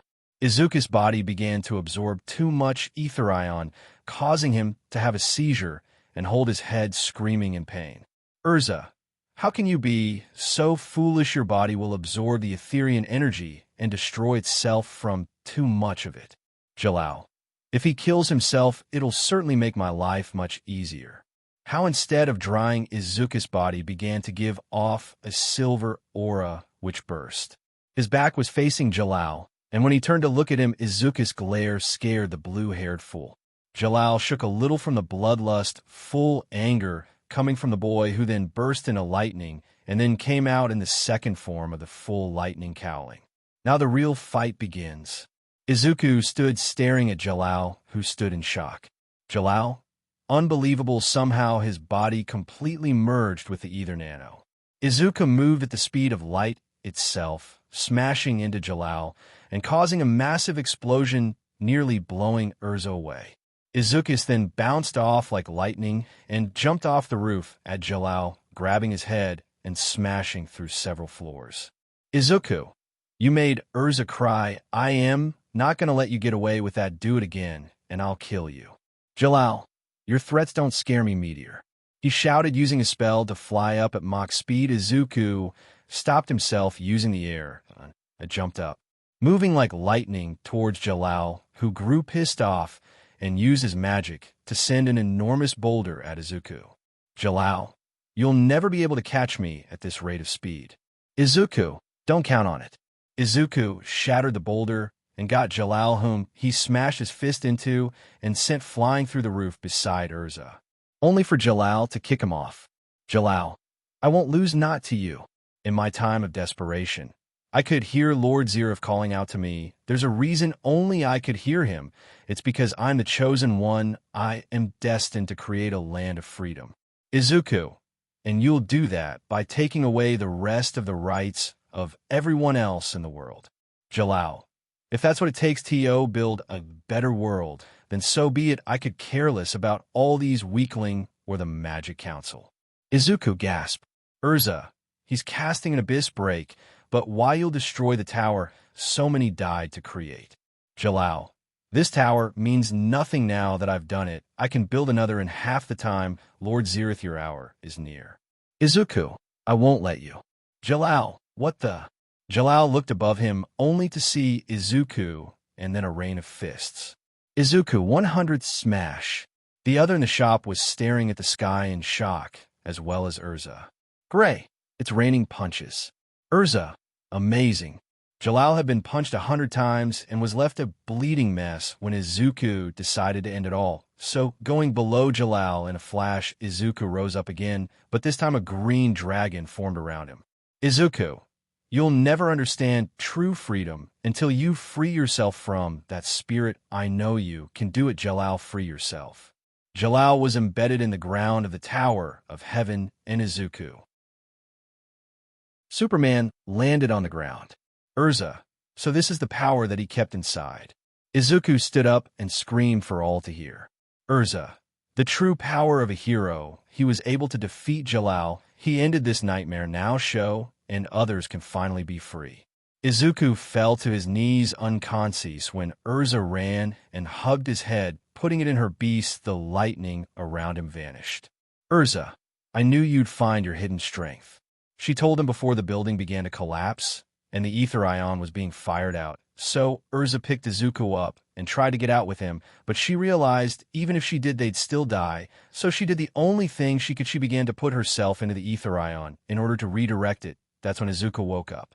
Izuku, Urza, what are you doing? I don't understand. Are you trying to go back into that thing? Urza, I don't have a choice. It's the only way to stop it. Izuku, stop what? The building began to shake. Urza, now you get it. The ether nano is absorbing more magic. The lacrima will not be able to hold it, so I need to merge my body with the ether ion and redirect it. Izuku, I won't let you do that. There has to be another way. To stop it. Urza, arg. She screamed louder as her body began to be absorbed even more. Izuku, no. Urza screamed even more, and Izuku ran to her. Don't do it, he shouted before falling onto the ground, unable to stand. Urza, I have to, she said, placing her hand on his cheek with a smile on his face. Urza, I can't even imagine what my life would have been like without Fairy Tail. If it weren't for you and the others, I probably wouldn't be here today. I hope you know how important you are to me. I love you all so much, especially you, Izuku. I waited for so long. In your back, you're here. I'm so happy. Izuku, Urza, that's why I'm willing to make the ultimate sacrifice. If it means my loved ones will be spared, I'd gladly give my life so that you may live, she said before going in completely and sinking deeper into the ether ion, while Izuku banged on the ice to get her out, screaming to her with tears. Izuku, Yarzie. And with that, the ether ion was fired out completely to the top. With Urza was in a completely white dress as she watched Fairy Tail give her a funeral, but Natsu losing it and shouting that she isn't dead, all of them stopping Natsu while they cried. Urza, I sacrificed myself because I thought it'd make the future better for them. I never thought things would end this way, so they could go home happily. Wait, where is Izuku? She thought to herself before the scene changed to reveal Izuku standing on a cliff looking out before falling to his knees. Izuku, it happened again. Izuku looked up, revealing tears. Izuku, she's dead because of me. I was too weak. Urza, that's not true. Izuku, an no hero. Urza, yes you are. Izuku, in nothing but a useless Deku. He told himself, crying, when Urza tried to hug him. Urza, I didn't want this. Why? Please, in this all, please someone save me from this nightmare. Suddenly a hand appeared in front of her, and she woke up in the ocean. However, this time, she was in the same clothing as before. She was back in the real world. Urza, where am I? Everyone, Urza, haha. Urza, no, this makes no sense. Does this mean I'm still alive? Gasp. She turned to see Izuku holding her. However, his arm and a little of his face was completely burned like the Iron Man from the Infinity Stones. Urza, thoughts. Izuku, you saved me again, she said, staring at him with a teardrop in her eye. Urza, thoughts. I was lost in that sea of magical energy, and you were still able to find me. Short recap. Izuku stood in front of the beam of ether ion heading to the sky with a single thought in mind. Izuku, I love you, Urza, and I refuse to lose you again. Reeling his fist back, Izuku drew all the power he had in him into his hand. Suddenly, the same green arcs began to flow around him, and with all the power he had in him, he shouted, Izuku, 100,000,000% smash. The massive blue beam began to split as Izuku's fist dug deeper and deeper into it, shattering the diamond, which absorbed Urza. Izuku, Yarzie. He screamed as a quarter of his face began to smolder and burn up. He screamed in pain and never stopped for a second until he found her, and when he pulled her out, he hugged the girl and held her close. Seeing the tears on her face, he used his one unburnt hand to caress her face and wipe her tears. Izuku, I will never let go of you ever again. And the light destroyed everything around the two. End of recap. Izuku, I feel the same way you do. Urza remembered the words she said about fairy tale. Izuku, and I know everyone else does too. Izuku, promise me you won't do something like that again. Urza, I won't. Izuku, promise. He shouted as his voice broke, revealing that he was crying. Izuku, promise you won't leave me again, never again. Urza, I promise, thank you. Izuku, she said, placing her forehead against his with a smile as he cried. Urza, this experience has taught me a very important lesson. You don't die for your friends, you live for them, cause the future wouldn't be as bright without them, she said before turning to the group with a smile on her face. Within one of the hotel rooms, Natsu, Happy, Urza, Lucy, and Gray are sitting around a table, while bandaged up Izuku is sleeping soundly on the bed. Gray, you think he's going to be all right? Lucy, I can't believe he's been sleeping for the last 2 days. Gray, yeah, well, that's what he gets for eating all that ether nano. Natsu, yeah, well, so what, I could have taken down Jalal without absorbing the ether nano. Lucy, oh, for sure, she said in a sarcastic tone. Natsu, what? Gray, tell that to the chicken assassin, which practically ate you alive. Natsu, shut up. If I wanted to, I could take Izuku down in no sweat. Suddenly, Izuku got up in seconds and shouted, Izuku, just you try and say that again, and I'll smack Y. Happy, you're awake. Izuku, and like that, he was sleeping again. Natsu, that punk woke up for a fight, let me at him. Lucy, haha. She laughed loudly at the silly trio, as Urza could only smile. Urza, I know I've already said this, but I'm sorry for causing so much trouble. Lucy, you don't have to keep apologizing to us. Urza then turned to Gray, who was leaning back, while Natsu argued. Urza, where's your friend? I want to thank her. Gray, you talking about Juvia? She left a while ago. She said she wanted to talk to Gramps about signing up for the guild. Urza, I see. Izuku woke up a short while after they had spoken. Urza had left to the beach shore where her old friends were. Gray guided Izuku to where all the food was so he could replenish his strength. Urza had joined a group with her old friends. In order for them to meet the group, her old friends were a little uncomfortable because they believed everyone would hate them, but Izuku and other treated them like nothing happened to shock the group.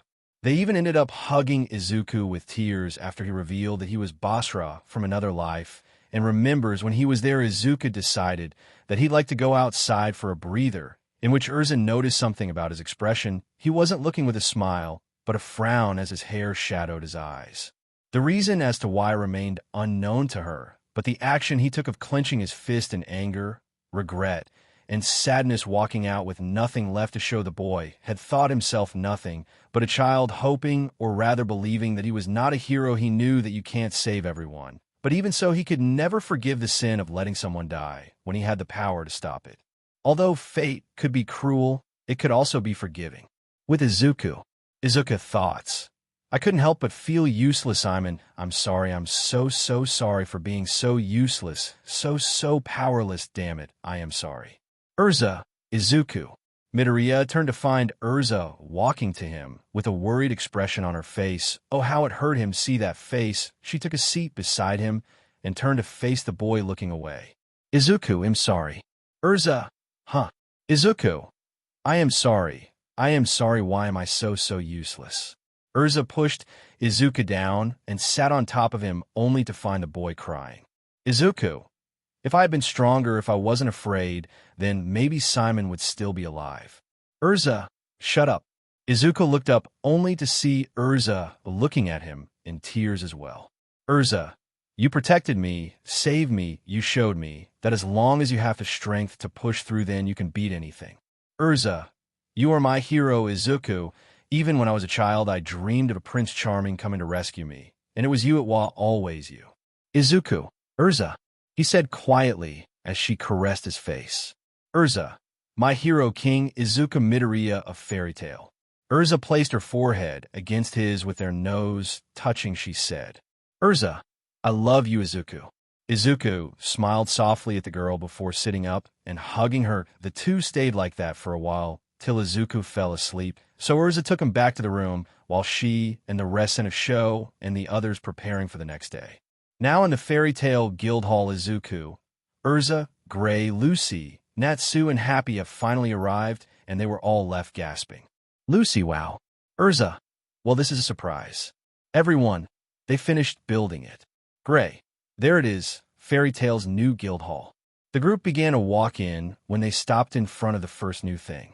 Izuku, are you kidding me? We got a cafe now, he said as they all looked to the people sitting outside, all eating food from the cafe.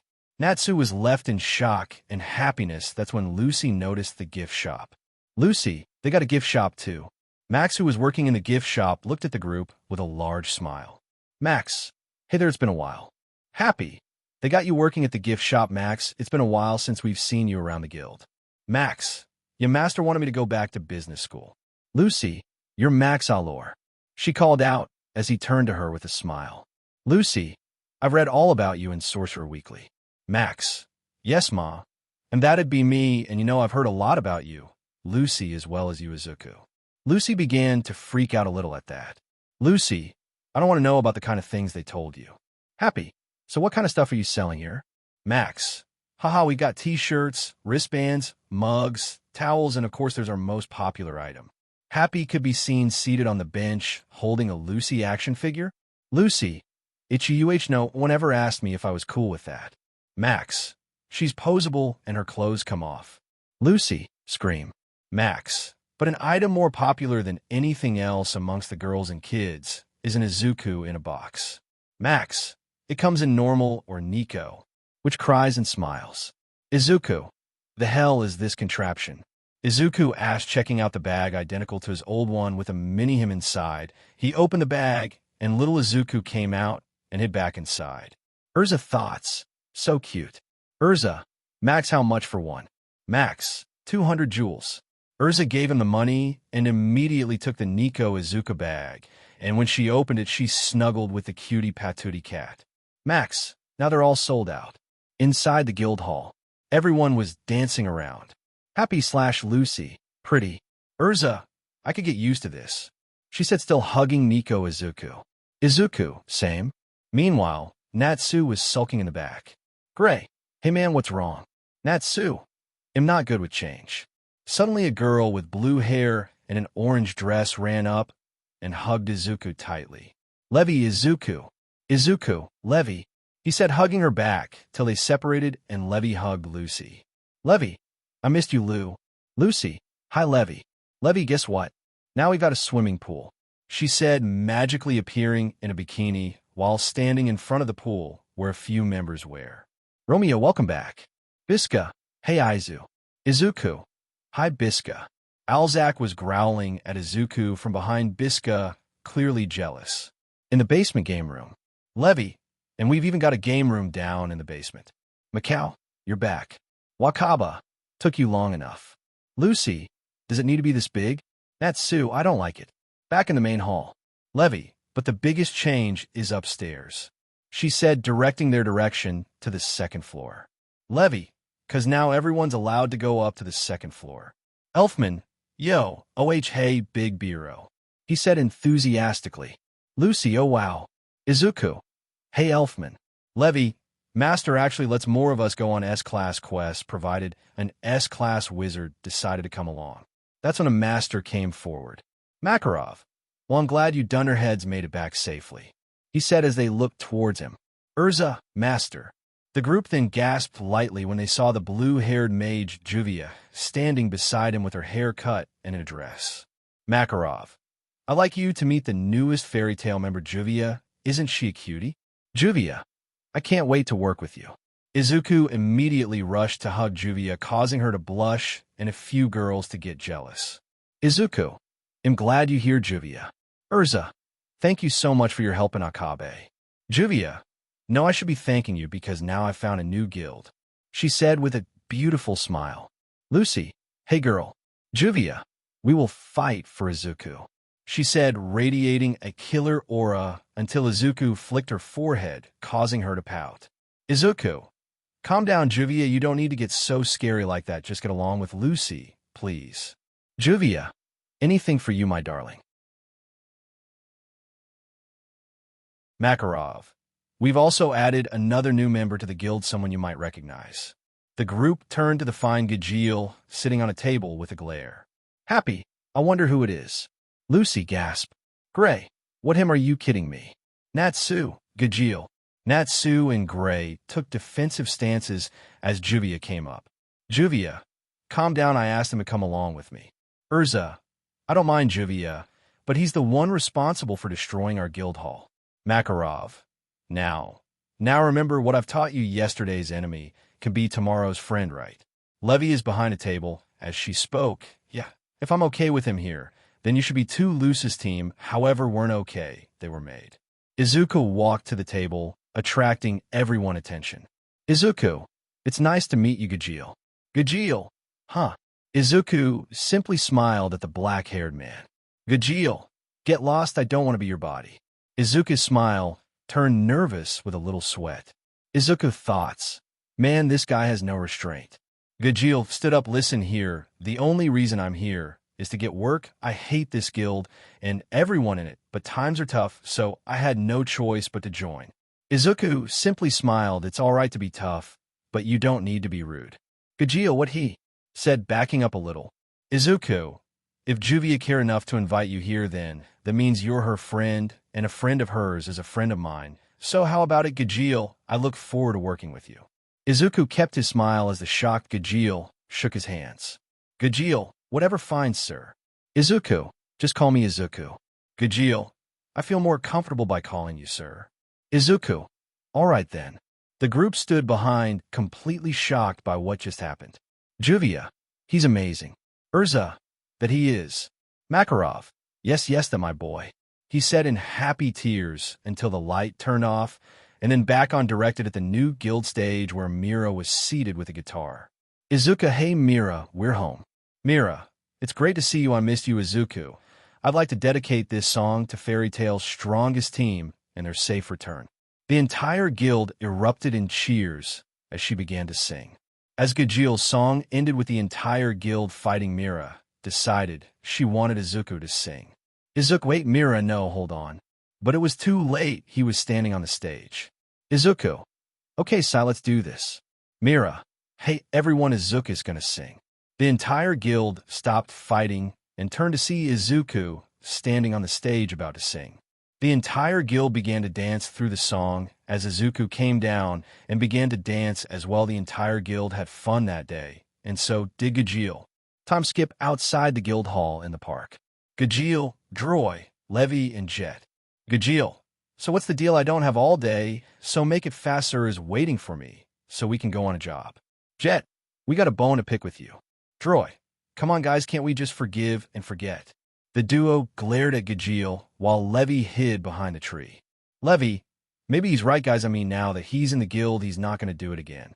Jet, we got to let him know. Droy, he can't mess with us. Gajeel simply smirked. Jet, that's right, go ahead and act tough while you still can. He shouted before charging forward and slamming into Gajeel's chest, sending the guy flying back. Droy, secret seed, knuckle plant.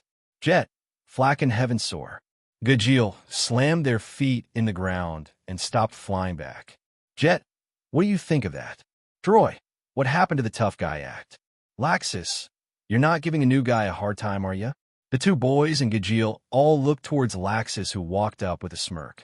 Laxus, but seeing as how this is the punk who destroyed our guild hall, I can understand. I bet the old geezer let you join the guild was because he was scared of you wrecking the place again.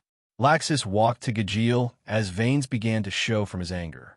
Laxus, we've become the laughingstock of the whole magic community because of you. On my way back from the last job, I stopped at some pubs and heard some things that really pissed me off. Everyone was talking about how weak the Fairy Tale Guild was now. No one dared say that about us till you came along. Lighting began to bounce off Laxus as he sent a thunderbolt at Gajeel. Gajeel, Laxus, now you're going to pay. Jet, you're taking this too far. Calm down, man. Droy, I know Laxus is strong and all, but something's not right here. It seems like Gajeel's going down too easy. Jet, I didn't realize it till now. Levy, he's not fighting back. He's letting them get their anger out on him. I think he's trying to get their acceptance. Laxus began stomping on Gajeel with lighting on his feet. Laxus, you never should have messed with Fairy Tale Punk, cause now you're going to have to deal with me. Jet, give a rest, Laxus. Leave him alone. Laxus, I'm not taking orders from you. He shouted before firing a lightning bolt of the three, but instead of hitting Jet and Droy, it was about to hit Levy until something, or rather someone, came and saved her from the smoke-raised Izuku, holding Levy bridal style, with a pissed expression on his face. Laxus, well, if it isn't the fairy hero, Isaac WOH. Izuku vanished reappeared punching the ground so hard that it shattered entirely. Laxus used Lightning Body to appear above Izuku. Laxus, curse you. Izuku walked away from Laxus and picked Gajeel up. Izuku, are you all right? Gajeel, yes, sir. Izuku, okay, let's get you home so you can rest. Laxus and Izuku left that day, both swearing that the other will pay. Walking through Magnolia, Izuku, Mira, and Makarov are holding supplies for the guild, looking around and enjoying the sights of people smiling while they work for the Harvest Festival. Makarov, the whole town is getting into the Harvest Festival spirit. Mira, and everyone at the guild is preparing as well. Makarov, of course, people all over town come to see the Fairy Tale Guild's floats. Don't want to disappoint our fans, do we? Mira, it would be nice if Laxus would join us for once. Izuku, what, screw him, it's like you don't even want me here. Izuku said, heartbroken, till Mira kissed his cheek. Mira, my heart's you alone. She whispered in his ear till Makarov intervened. Makarov, the less said about that bum the better. Izuku agreed.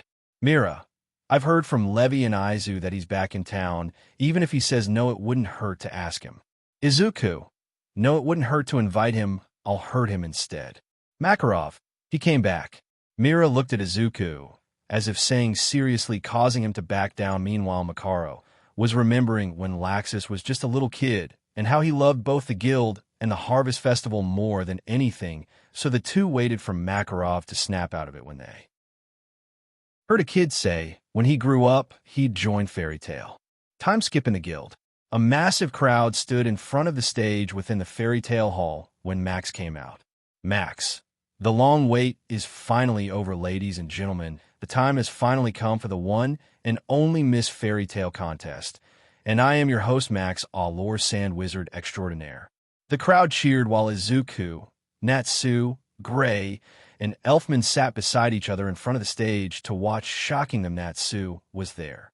Max, now introducing the girl who'll drink you under the table any day of the week, Kana Alberona. The crowd erupted in cheers for Kana as she came out, and then her clothes turned into a swimsuit. The entire celebration continued till Evergreen entered the picture and turned the girls to stone. Now Laxus has begun the battle of Fairy Tale. What will happen next? Sorry for the extremely short chapter, guys, I'm busy. Izuku, Natsu, Gajeel, and Gramps all waited for the stone statues of the girls to break, and when Urzus one broke first, Izuku immediately jumped, hugging the life out of her. Then after a bit, he did the same to the other girls who were freed from the certification put on them by Evergreen, and now Izuku had gone and found Laxus, who attacked Urza since she was distracted because they saw Mystigan's face, and now, to protect his friends, Izuku will fight Laxus. Present. Laxus' aura began to grow larger and even more powerful, so powerful in fact that the air around them began to vibrate. Izuku, I think it's about time you give up. You'll never have Fairy Tale, cause I'll never let that happen. Laxus, Oh, you don't know who you're messing with. I'm a lot stronger than any of you ever dreamed, and none of you are strong enough to stop me, so your best bet is to get out of my way. Izuku. Oh yeah, then it seems I'm going to have to knock you down a few notches. Izuku jumped high into the air and touched the ceiling with his feet before rebounding off. One for all Delaware smash. Laxus. Come on, is that the best you've got? I have more power than you in my little finger. Izuku was sent smashing into the roof of the cathedral with dust covering him. That is till he smashed off the roof and dived down at Laxus, both covered in lightning like auras. Izuku/Laxus, huh? Laxus, however, got the best of Izuku.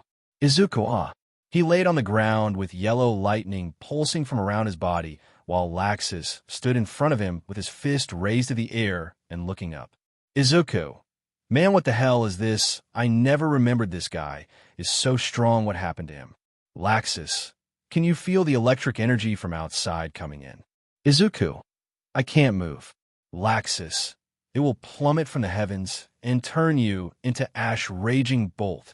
The floor where Izuku once laid and was completely broken, and smoking Izuku himself, however, was nowhere to be found. Laxus.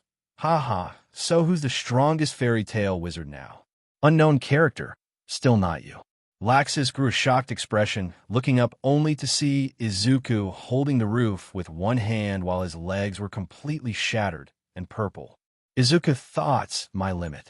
He said to himself before going into his pocket and taking out a vial, putting it onto his leg with his left hand, causing them to grow green and heal, and then let go of the roof before landing on the ground and looking at Laxus, who just grew stronger and stronger with each passing second. The lightning coming out of his body only grew stronger, causing not only the air to vibrate, but also made his eyes flash yellow again and again. Laxus, what's the matter? You scared? You should be. Izuku only looked down with his hair covering his eyes before looking up, showing a face of pure determination. Izuku, I won't lose, not to you. Laxus, Izuku. Izuku, Laxus. Both. I will defeat you. Both charged at each other and exchanged attacks over and over again. Izuku, Laxus. Laxus, curse you. Both Izuku and Laxus struggled to lock eyes with each other again before going back to the punches. Izuku/Laxus. Jaya. Izuku, I won't let you beat me. Laxus, die. Izuku, ugh. Both men spit out a little vital fluid. Laxus grew angrier, however, and with all his might sent a massive smash at Izuku, shaking everything around them. Laxus, why won't you just die already? Izuku was sent smashing into the brick wall a few meters away, shattering it and falling to the ground, but he refused to give up and stand. Laxus, ever since you came, all anyone has thought about is you, the great hero. All they think, all they talk about is you. It makes me sick. Why should they talk about a weakling like you when they have me? Laxus, I'll show them all who the true strongest is. Lightning Dragon. Izuku, no way, he's a dragon slayer. Laxus, roar. The lightning enveloped Izuku in a bright light, and as the explosion passed, it revealed him on the ground with lightning bouncing off of him, grunting in pain. Laxus, you're still alive. I was sure that would finish you off. Why won't you just kick the bucket already? Izuku, I can't move. Laxus, you monster. The old man, Urza and Mystigan, Natsu and Gajeel, and all those weaklings in Fairy Tail, and those pathetic people in Magnolia, your time is over now. He shouted as lightning raged around him and the floor shattered with beams of light shooting out. Izuku, what are you thinking? Stop it right now, Laxus. Laxus roared out as he continued to build up power when both men heard Levi. Levi, Laxus, stop. Izuku and Laxus turned to see Levi hiding behind a pillar with Natsu and Gajeel behind her, both wounded from versing Laxus earlier. Izuku, Levi, what are you doing here? Get out of here. Levi, Laxus, you need to see the master. He doesn't have much time. But Laxus continued to build up power as tears brewed in Levi's eyes. Levi, Master Makarov, I mean your grandfather is close to death. Izuku, no way, not him.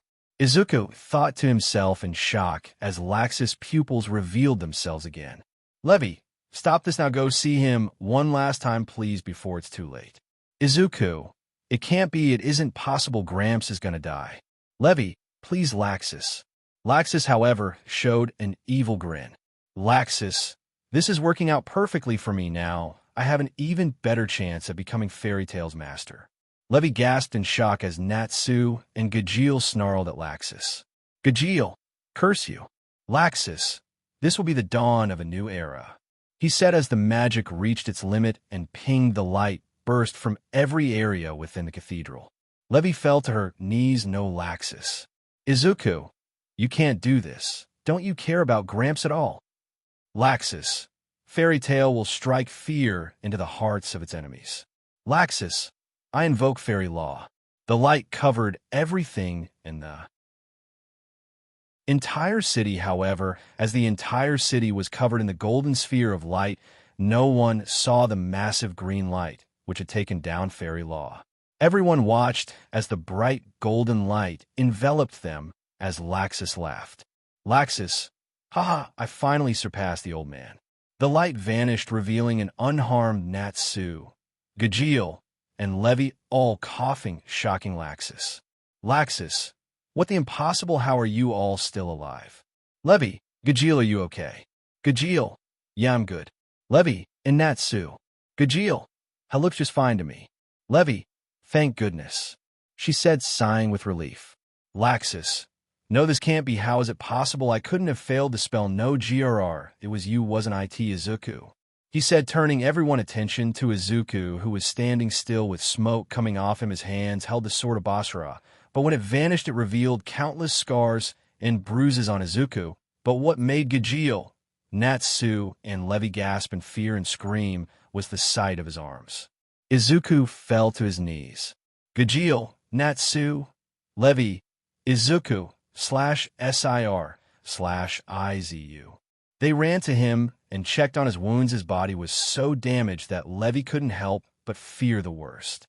Laxus, how did you do it? Answer me. Natsu, what did you do? Izuku. Gajeel, I think he's the reason we're all still here. Levi, what do you mean? Gajeel, I knew I saw him. You see, when Laxus unleashed the spell, I saw someone run at the speed of lightning, holding a sword and slash, then the green completely overlapped fairy law, but I never thought it was him. Levi, he's amazing. Suddenly Freed showed up wounded after his fight, with Mira Jane barely standing and leaning on the door of the cathedral, attracting all their attention. Laxus, Freed, looks like your spell didn't work thanks to the hero. Laxus, I know, but that doesn't mean I can't do it again. Freed, that's enough, Laxus. You can't win this battle, not against the hero. Give up and go see your grandfather. There might still be hope for forgiveness. Laxus shook in frustration before shouting. Laxus, he may be family, but I am stronger. Izuku, who the hell do you think you are?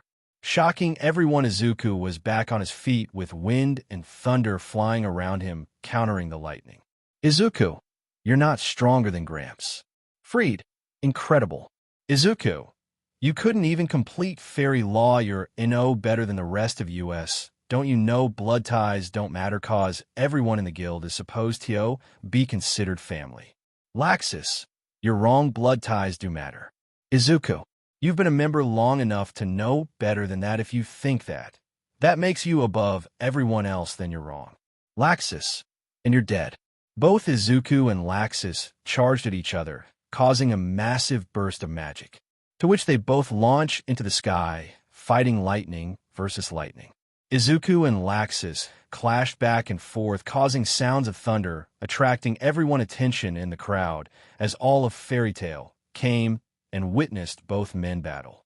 Izuku/Laxus, Laxus/Izukugra. However, the pain from his injuries caused Izuku to falter. Laxus died. Izuku coughed out vital fluid as Laxus began to punch him with lightning-infused punches, which caused everyone to shake in fear of all the crunching noises coming from Izuku and echoes of Laxus lightning upon collision. Urza, stand up. Mira, fight. Fairy Tail, come on, Izuku. Laxus died. But before his fist could make collision, Izuku was instantly under Laxus' fist and uppercutting the blonde into the cathedral wall. Laxus smashed out the wall and looked at Izuku in pure anger. Laxus, why won't you just die already? He said as he generated lightning in both his hands. Izuku, fairy tale is our home. There's no way I'd let you destroy it, never, even if I have to die. To stop you, I won't give up. Laxus, I am gonna obliterate you, lightning dragon heavenward halberd. Freed, and oh, you'll kill him. Girls, stop it. Fairy tale, and oh, Izuku. Laxus, D. The lightning upon collision caused a massive explosion, and everyone was left in tears, but when the smoke cleared they found Izuku, standing covered in smoke, his entire body messy and bruised, but still standing. Laxus, no one could survive that, what are you? Izuku walked forward, shocking everyone. Izuku, I am the predecessor to the #1 hero, All Might. Laxus, stay back. He shouted, throwing a lightning bolt at Izuku, only for it to be destroyed by a golden shield. Izuku, I am the light in the darkness. Laxus, get away from me. He shouted, about to turn into lightning and vanish, but Izuku grabbed his wrist, somehow stopping him. Izuku, I am the fairy hero El Drago, and I will make you pay for hurting my family. Laxus, stop it. Izuku, United States of Smash. The smash was so powerful that it not only destroyed the ground and everything above it, but created a massive tornado, nearly swallowing up everyone. Laxus was nearly conscious, that is, till he saw something. Laxus' thoughts, this light and his smile. Izuku is smiling. Laxus teared up. Laxus, he truly is a hero. And with that, he gave in and lost consciousness. Fairy tale stood there looking at Izuku in complete and utter shock, but Mira ran up and caught Izuku, who fell, burying his head into her melons with tears in her eyes. Mira, you're an idiot. Izuku was barely able to speak, but said, I'm just happy you're safe. He told her with a smile before falling asleep as well. Mira, I hate you, my Aizu, she said before putting his head in her lap so he can sleep. After that event, the festival began, and so ended Season 1 of Deku in the Fairy World. So, this was the end of this series. Stay tuned for next part of this series, and if you like this video, don't forget to like, share, and subscribe to our channel. Until next time.